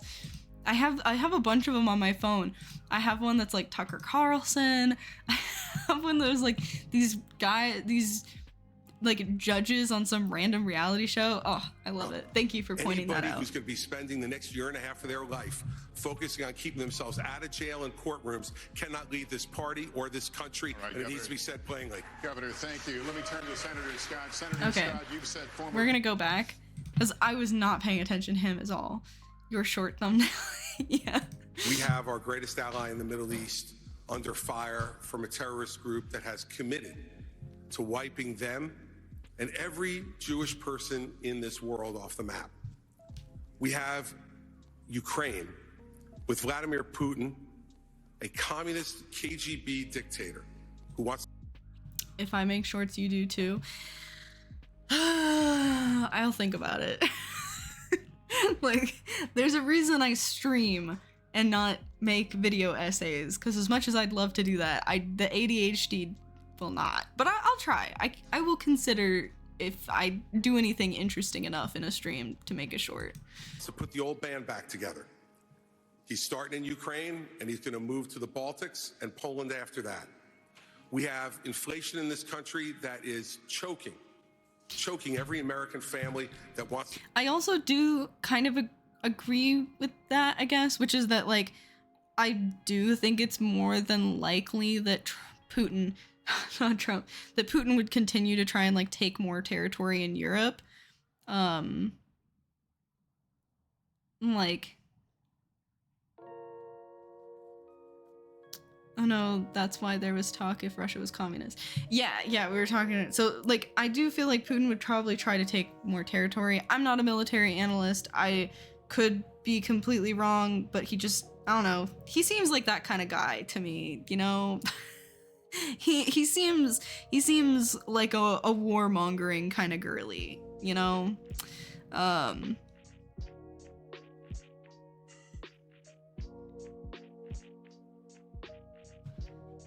try to rise up and give their children a better life. And tonight, we need to decide which president is going to be the one to tackle the big issues, who's going to make this country look once again, not just inward, but look outward at the world and say America is the country, the indispensable nation that makes this a safer world. And in a safer world, American innovation, American hard work has always been the thing that has driven our country to greater things. I'm going to be the president who will do those big things. We're not going to be small, and I'll say this about Donald Trump. Anybody who's going to be spending the next year and a half of their life focusing on keeping themselves out of jail and courtrooms cannot lead this party or this country. Okay, he made better points than the other ones because at least his points weren't just open border letting terrorists in and fucking Elon Musk, Joe Rogan, and Tucker Carlson should be moderating our debates. Like, that being said, they're still like trash, but it's better. And I do agree with what he's saying at the end, right? Which is that, like, if Trump is really like with the fact that Trump is having to try and keep himself out of fucking jail, I don't think he should be leading the country. I think that's a valid point. That is stunningly rational. Coming from, I did not expect that from these Republicans, I guess. Like, I feel like a lot of them are so cucked to, like, Trump and his, like, rabid fan base that they're just not, like, Nikki Haley criticized him a little bit. Ron DeSantis didn't criticize him at all, and I think that's because Ron DeSantis knows that a large part of his audio, like, large part of his audience, voter base? Whatever. I am internet brain broken a little. Is Trump voters, Trump fans, Trumpites. But I'm here for this, all right? I'm here for the Republican infighting. I'm here for the Trump takedowns. So thank you, Mr. Low Energy guy. I don't remember his name. Blame the ADHD. I do. I have medication, but I didn't think about taking it today. It probably would have been a good idea, but I didn't think about it. I forgot. I love listening to these people on this panel and then listening to Obama on his old panels in 2007. Such a difference. We should do that. We should do that. We'll finish listening to their, like, opening statements and then we'll go and look at Obama, because Obama, great public speaker from what I remember. Oh my god, it's fucking. I didn't put quite enough glue on this one, and so there's little air bubbles. It needs to be said plainly. Governor, thank you. Let me turn to Senator Scott. Senator Scott, you've said former President Trump can't win. Make your case to Republican voters. Well, certainly. What I would say without any question is that the truth of my life destroys the lie. No meds for me, just need the therapy. I hope that's a good thing for you. Like, I know some people medication just, like, doesn't help or, like, has too many side effects or whatever. So, like, that sounds valid as long as it's by choice and not because, like, you can't afford medications or something. Trump is a German? What? Trump is a German, shame. Oh, also, hello. Hello. Welcome to the chat.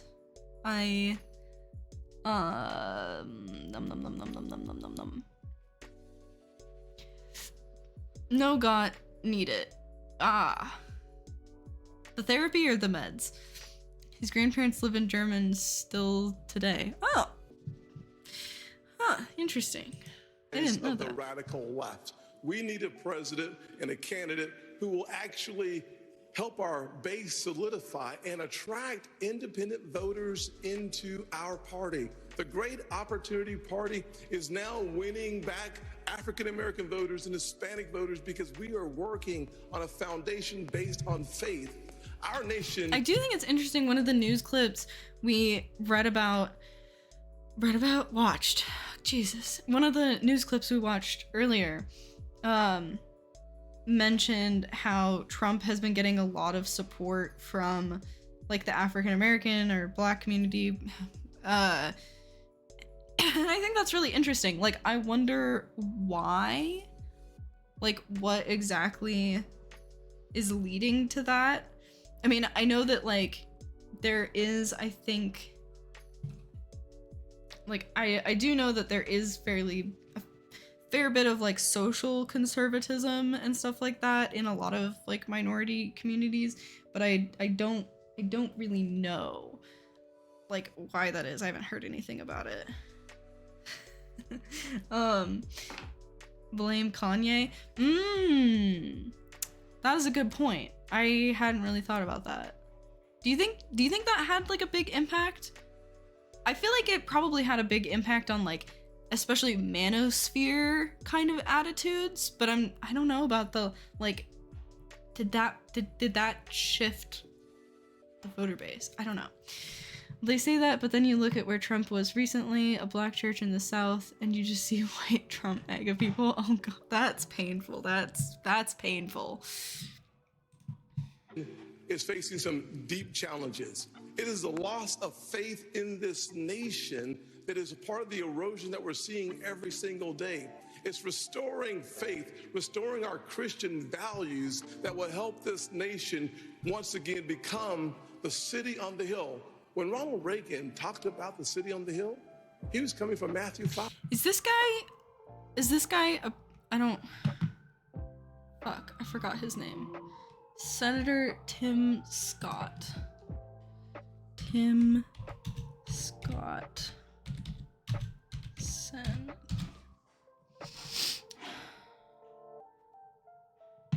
Like, is he sounds like, I don't know if preacher is the right one, but like he talks very similarly to like one of those people that does the talking, like a reverend or a preacher or something like that. Oh, it doesn't sound like it. I don't know. His talking style just makes me think of that. When President Lincoln talked about a house divided, that was Mark. Our founding documents speak to the importance of a faith foundation. You don't have to be a Christian for America to work for you, but America does not work without a faith-filled Judeo-Christian foundation. I would be the president that helps us restore faith in God, faith in each other, and faith in our future. Without that focus, none of the issues, the policies matter. We have to get back to being a nation. I think it's a neat narrative for liberals to push that Black people are being pulled to Trump and Republican, and it is somehow their fault that the good Democrats doesn't win. Can I smack him? I don't think you can smack people for being religious, but you could. I could hear an argument for just him being kind of a twat. I hate the Judeo-Christian value stuff too, because it, like, I don't know, it seems really dumb, because like, okay, I'm gonna look it up because I don't want to be a misinformation person, but did Islam come from, I don't think it came from Christianity, but Islam developed from both Christianity and Judaism. Yeah, so like your Judeo-Christian values, like Muslims are in there too, okay? Like the Abrahamic religions are all related to each other, all share certain parts of the lore and stuff like that. Like, so it just seems weird to just, I don't know. Plus, Jewish people and Christians disagree on a lot. Like, religion tree.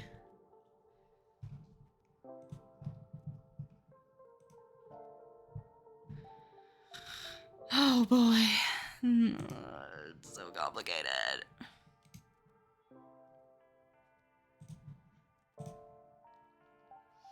Okay, there's Judaism, there's Christianity, there's Islam.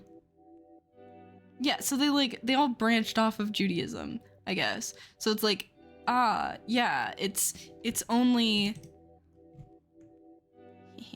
learned that today. It's the religion tech tree. True. But like it's only where is it? This section that matters. Like all of this, you know, that like comes from the same area.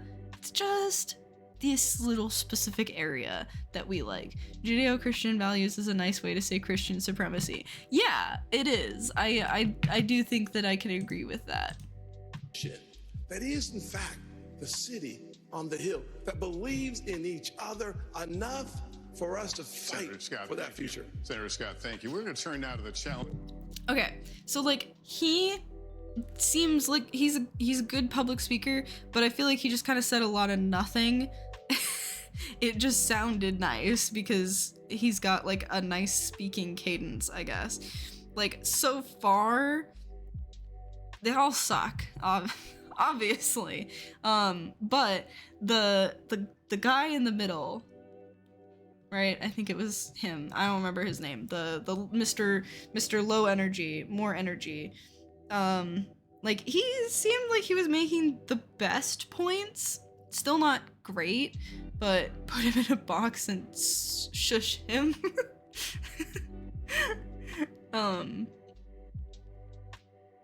Like I don't know. I feel like I agree because he's like he attacked Trump.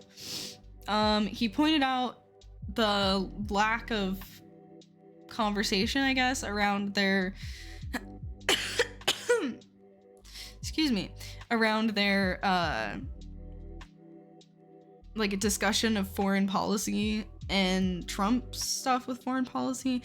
Was he the one that was saying stuff about like the Russia invasion? I mean, I think it's fair to be concerned about Russia. From what I've heard, like the US isn't exactly doing the best job of responding to Russia, but I think it should be pretty concerning because like he does seem like kind of warmongery. Why did you decide to look into the presidential election? I don't know, because it's important. Like, even though we don't have any good options, and I'm probably just gonna, I am just gonna vote for Biden, like, I think it's important to like hear what they have to say. And I started out talking about local politics, and I talked about 3 ballot measures in Washington, and then I got kind of bored and depressed because it's depressing. Like there's probably gonna be a bunch of like bullshit repeals this November, like of like a capital gains tax that seemed like it could have been a good thing, and what were the other ones? The other one, oh, repealing like a climate change initiative, and there was one more. Oh, I think it was the repealing of like not letting police officers do car chases or something like that. I don't know, but I can only take so much of that. I need some lighthearted, quote unquote lighthearted roasting of presidential candidates. And this is especially feels somewhat harmless, as much harmlessness as there can be in politics in America, because of the fact that like these guys had no chance of becoming primary candidates. How did these proposed laws get even into consideration? Oh, well, because a rich fuck from Redmond, which is like a place outside, I don't know if I think it's its own city outside of Seattle. He created his own Let's Go Washington PAC, and has been pushing these initiatives because he's a libertarian from Arizona. And he dislikes the government overreach of taxes. Pretty much everything outside of Seattle is red. Yeah, like pretty much. You have like a few counties. Let's see. Washington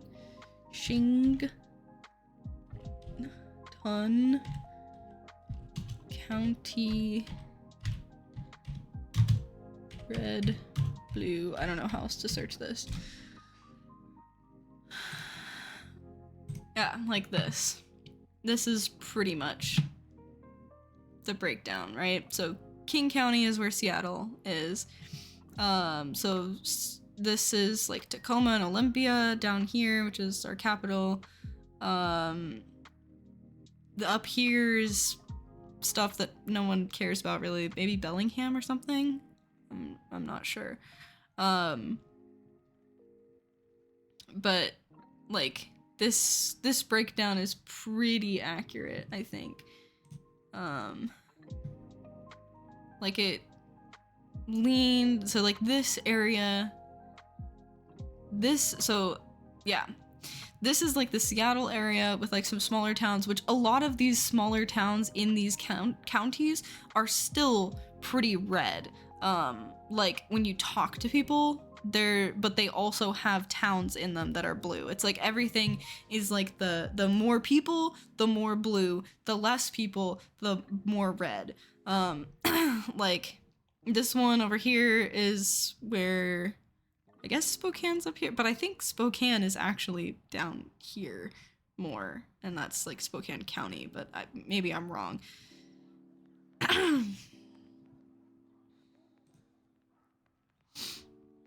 Like, damn, gotten a lot more blue. I didn't know that. But yeah, these areas, don't want to go there. You don't want to go there.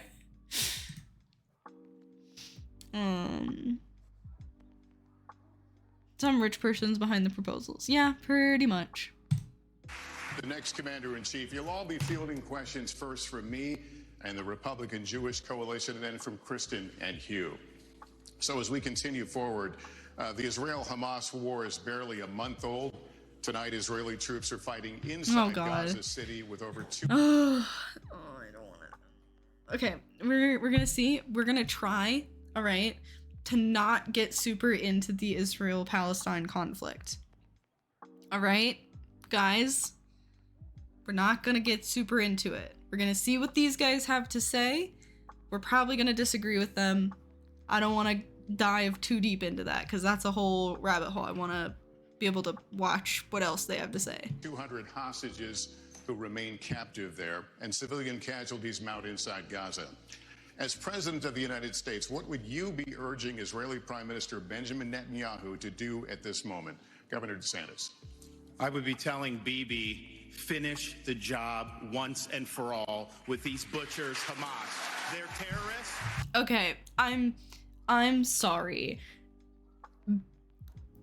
That feels really cringy to be referring to him as Bibi. Like, I know that's like his, what people call him is Bibi Netanyahu, but still, like, you're a fucking presidential candidate. Have some decorum. Say president or prime minister or whatever he is, Netanyahu, okay?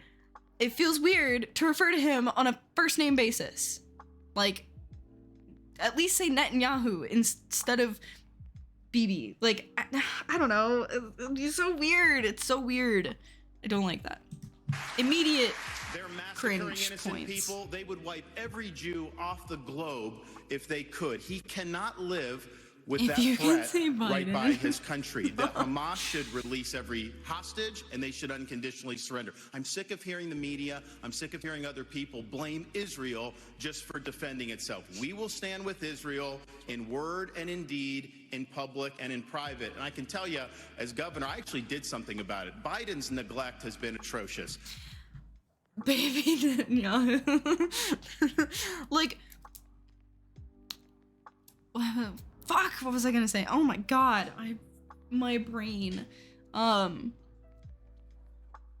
Like, okay, a massive red flag in anyone talking about this, regardless of their political leanings and their support or condemnation of either side of the conflict. Anyone who's talking about it as like black and white as this guy is wrong. Good night. Eclipse is fighting me to go to bed. Well, good night. Thank you for joining the stream. It was good to talk to you in chat.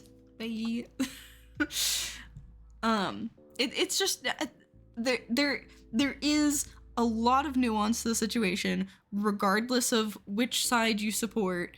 And this guy obviously doesn't care about any of that. Remember to find a way to share cat pics. All right, will do. Like I said, I gotta try and figure out how to get into my Twitch account on my computer.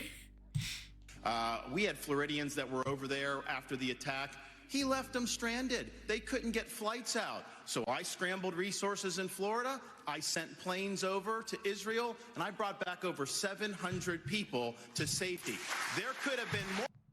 Okay, but I do think that, you know, flying out of an active combat zone is probably a little sketchy. And there was probably a reason that they couldn't get back. And I don't know that sending planes to get them was the best course of action. I don't know. It could have been. But I'm just saying, I think that there, like, again, there's like nuance to the situation. I think that a reason that they wouldn't be able to get flights out is because flights are grounded to try and prevent them from being attacked. Like, more hostages had we not acted. And I'll tell you this, I met the first plane load when they came to Florida, and one of the mothers pointed to a 6-year-old daughter, and she said, okay, I'm sorry. As if the Americans would have become hostages for sure. Like, I guess it depends on where they were in the country and stuff like that, but like, I don't know, that's very fear-mongery. my daughter had been saying the last 2 nights, Mommy, I don't want to hear any more bombs, no more rockets. I just want to get back to Florida. So there's a difference between words and deeds. We acted and we saved lives. Thank you. Ambassador Haley, what would you do? What would you be urging Prime Minister Benjamin Netanyahu to do? Would you consider humanitarian pause, for example? The first thing I said to him when it happened was I said, finish them. Finish them. And the reason is I worked on... wasn't that like didn't that become a meme audio? Or is she referencing a meme audio? This every day when I was at the United Nations. And we have to remember that they have to, one, eliminate... No force wants American hostages, literally signing your death warrant. Yeah, honestly. You don't want Russian hostages and you don't want American hostages, okay? These, like, and if you're Russian, you don't want to be a hostage. But don't take Russian hostages because they don't care. They'll just fucking nuke you with non-nuclear bombs. Eliminate Hamas. 2, support Israel with whatever they need, whenever they need it. And 3, make sure we bring our hostages home. We need to be very clear-eyed to know there would be no Hamas without Iran. There would be no Hezbollah without Iran. There would not be the Houthis without Iran. And there wouldn't be the Iranian militias in Syria and Iraq that are trying to hit... Okay. You could probably make an argument that they wouldn't be as, like, funded and connected.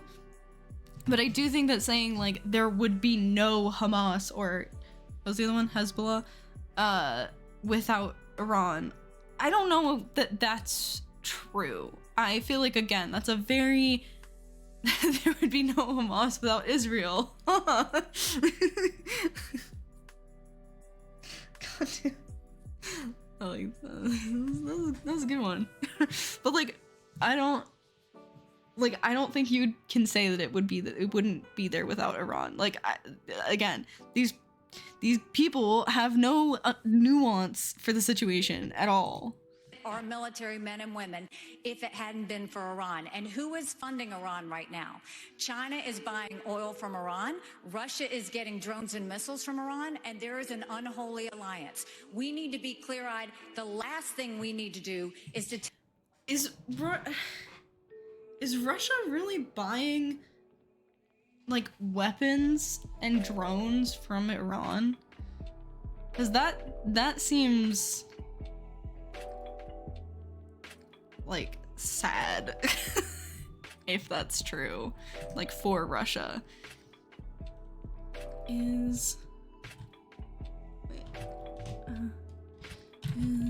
Russia buying drones from Iran?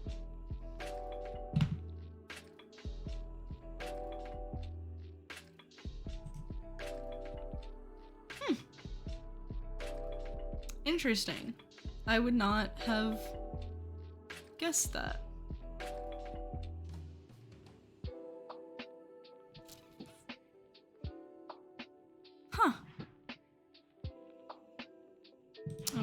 I guess they are. According to this singular article, they are in North Korea.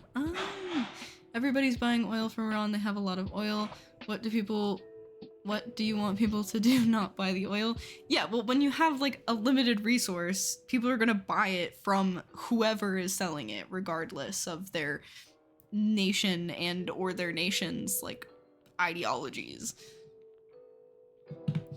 And you could set an embargo on Iran if they directly support terrorists. Yeah, like I mean, I think there's a lot of arguments for like embargoes not really working and being like the best solution.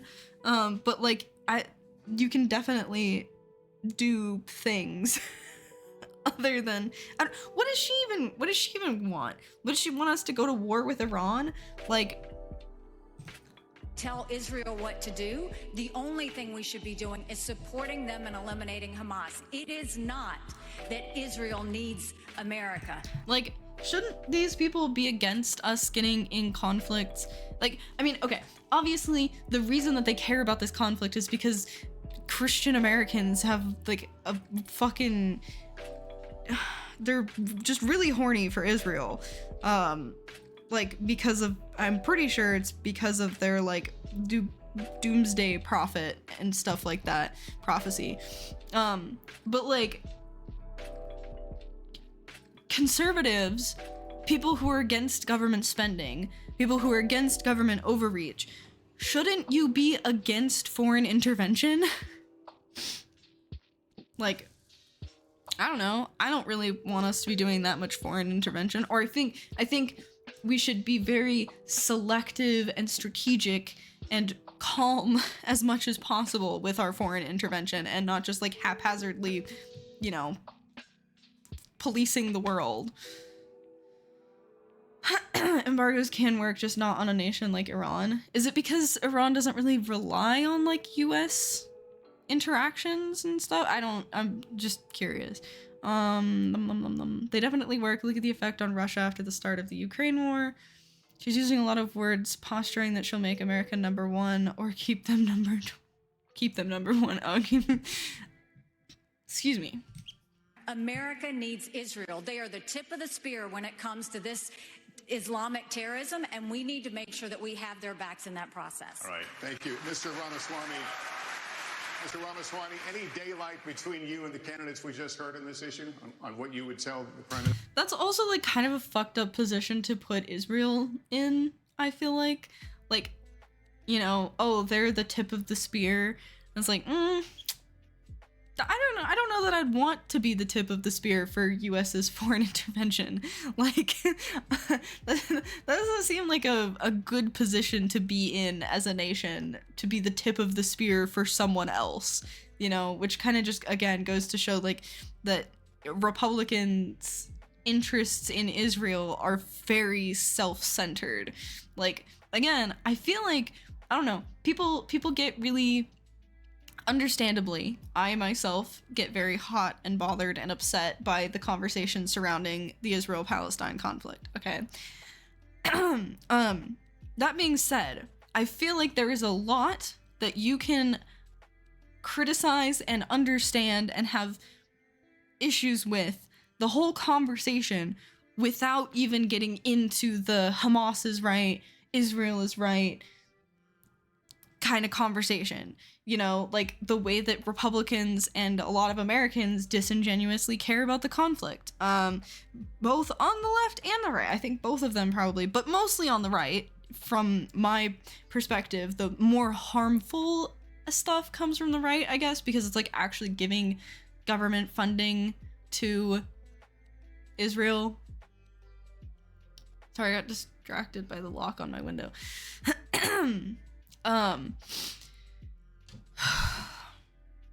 Fuck, I lost my train of thought. That fucking lock on the window really distracted me.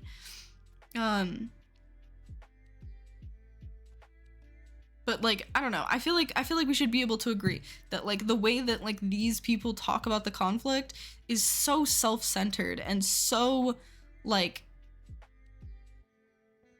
feels very me when talking about a very real situation in which many people are losing their lives. Everyone relies on the US to some extent or other, but the US is already exercising a virtual cordon on Iran.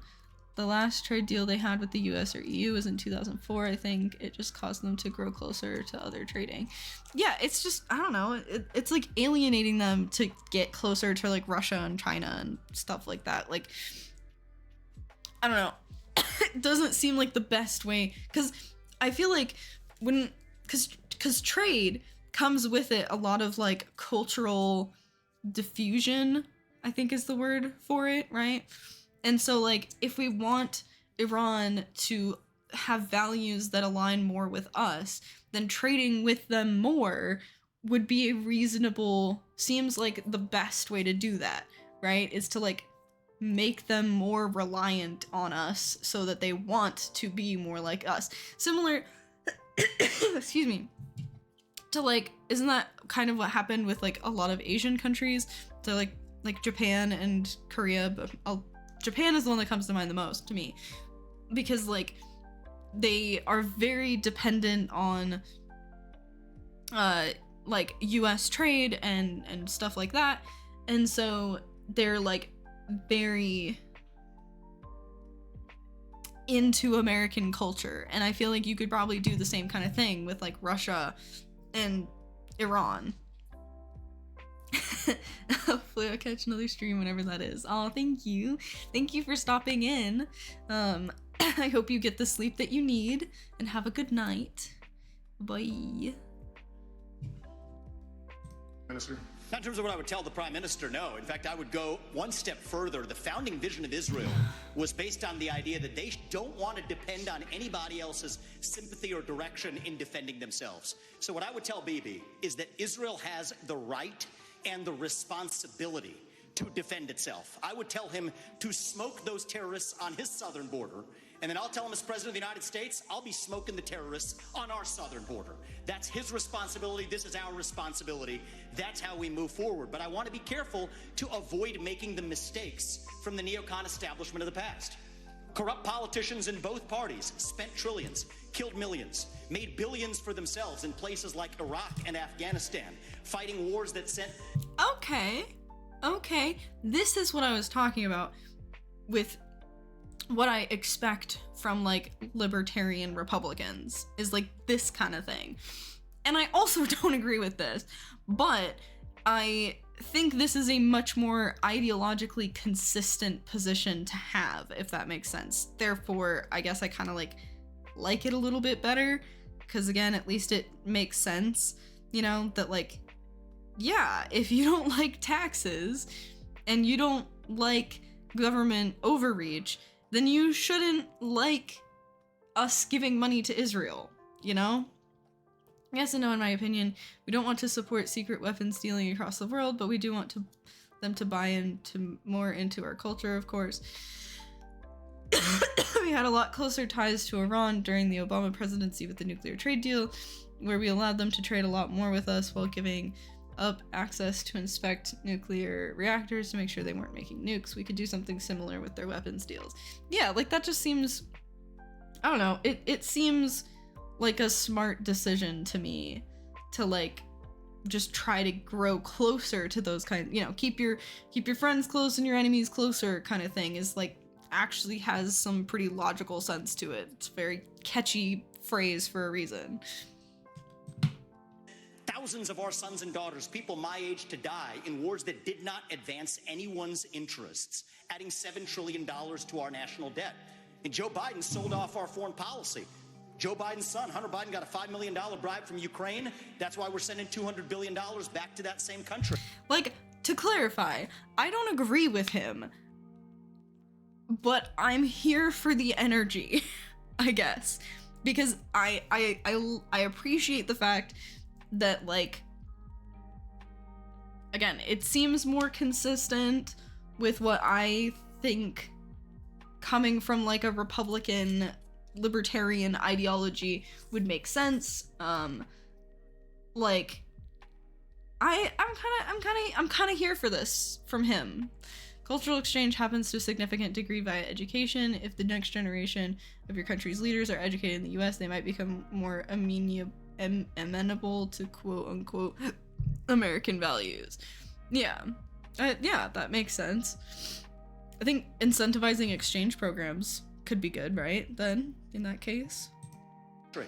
The fact of the matter is the Republican Party is not that much better. You have the likes of Nikki Haley, who stepped down from her time at the UN. Bankrupt or in debt was her family. Then she becomes a military contractor.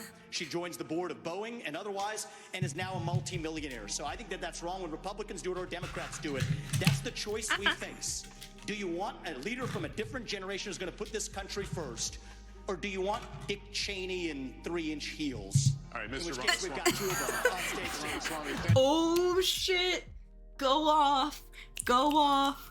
Like, oh my god. Again, I'm so here for the Republican infighting.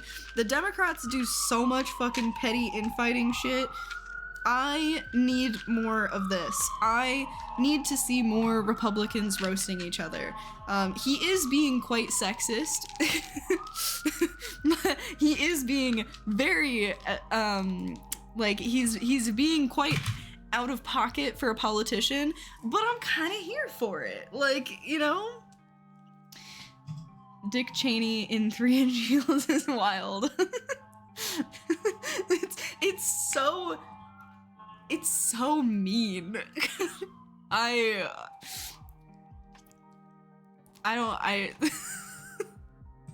Thank you. Senator Scott. Yes. Senator. Yeah, and I do like her facial expression. That was pretty good. Son, Hunter Biden got a $5 million bribe from Ukraine. That's why we're sending $200 billion back to that same country. The fact of the matter is the Republican Party is not that much better. You have the likes of Nikki Haley, who stepped down from her time at the UN. Bankrupt or in debt was her family. Then she becomes a military contractor. She joins the board of Boeing and otherwise, and is now a multimillionaire. So I think that that's wrong when Republicans do it or Democrats do it. That's the choice we face.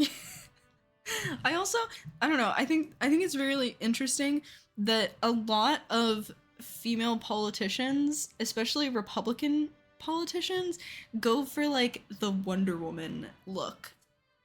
Random side note.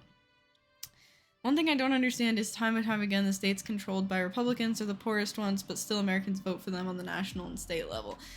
Yeah, because obviously it's the Democrats' fault that Republican areas are poor. Okay? Like, obviously. And obviously it's because Republicans care about the working class. And that's why working class people live in Republican areas. Might be the bought-in concept, but I forgot what it was called. I don't know what it was called. Hold on. I got a text.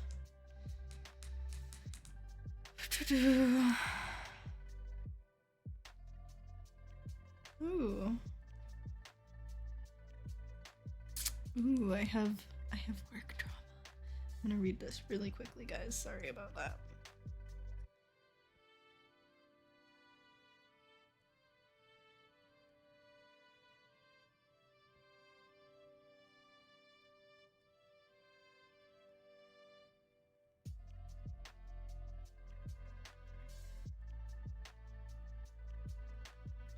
Oh my goodness. Oh my goodness. Aw. Okay. Alright. Sorry about that, guys. Oh my god, there's an ad on mine. This is a military ad. Why? I don't want to join the military. Also, the reddest states get the most federal funding from blue states. It's pretty funny. Some of these places have an average income of $10,000 a year and they still vote Republicans. Like, my brother in Christ, what have they done to you to deserve your undying loyalty? That is a gold comment. And yeah, no, 100%. Like, it was insane watching, I don't remember who it was, but there was someone who, like, drove through, like, the poorest town in America or whatever, and they're all die-hard Republicans who, like, a lot of them live off of, like, disability and, like, social healthcare stuff, and then they're sitting there being like, yeah, fuck Social Security, fuck people on disability. They're just taking advantage of the system. And then it's like, but didn't you say that like your brother has Social Security? Well, yeah, but he needs it. You know, everyone else is just taking advantage of it. Everyone else is just bullshitting. But you know, like I actually need it. And it's like, can't you see how this could apply to everyone, pretty much everyone else? Obviously, there will be people who will take advantage of every system regardless. But like, my God. My God. Bum, bum, bum, bum, bum, bum. Bum, bum, bum, bum. Yeah. Okay. Do you want a leader from a different generation who's going to put this country first? Or do you want Dick Cheney in 3-inch heels? All right, Mr. In which case, we've got 2 of them. That's so... Fucking... We need a burn response unit for Nikki Haley, okay? My God. Ramaswamy, thank you.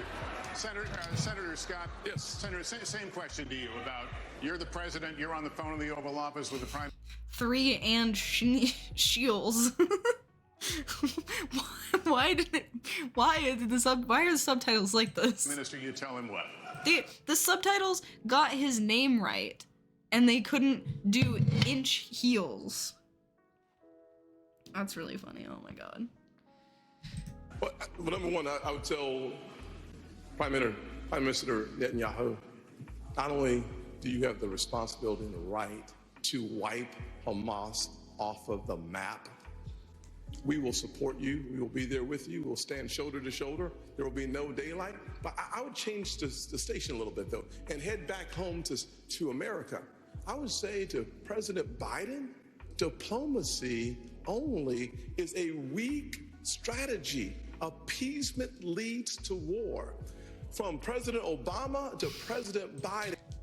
Oh my God. It is really painful, even though obviously this guy is not going to become president. He had no shot. Like, it is really painful to hear prospective presidential candidates saying diplomacy is for the weak. Like, diplomacy is very important. I don't actually want to go to war with anyone. I don't want our country to go to war with anyone. I don't want anyone to go to war with anyone. Like, to have the perspective that diplomacy just out of the gate is like a weak strategy is so bad. Like, I feel like that's really bad. Like, I do understand that I'm not a complete anarchist. I do think that having some sort of military for defense and for helping intervene in icky, bad, scary situations and stuff like that is important. But I think like being particular and concise when you do use military force is probably pretty important. Like, if you're just kind of like hucking violence and the military at like every problem, I don't know. I feel like that is kind of weaker, you know, to like solve all problems with violence. Like, I think if we can use diplomacy, and then when situations arise that diplomacy fails, then having like that swift and strong military force to like come back your shit up is good. Like, that is good and important. I think that it is like, I think it is good for us to have like a really well-trained, technologically advancing military that I can get with. I think that we just should be a lot more careful about how we use that, you know, like to be more selective so that it's more meaningful and scary when we do use it, you know? Like, I don't know. I'm not a military analyst or strategist or anything like that. It just seems to me like it would be better to have a smaller military that is very technologically advanced and very well trained, rather than like just a really big military that's still really advanced and like is moderately well trained, you know, like I feel like the first option is better. And then to use it selectively to back up so that people actually want to listen to our diplomacy instead of just like sending the military in to squish problems wherever we see fit, you know? Obama sent millions to Iran. Frankly, President Biden has sent billions to Iran. That is why I've said that there's blood dripping from the hands of President Obama and President Biden. I would tell President Biden with great clarity, if you want to stop the 40+ attacks on military personnel in the Middle East, you have to strike in Iran. If you want to make a difference, you cannot just continue to have strikes in Syria on warehouses. You actually have to cut off the head of the snake, and the head of the snake is Iran and not simply their proxies. In order for us to have... Okay, again, what do you want to do to Iran? Like, did he say that and I just missed it? I'm gonna go back. Personnel in the Middle East, you have to strike in Iran.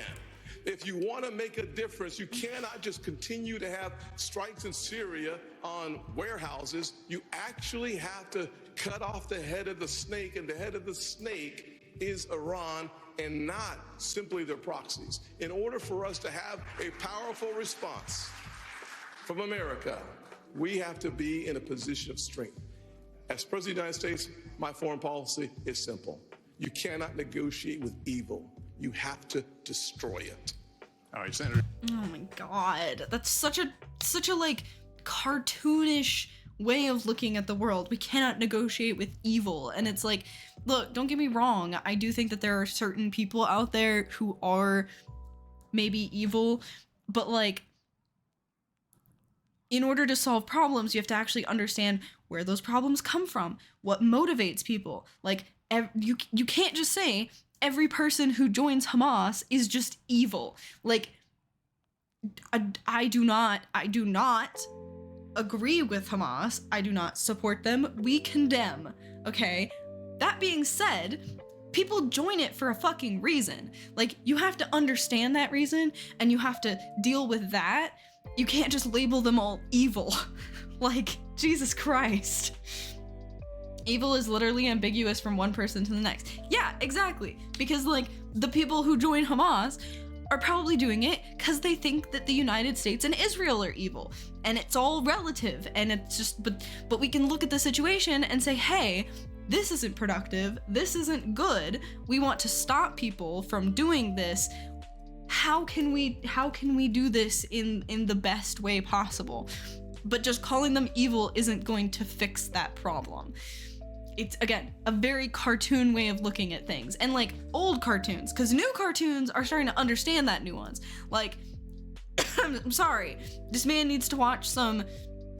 Honestly, I say it's a cartoon level, but this guy, these black and white politicians here could probably do with watching some, like, Avengers stuff, like Avengers Civil War, like reading the comics, okay? Not watching the movie. The comics are definitely better.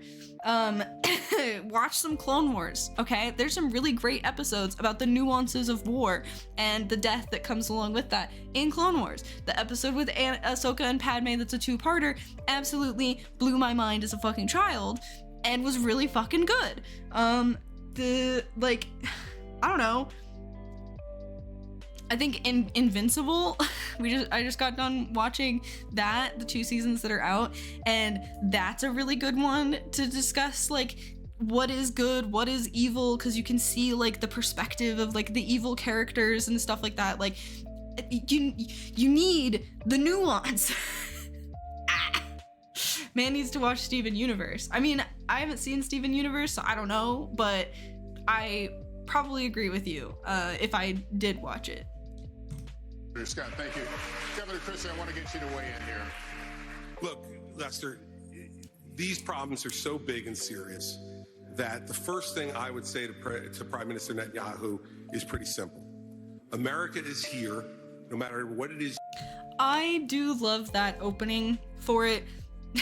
How did he phrase it? These problems are big and serious. Netanyahu is pretty simple. America, first thing I would say, these problems are so big and serious that the first thing I would say to Prime Minister Netanyahu. I agree. These problems are very big and very serious. That just sounds so funny, but I do. It's true. They are big and they are serious. Thank you for reminding us. Yahoo is pretty simple. America is here, no matter what it is you need at any time, to preserve the state of Israel. Remember that Hamas's main goal is to get rid of Israel, is to get Israel absolutely off the map. Now, there are three things I think I would say to him when he asked for advice. The first I would say is that it is absolutely your obligation to protect the territorial integrity of Israel. Secondly, to make sure you protect the security and the safety of your people. Every time something happens to compromise either one of those things, it creates greater unrest in the entire region. Second, you must go in and make sure that Hamas can never do this again. The fact is that Israel and their intelligence community failed. They failed here, and they failed the people of the state of Israel. And so we need to work closely and better together to make sure, one, that they're degraded, and two, that we know everything that's going on inside the Gaza Strip. I wonder why Trump isn't here. I looked that up when I began watching this. Trump isn't here. He didn't attend any of the primary debates because his polling numbers were so far ahead. He didn't want to. He didn't feel the need to, and he won the primary. So obviously he didn't need to. Only, was it Ramaswamy? Oh God, I hope I'm saying his name right. Was he the one that said like Trump should be here? Because I agreed with that. That was fucking true. He should have been there to like have to answer these questions. But these aren't like mandatory for being able to run for office. You don't have to attend. It's all a voluntary thing. So he was just like, nah, fuck it. Fuck you guys. When it's going on, so that something like this can't happen to kill 1,400 individuals again. And the third thing is to keep your eye on the ball. Make sure that we continue to isolate Iran. Work with the reasonable nations in the Middle East, the other Arab nations who want to partner with you, and make sure that we continue to isolate Iran so that their only friends in the world are the part of the evil foursome: China, Russia, Iran, and North Korea. Christie. Yes. Isolate them further. Because, you know, animals that are backed into a corner, not to say that like the people are animals, but like the instinct that animals in general have when backed into a corner is definitely to like roll over and be totally chill and peaceful, not at all to like lash out, attack, become scared and angry and violent. Not at all. Definitely seems like a good plan, good solid plan there. I don't know. Oh God. Thank you very much. And we're going to continue in this vein right now with a question from Matthew Brooks, the CEO of the Republican Jewish Coalition, a partner of the Republican National Committee in this debate. Here it is. Given attacks by Iranian-backed proxy groups on U.S. military bases in Syria and Iraq, attacks that have wounded approximately 24 of our U.S. servicemen, do you support the use of military force by the United States against Iran? Governor Haley, would you please answer that? Yes, I'd first like to say I'm sorry. I don't want to listen to more Middle East politics. Any campus that allows for anti-Semitism and hate to allow state in the aftermath of 9/11. We made sure those answers for us to continue to see the support for Ukraine. And at the same time, I would say that a package that's been offered by the president for Ukraine and Israel, that's military is absolutely essential. Telling you, Putin and President Xi are salivating at the thought that someone like that could become president. All right, we'll listen to this part. It sounds like they're would be starting up to in fight arms. each other more. This is no different. You should treat it exactly the same.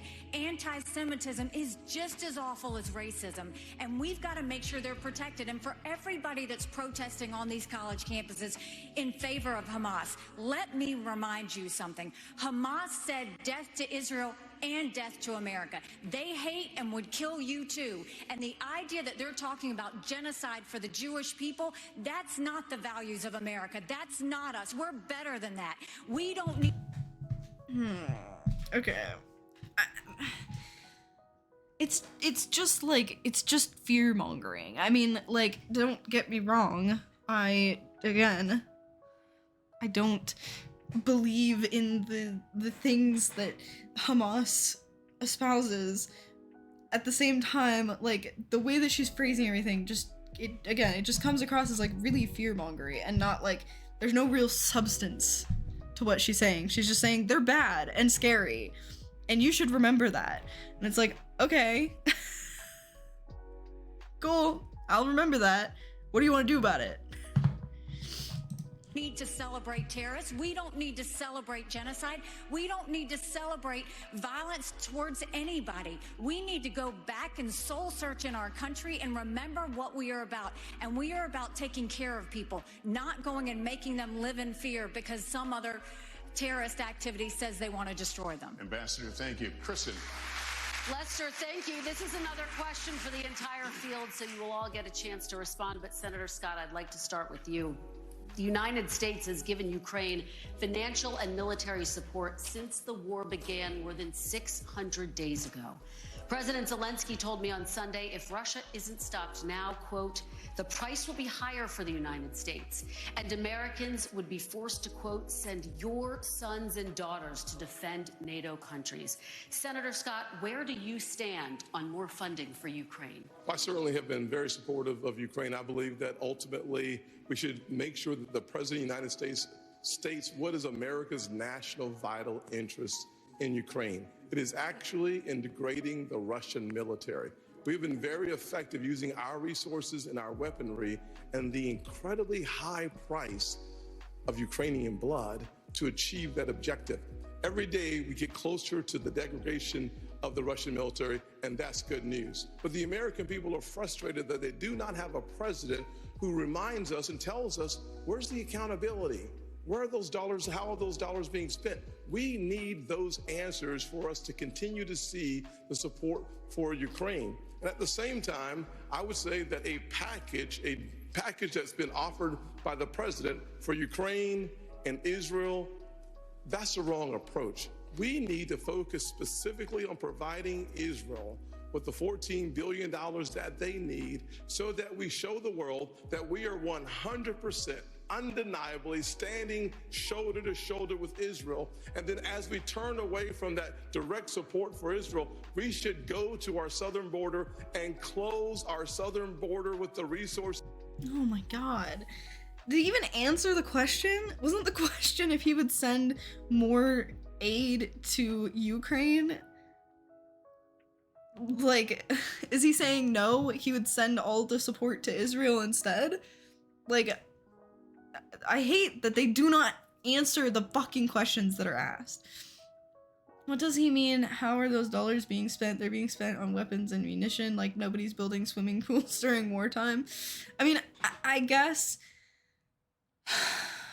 like maybe he's worried about like corruption or something, but I agree. I think that is a sort of like default response to like government spending from Republicans, like how conservatives say that like the leftist answer to everything is like but capitalism, or like but like I don't know but racism, whatever, right? That's like the NPC leftist response. But like this is the NPC Republican response. But how is the money being spent? Where are our taxes being spent? Like it's just meaningless in this situation. It's just a like a virtue signal kind of thing to like accountability. doesn't actually mean anything. Is necessary. I believe that we have sleeper terrorist cells in America. Thousands of people have come from Yemen, Iran, Syria, and Iraq. If we are going to deal with the Oh my god. Like, on what grounds? Just the fact that people from Yemen came here? Like, the fuck, dude?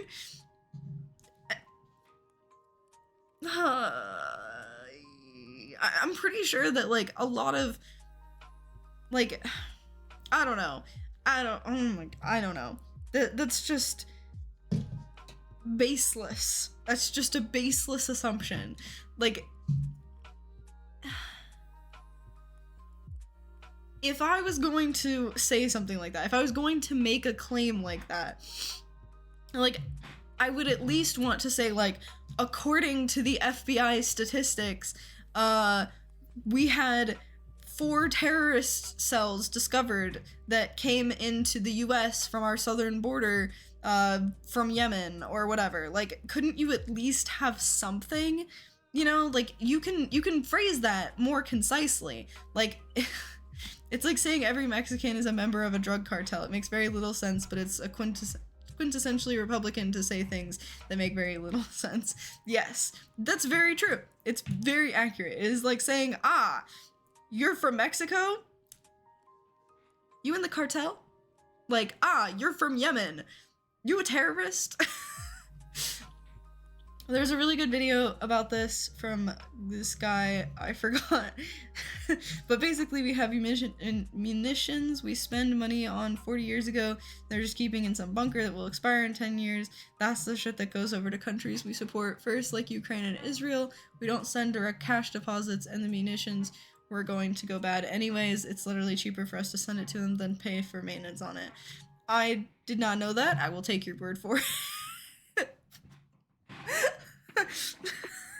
No, I think I've heard that before, so we'll just go with that being true. God.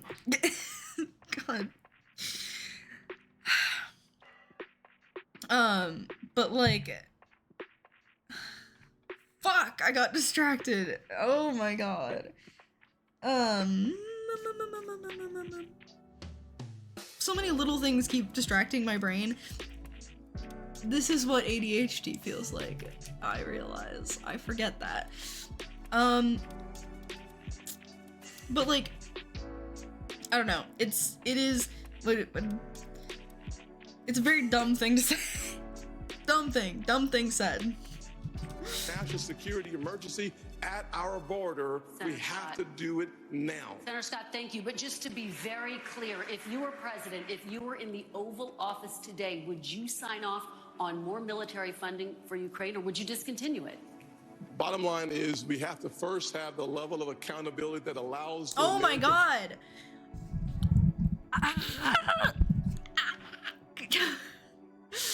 I would want to slap him as the moderator. Like, dude, he didn't answer the question the first time. She very clearly asked him the question very specifically, and he's just the question.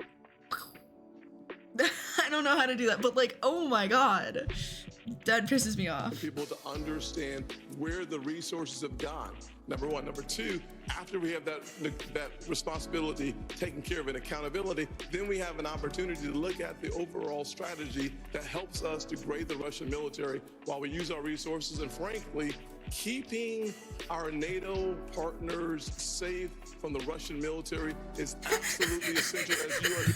Okay, again, like, I do love the energy that guy, Vivek Ramaswamy, I'm so sorry, I'm so bad at names, but like, I like the energy that he brings, just straight up like laughing at him because he's not answering the question at all. I swear to God, if we get to Vivek and he doesn't answer the question, like, that is a perfect opportunity for him to take that question and just go, yes, I absolutely will continue funding our friends in Russia. Or, no, I don't believe that our tax dollars should be our friends in Ukraine, not Russia. I do not believe that our taxes should be sent to, you know, fund a war that doesn't even affect us. Whatever his response is, I hope that the first word out of his mouth is yes or no. Perfect opportunity. He is setting you up for that.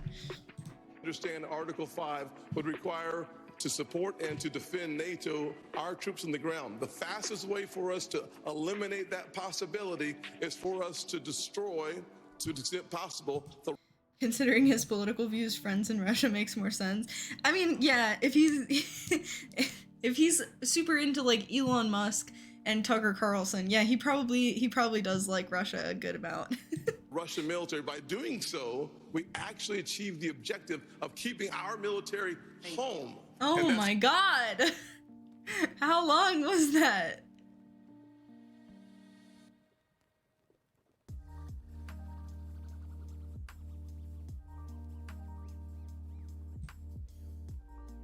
Okay, hold on. Fuck, I went too far. Oh my God, this is not precise seeking.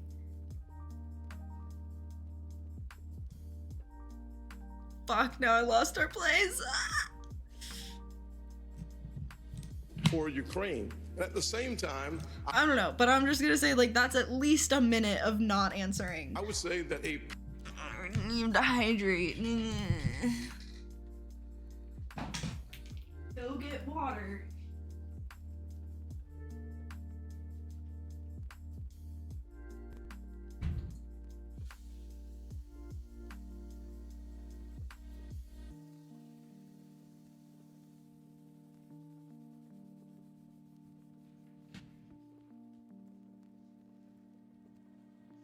Thank you for redeeming hydrate.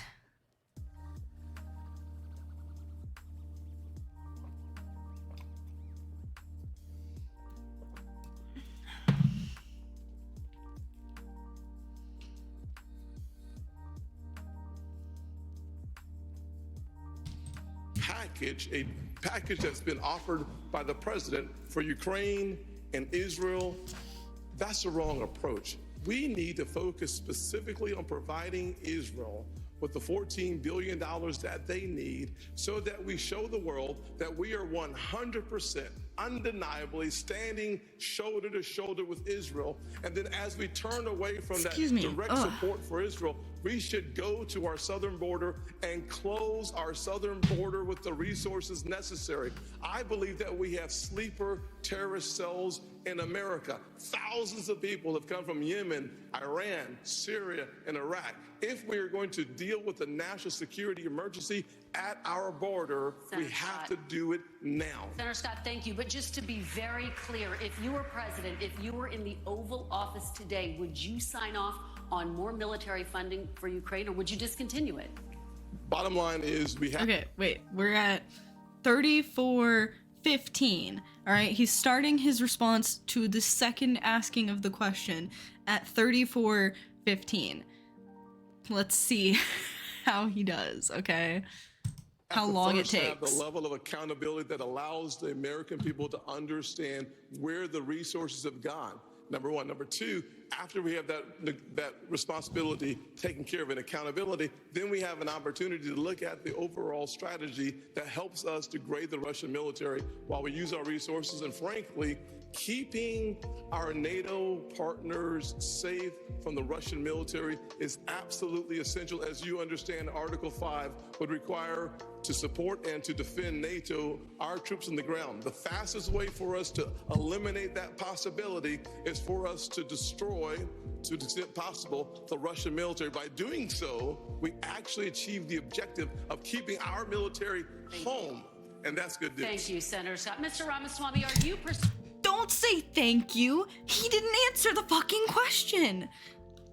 Twice she asked it and he did not answer. Okay, all right. It's going to the guy. All right. If he doesn't do what I said, if he doesn't answer immediately with yes or no, he has completely wasted this golden opportunity. Persuaded by President Zelensky's urgent new plea. Where do you stand on more funding? I'm absolutely unpersuaded. And I'm actually enjoying watching the Ukraine hawks quietly, delicately tiptoe back from their position as this thing has unwound into a disaster. Okay, it was a more certain start, but he could have done better, okay? Because maybe it's because I don't know what his position was beforehand.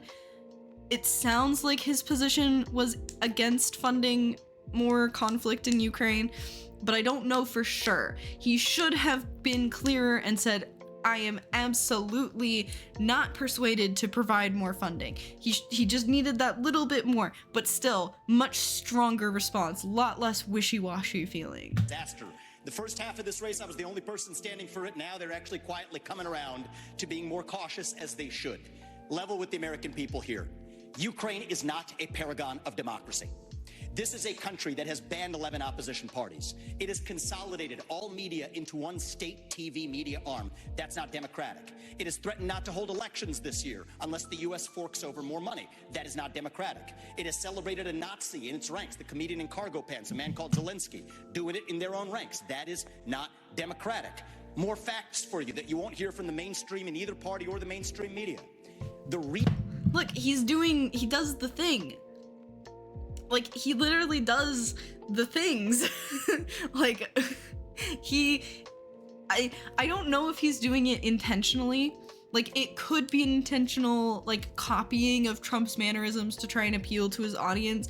It could also be that, like, he just thinks, I could see, this guy gives me alpha male grind set vibes, so I could see him just being like, Trump really nailed the alpha grind set. Like, I'm gonna do that too. Like, maybe he's just like, Trump is his communication role model or whatever. But like, he pulls it off better. With Trump, it feels a little unhinged, a little like he's unsure, he's filling space. But like with this guy, it comes across as much more like he's just emphasizing what he's saying, and so he's doing the Trump thing but a little bit better. It's just really funny to me. Regions of Ukraine that are occupied by Russia right now. Something about the way that his suit fits him, I think, is what gives me TikTok financial bro. Like, if he wasn't a presidential candidate, he would be trying to sell you something on TikTok while appealing to like your modern, highly intelligent grind set thing. I don't know, I hope you understand what I'm saying, but I think it's just the way that his suit fits. Like, it has a very, you know, the waist snatched look to it in comparison to like what a lot of guys wear. In the Donbass, Luhansk, Donetsk, these are Russian-speaking regions that have not even been part of Ukraine since 2014, that other people probably couldn't name those provinces for you. Those are the hard facts. And so to frame this as some kind of battle between good versus evil, don't buy it. And I'd like the likes of the sharpest of the war hawks on Ukraine, Nikki Haley, to have some accountability and answer. Do you want to use U.S. He really has it out for Nikki Haley. taxpayer money to fund the banning of Christians? That is actually what's happening. I'm pretty sure Nikki Haley is the only one that he's called out by name on the panel. I don't know what's up with that. Using the Ukrainian Orthodox Church, they have banned them. The Ukrainian parliament just did this last week, supported by our dollars. And I think you owe it to the American people, Nikki, to at least this one time Ramaswamy, condemn. thank you. That's time. At least to condemn their banning of Christians. Mr. Ramaswamy, thank you. Mr. Ramaswamy, thank you. We asked the questions. Ambassador Haley. Why don't they mute their mics? Why don't they mute their mics? They need to have the boop.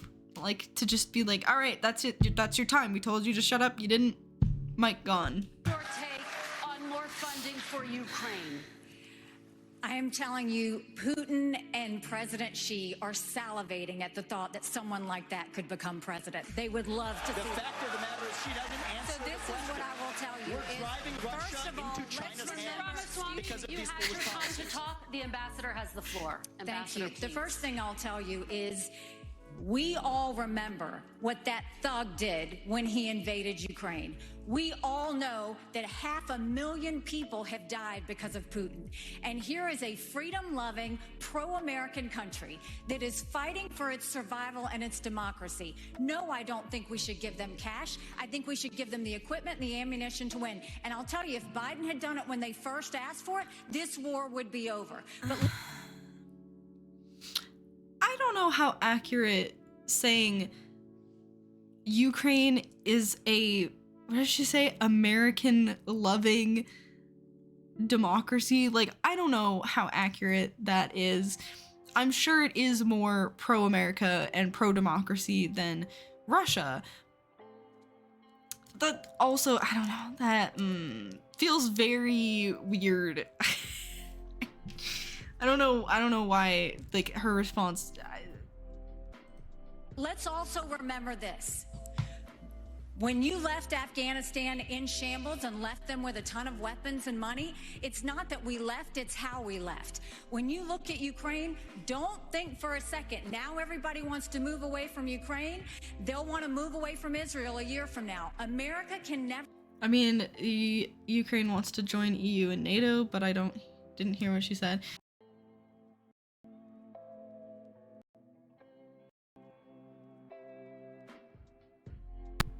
Okay, there we go. I think it was just my earbud. She's basically just saying that, like, Ukraine is like America loving pro-democracy country, and we're like hanging them out to dry. Is like the vibe of what she's saying. And I don't know how American loving they are, but yeah, they obviously do want to join the Ukraine or EU and NATO. I remember that being like a really big thing, and I mean, if they want to join, they should be able to. Never be so arrogant to think we don't need friends. After 9/11, we needed a lot of friends. Now is the time to get partnerships. This unholy alliance between Russia, Ukraine, and China is real. There is a reason the Taiwanese want us to support the Ukrainians. It's because they know that China is coming after them next. There is a reason. The unholy alliance between Russia, Ukraine, and China. I don't know if she misspoke there or not, but I don't know. Ukrainians want us to support Israelis because they know that if Iran wins, Russia wins. Ambassador, we have to see the combination of the three. Okay, that I think she meant to say Iran instead of Ukraine. But like, do Ukrainians care about supporting Israel? I would think that they're a lot more concerned about like their personal conflict with Russia. Like, I would need to see evidence that that's like a really important issue to Ukrainians. Christy, what is your take, and how long should Americans be expected to help fund the war in Ukraine? Kirsten, let's remember the last time that we turned our back on a shooting war in Europe. It bought us just a couple of years. And then 500,000 Americans were killed in Europe to defeat Hitler. This is not a choice. This is the price we pay for being the leaders of the free world. And the fact is, this alliance is not just with Russia and China. Governor Haley knows this. Iran is in the middle of this as well, and so is North Korea. And they are all working to support Russia right now. And the reason they're doing it is because dictators work together. People who believe in democracy work together. We must stand with all of those that are standing up for democracy and freedom. I mean, like, I'm not gonna take a geopolitics lesson from these guys, but I will say, like, supporting Ukraine seems very reasonable, at least to some extent. Like, we don't want Russia to take more territory. Russia doesn't really have, like, they did just straight up invade. Like,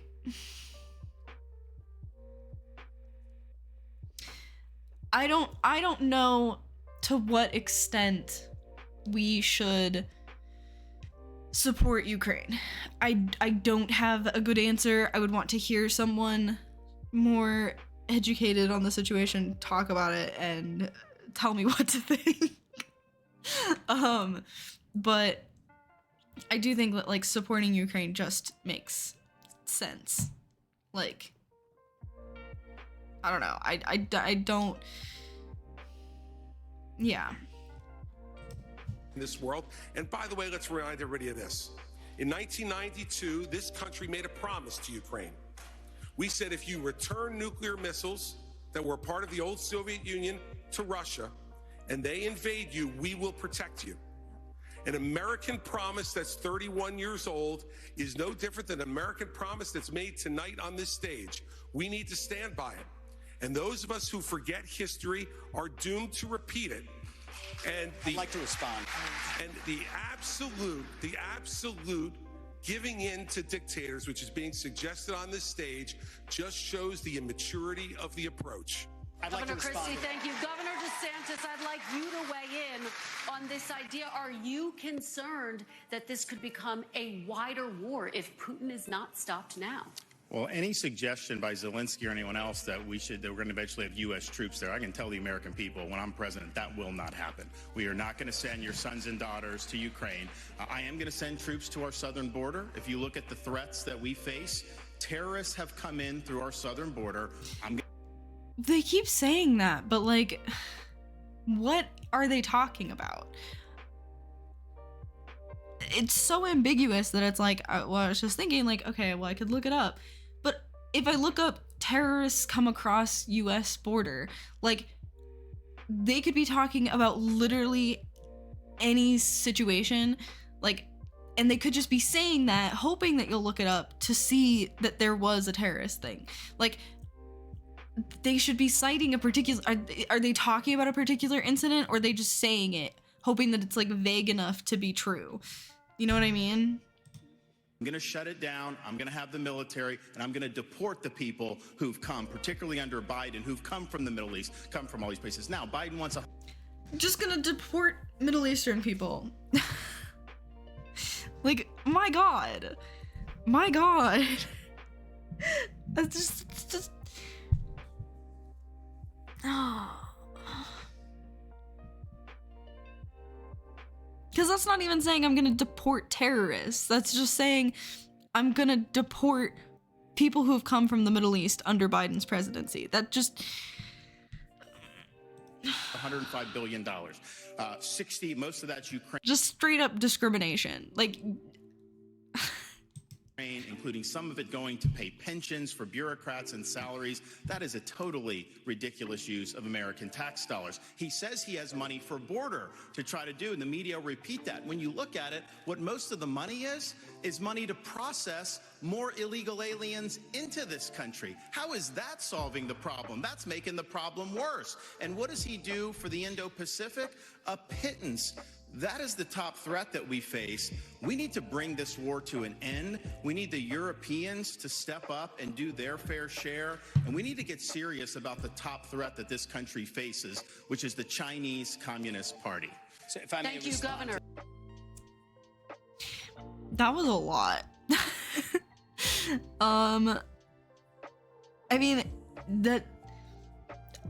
that is definitely the most, like, vitriolic thing that any of the candidates seem to have said so far. Like, that just sounded like fuck immigrants and hoorah American military presence, but also we don't want to actually put our people in danger to help, which I don't know how to feel about that, because on the one hand, obviously I don't want anyone to go to war and die.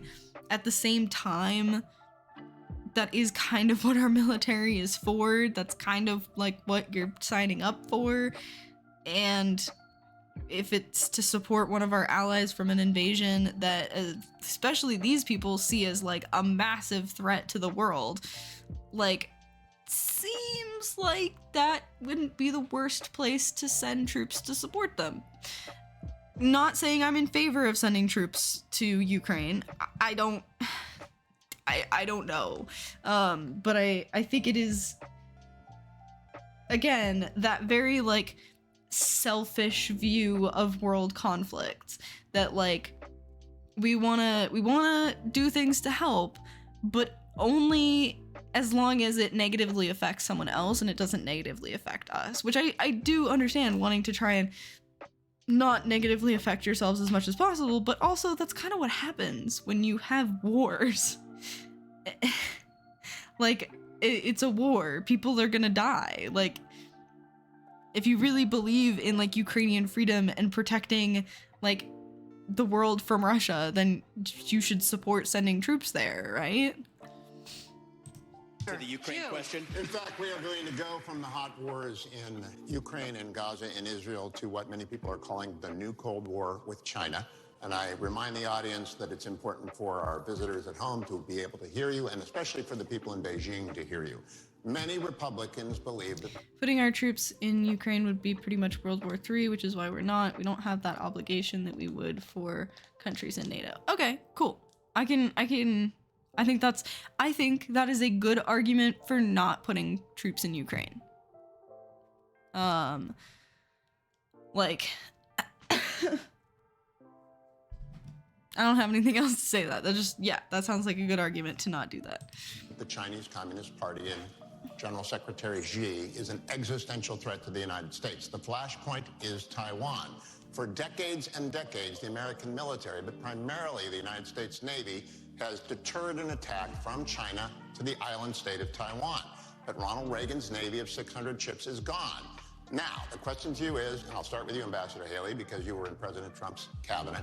His goal was a 355-ship Navy. That's what he pushed for. He got to 300. It's now at 291.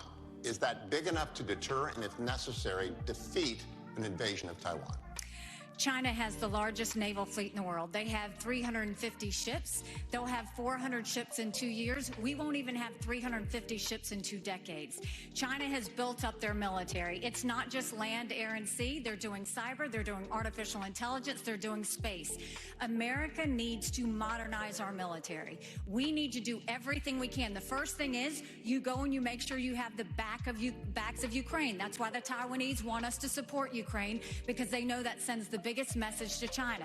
The second thing is we go to China and we start being tough on them. No more sales of our American soil to China, and let's take back what they've already stolen. Then you go and to the universities. No more having millions of dollars go to our universities. Then we will go and end all formal trade relations with China. Wow.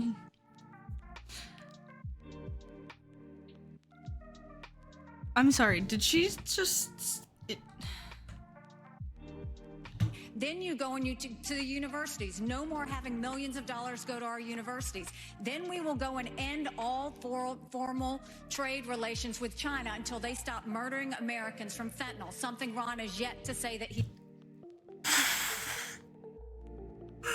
Oh, okay, that escalated very quickly in a direction I was not expecting.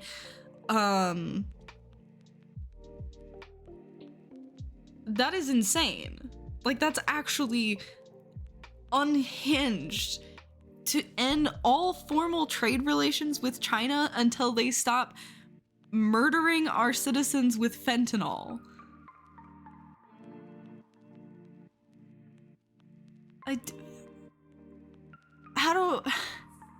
do you even start with that? Like, our economy and China's economy are like really heavily tied. I don't think that we would survive in an end to formal trade relations with China. Also, as far as I know, the Chinese government isn't sending fucking fentanyl with like it's not doing the like thing that people talk about where the CIA was like selling crack in black neighborhoods. Like, as far as I know, China isn't doing that. Chinese companies do sell fentanyl to the to citizens within the United States. Maybe I'm wrong. Maybe there is some CIA 90s, 80s era crack epidemic scheme happening with China. Maybe, but I have not heard any evidence to support that. That's a pretty wild claim. If there was evidence to support that, it would be a massive, like, global scandal, I would think. Like, the fentanyl epidemic is very bad. We have, like, really bad drug problems in the United States, but blaming China for that, I don't know that, oh my god. And then to say that we should end all foreign... Okay, all right. He's gonna do. Need, like, literally evidence for that. Probably just a red herring, if anything. Literally all pharmaceutical companies probably deal with that drug. Yeah, like, I mean, again, I'm not saying it's not possible for China to be intentionally putting fentanyl on the American streets, but yeah, I'm gonna need to see evidence for that. Like, I'm not just gonna take your word for it. And then we modernize our military. When we strengthen our military, when we modernize it with the focus of cyber, artificial intelligence. Doesn't the United States have, like, one of the most high-tech...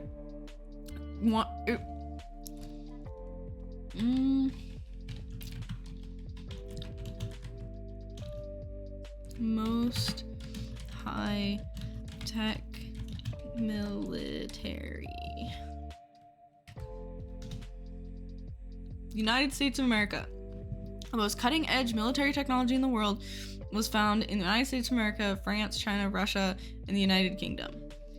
Like,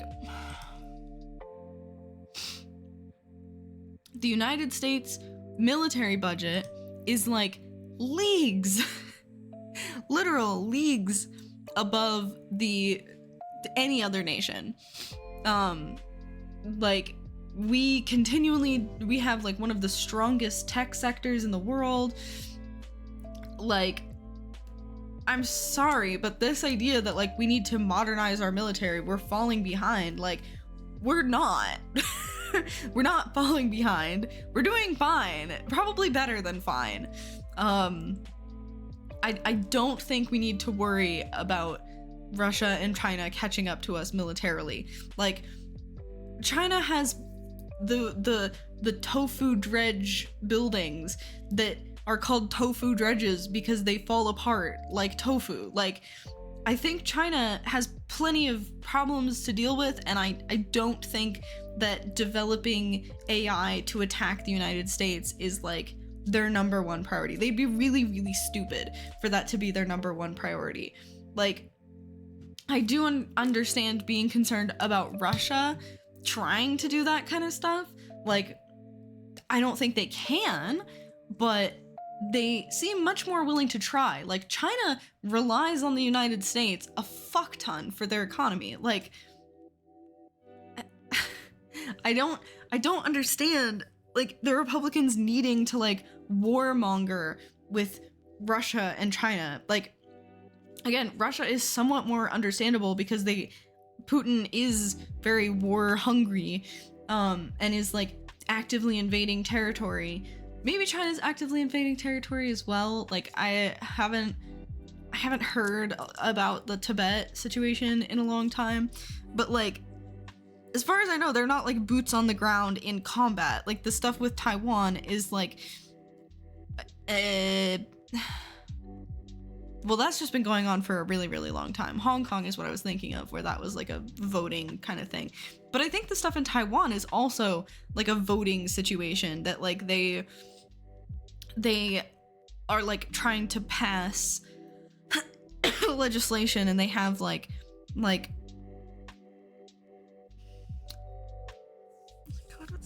what's it's referendums or whatever, right? Like they're trying to pass referendums in order to get the Taiwan to be a part of China, like officially and all that.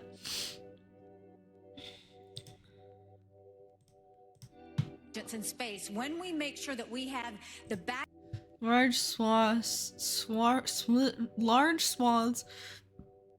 of the Russian Navy died to a country without one. China's Navy mostly consists of a lot more smaller ship. Numbers aren't everything. Very, very true. Like, backs of our friends, whether it's in Israel, whether it's in Ukraine. Huh? Taiwan does not want to be a part of China, like, at all. No, I know, but I'm pretty sure, like, isn't that the way that they're trying to, like get Taiwan to be a part of China? Is, like, they're not, like, invading it and trying to claim it that way. They're trying to, like, legislatively stake a claim on Taiwan, right? Maybe I'm wrong, but I didn't think that they were trying to do, like, a forceful takeover at the moment. Yeah, same way they got Hong Kong. Yeah, exactly. That's what I mean, is, like, I don't think we need to be as worried about China, because while I disagree, I think that both Hong Kong and Taiwan probably should be able to be independent. Like, I'm not super knowledgeable of that situation, but I know the people there don't want to be a part of China, and so I don't think they should have to be a part of China. Be right back. But, like, fuck, what was I saying? I keep getting distracted. Help,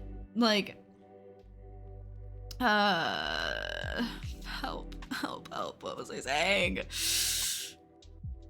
Oh, like, I don't know.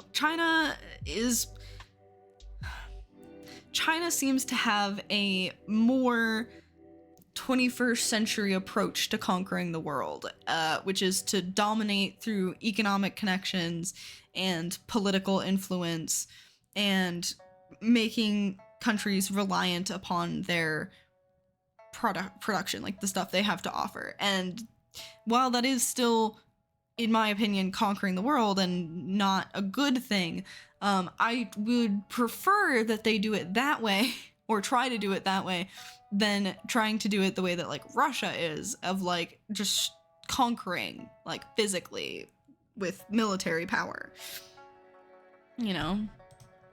And we should be arming Taiwan. Make sure they have the equipment they need. Make sure they have the training they need now. There is nothing China fears more than knowing that America will have Taiwan's back. Let's make sure that we show it by making sure they have the equipment they need. Governor DeSantis,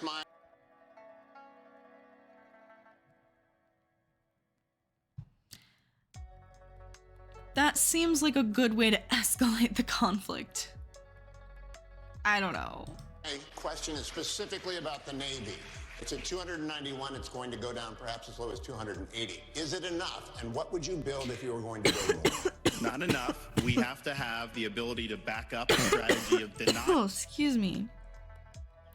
Imagine if Russia wanted to arm Florida to help them take over the states. Yeah, like, again, good way to escalate the conflict very quickly. Well, okay, I don't know if that is actually the most accurate comparison, because, like, in China's case, right, Taiwan isn't trying to take over China, as far as I know. I do know that, like, they have that whole conflict between each other of, like, we're the real China. No, we're the real China. So maybe they are trying to take over, like, mainland China. But I think it would be more like Russia arming Florida to gain independence from the United States, to, like, secede. But that also doesn't make sense because, like, Taiwan's already seceded from China. Oh, they say it plenty? Okay, assuming that is true, excuse me, it's probably not the best idea to arm them, but also I don't know. I think it's difficult because on the one hand, like, I think that if people don't say they don't want to be a part of a nation, then they shouldn't have to be. But at the same time, like, if you say that, then people could just secede willy-nilly, and I feel like that would also wreak havoc on the world. So I don't really know. I don't have a good solution, but they're already independent. They should just stay that way, probably. Like, I feel like allowing secession is a very dangerous path.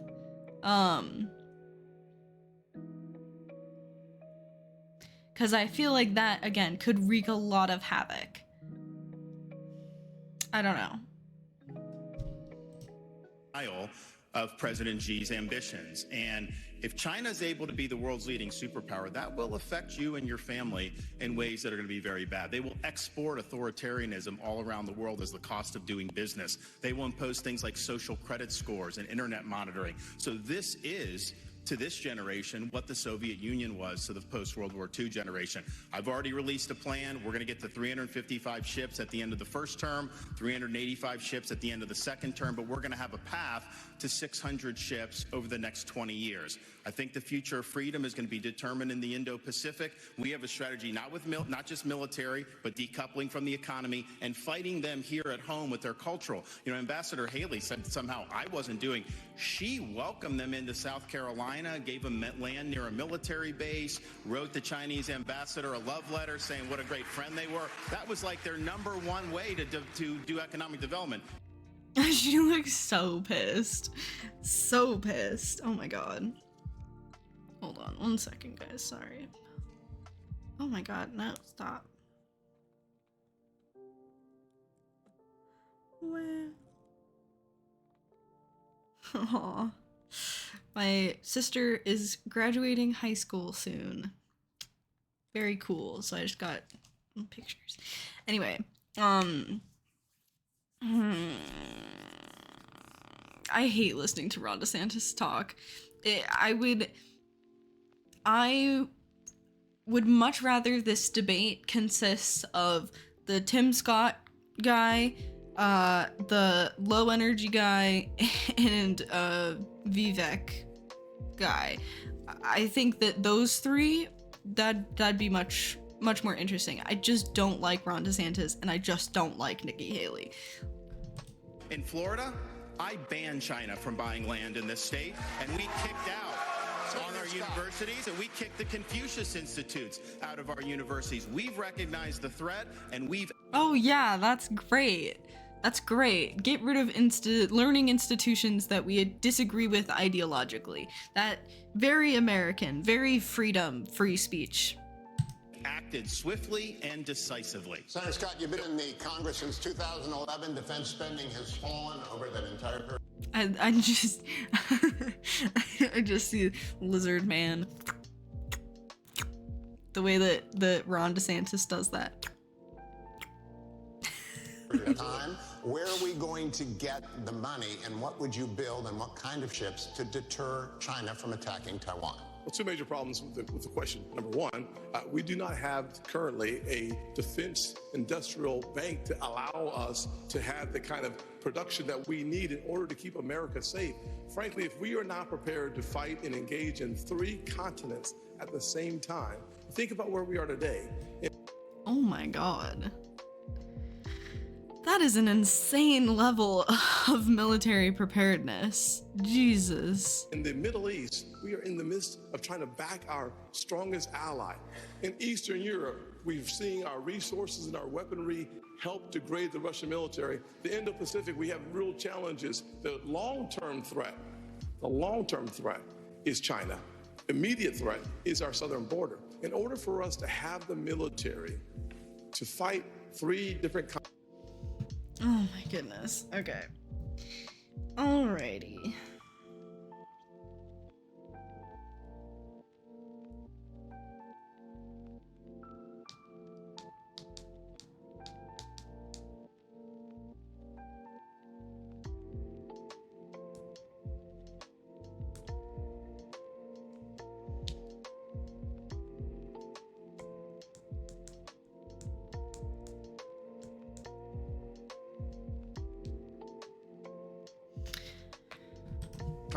continents at the exact same time. We are going to have to invest heavily in our military, but we're also going to have to invest heavily in an industrial base so that we can hit our objectives from a military perspective, not only with our ships, but also with our planes. We are so old as a military that in order for us to recalibrate, we're going to have to invest. One of the things I do in my Made in America strategy is we create more than 4 million new jobs by having high-tech manufacturing come back to America, decoupling from China, so that we focus our attention on creating that industrial revolution that will be necessary for us to achieve the goal of having a military that is ready to be lethal and come home safe. Thank you, Senator. Mr. Ramaswamy, I'm looking for...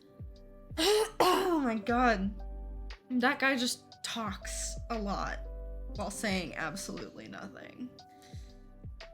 Oh my goodness. Okay. I think I'm probably gonna take off in a second here, because I've been talking a lot. My throat is not very happy with me. So I think I'm gonna take off for the day. It was a solid 6-hour stream, guys. Very cool. I'll try and stream again this week. We'll see, but it'd be either like tomorrow or Thursday, so we'll see. But this was really fun. I'm glad that some people popped back in. The Kevin, hello. The election TLDR, old man skibidi toilet jamboree. What the fuck? How are you? Welcome. I recognize your username again. But yeah, I was just wrapping up the stream because I'm tired. I was not expecting to stream for as long as I did. I never do, because I just get caught up in talking to people, but my lungs have still not fully recovered from having COVID last week, I think. But yeah, I was glad some people stopped in I hadn't seen in a while. Sarah's gone for so long. I'm gonna try and do better because I miss streaming. This definitely made me realize how much I miss streaming and talking to people and that kind of thing. Consistency is just hard for me, and I'm working on that. I'm in a better place now than I was when I was trying to stream, whenever the last time I was trying to stream was. So I think this will be positive. Yeah, so if you joined the stream today, thank you. I appreciate it. It's fun. I like talking to you guys.